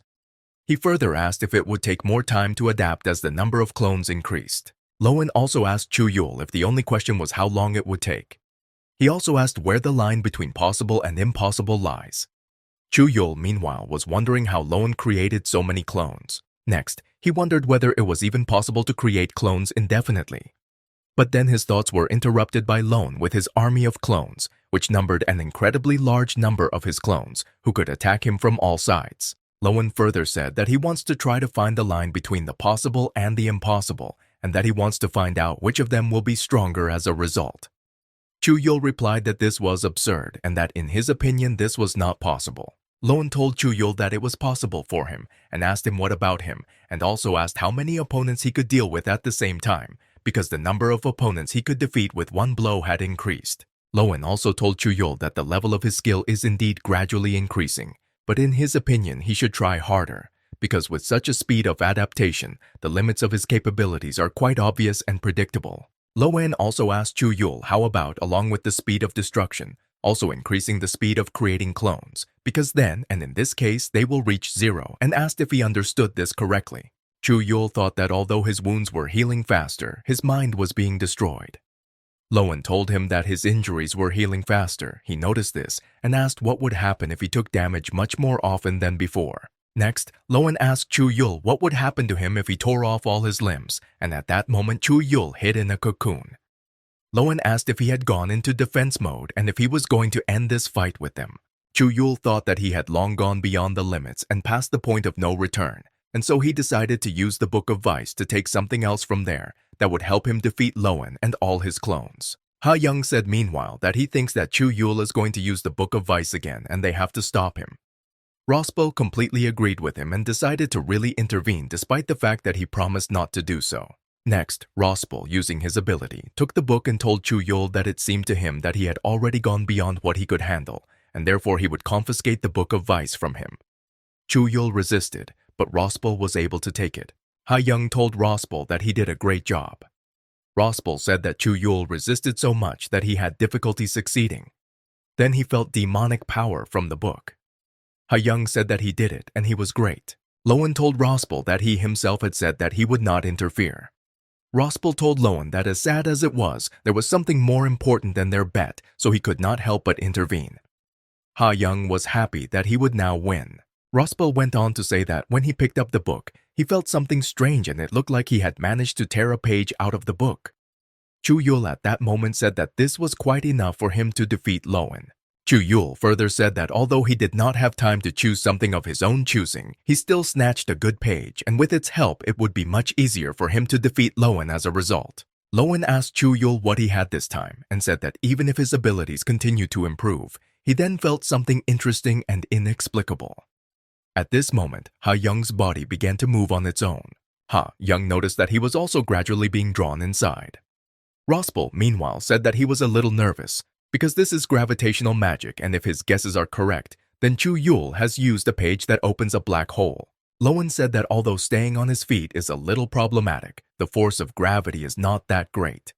But a little later he thought that over time it was getting more and more addictive and, accordingly, he too could hardly resist. Chuul told Lowen and his clones that he would shred them all.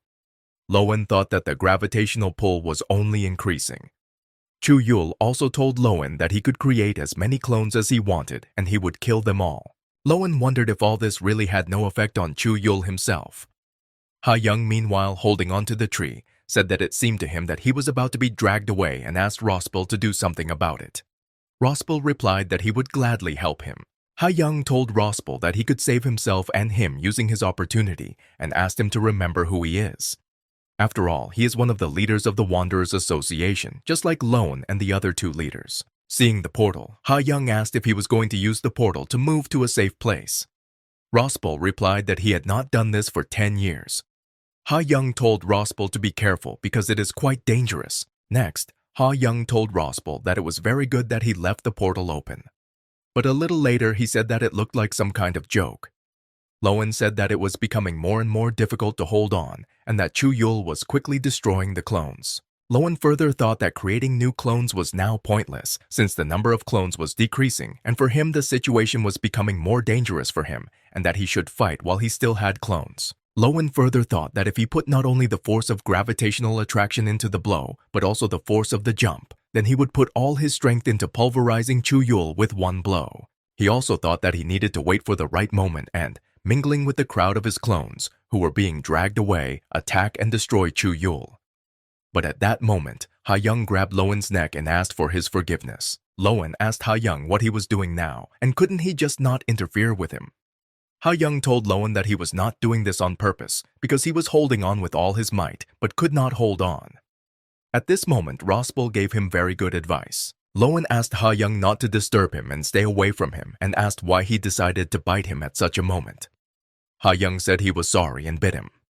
Lowen asked why he did this at that particular moment because he did not understand it. Lowen noticed that his strength was disappearing and after that he fell. Seeing this, Ha Young got scared and asked what he had done because the master told him not to drink too much blood.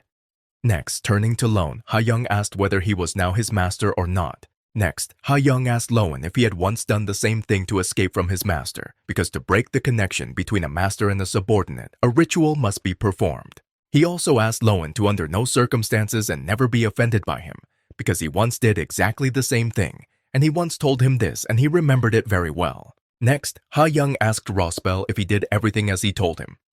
After all, he tried to do everything exactly this way and no other way. Rospel said that was exactly so and that he was great.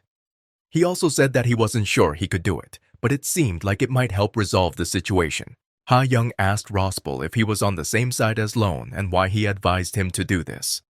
He further said that if he thinks like this, then he can already stand on his feet and is no longer dragged in the same way as Lowen was before. Rospel answered him that this is all for the reason that the power of the black hole is drying up, and regarding Agent Chuul, from the moment his target switched off, his hostility began to fade away, and in addition, the safety zone also disappeared. Ha Young was overjoyed and started shouting that he was now free and that he could now go back to his good old laboratory. At that moment, Malona and Ma Sun saw him. Malona called him. Ma Song asked him who won in the end. Ha Young turned to them and asked why they were in this place. Then, without waiting for an answer to his question, he said that it didn't matter how they ended up here. He said that they appeared in this place just in time.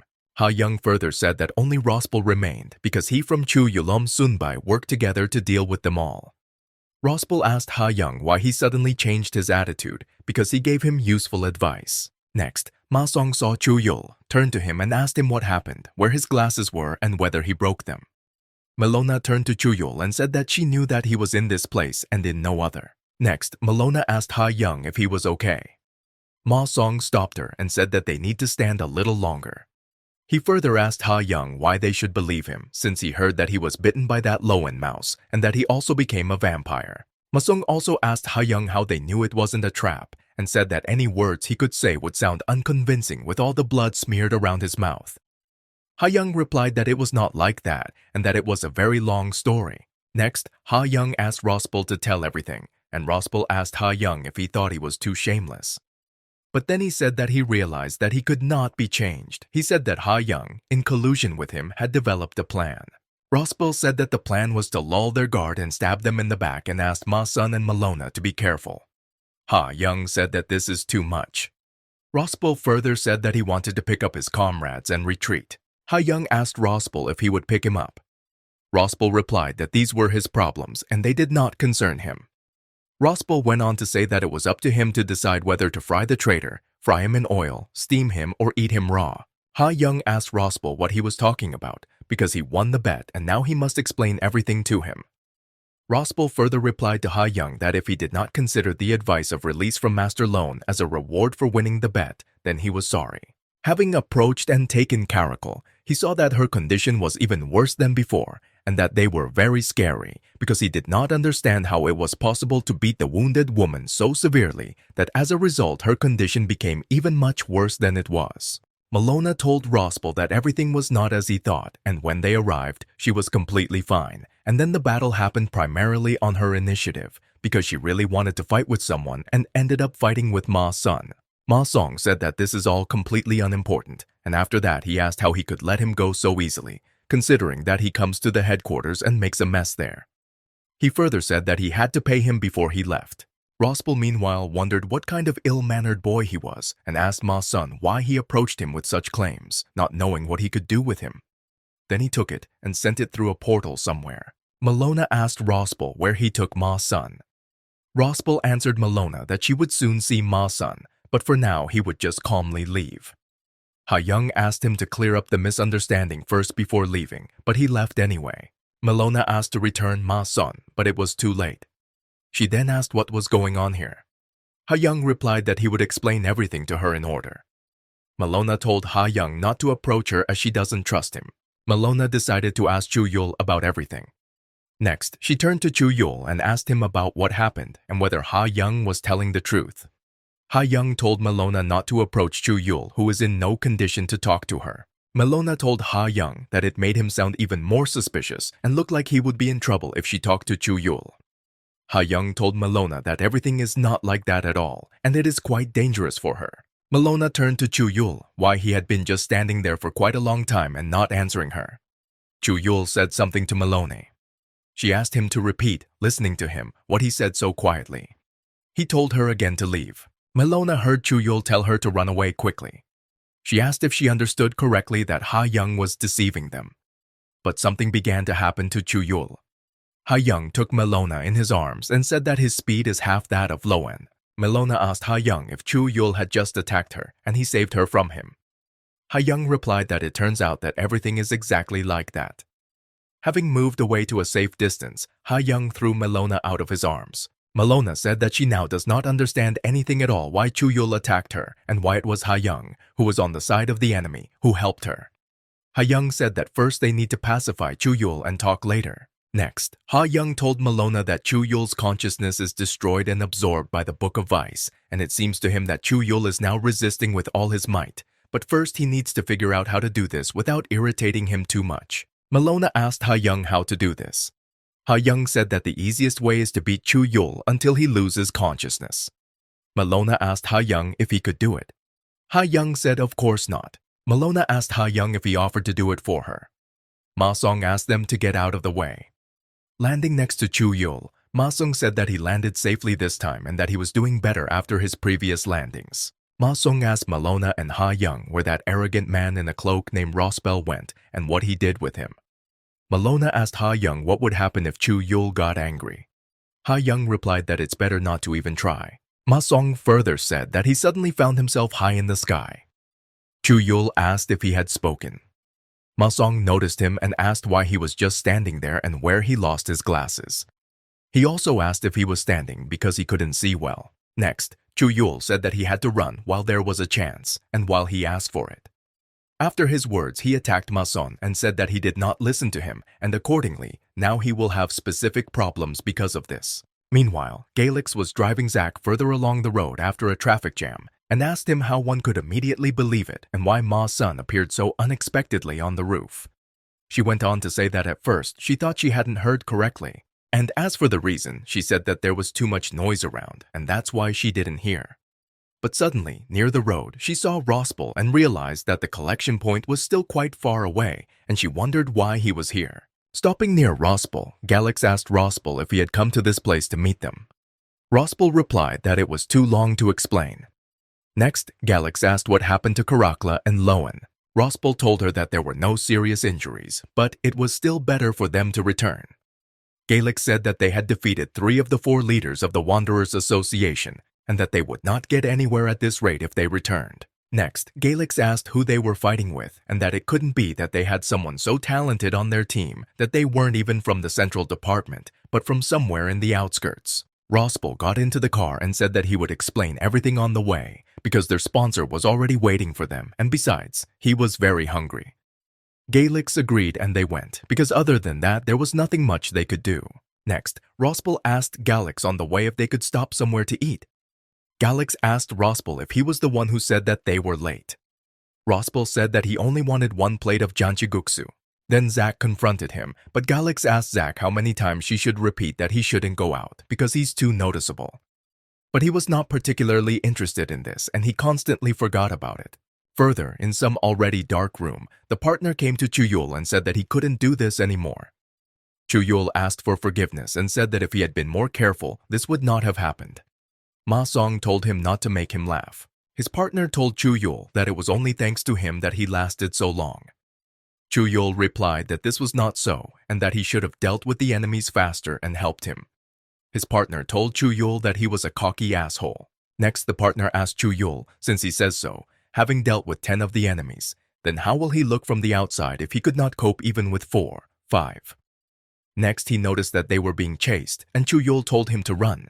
Chuul also said that he would buy them some time, and ordered his partner to stay away for now. The partner asked Chuul not to be stubborn and listen to him. But Chuul was not going to listen to him even after everything that had happened. Chuul, seeing the number of enemies watching them, thought it was surprising, but there weren't that many of them left, and if he got rid of a couple, there would be much less. But at that moment, his partner was attacked. The attacker told Chuul that he felt like he was a burden to him, so he decided to lighten his load a little. Chuul replied that he would not let him just leave. It turns out it was Chuyul's memory of his partner's death. Meanwhile, Ma Song realized that this attack of Chuul was somehow heavy and significantly different from everything he had absorbed so far, and that it was even difficult to explain if he suddenly had to do it someday. Chuul told Ma Song that he was strange and that he couldn't believe he was okay after his attack. Ma Song said that it is quite difficult to explain. Next, he asked Chuul who he was because he didn't look anything like the old Chuul. Ma Song even asked him if he was a demon who had entered Chuyul's body. He did not answer this question clearly and said that there are many words that can be used to describe him, but most often he is called the god of demons. He further said that there are many people who crave his power, and he found an opportunity to answer this call because it is not very often that he manages to breathe the air of another world. Ma Song went on to say that he understood, and that was enough for him. Ma Song also asked if he understood correctly that the time had come to return the favor to him and had already prepared for this. Ha Young told Ma Song not to do this because although Chuyul's consciousness is absorbed by the demon god, there is still his body. Ha Young also said that the damage may remain even after Chuyul returns to his body. Ma Song asked Ha Young if he was serious and what he even suggested doing in this case. But while he was saying this, God was already attacking him.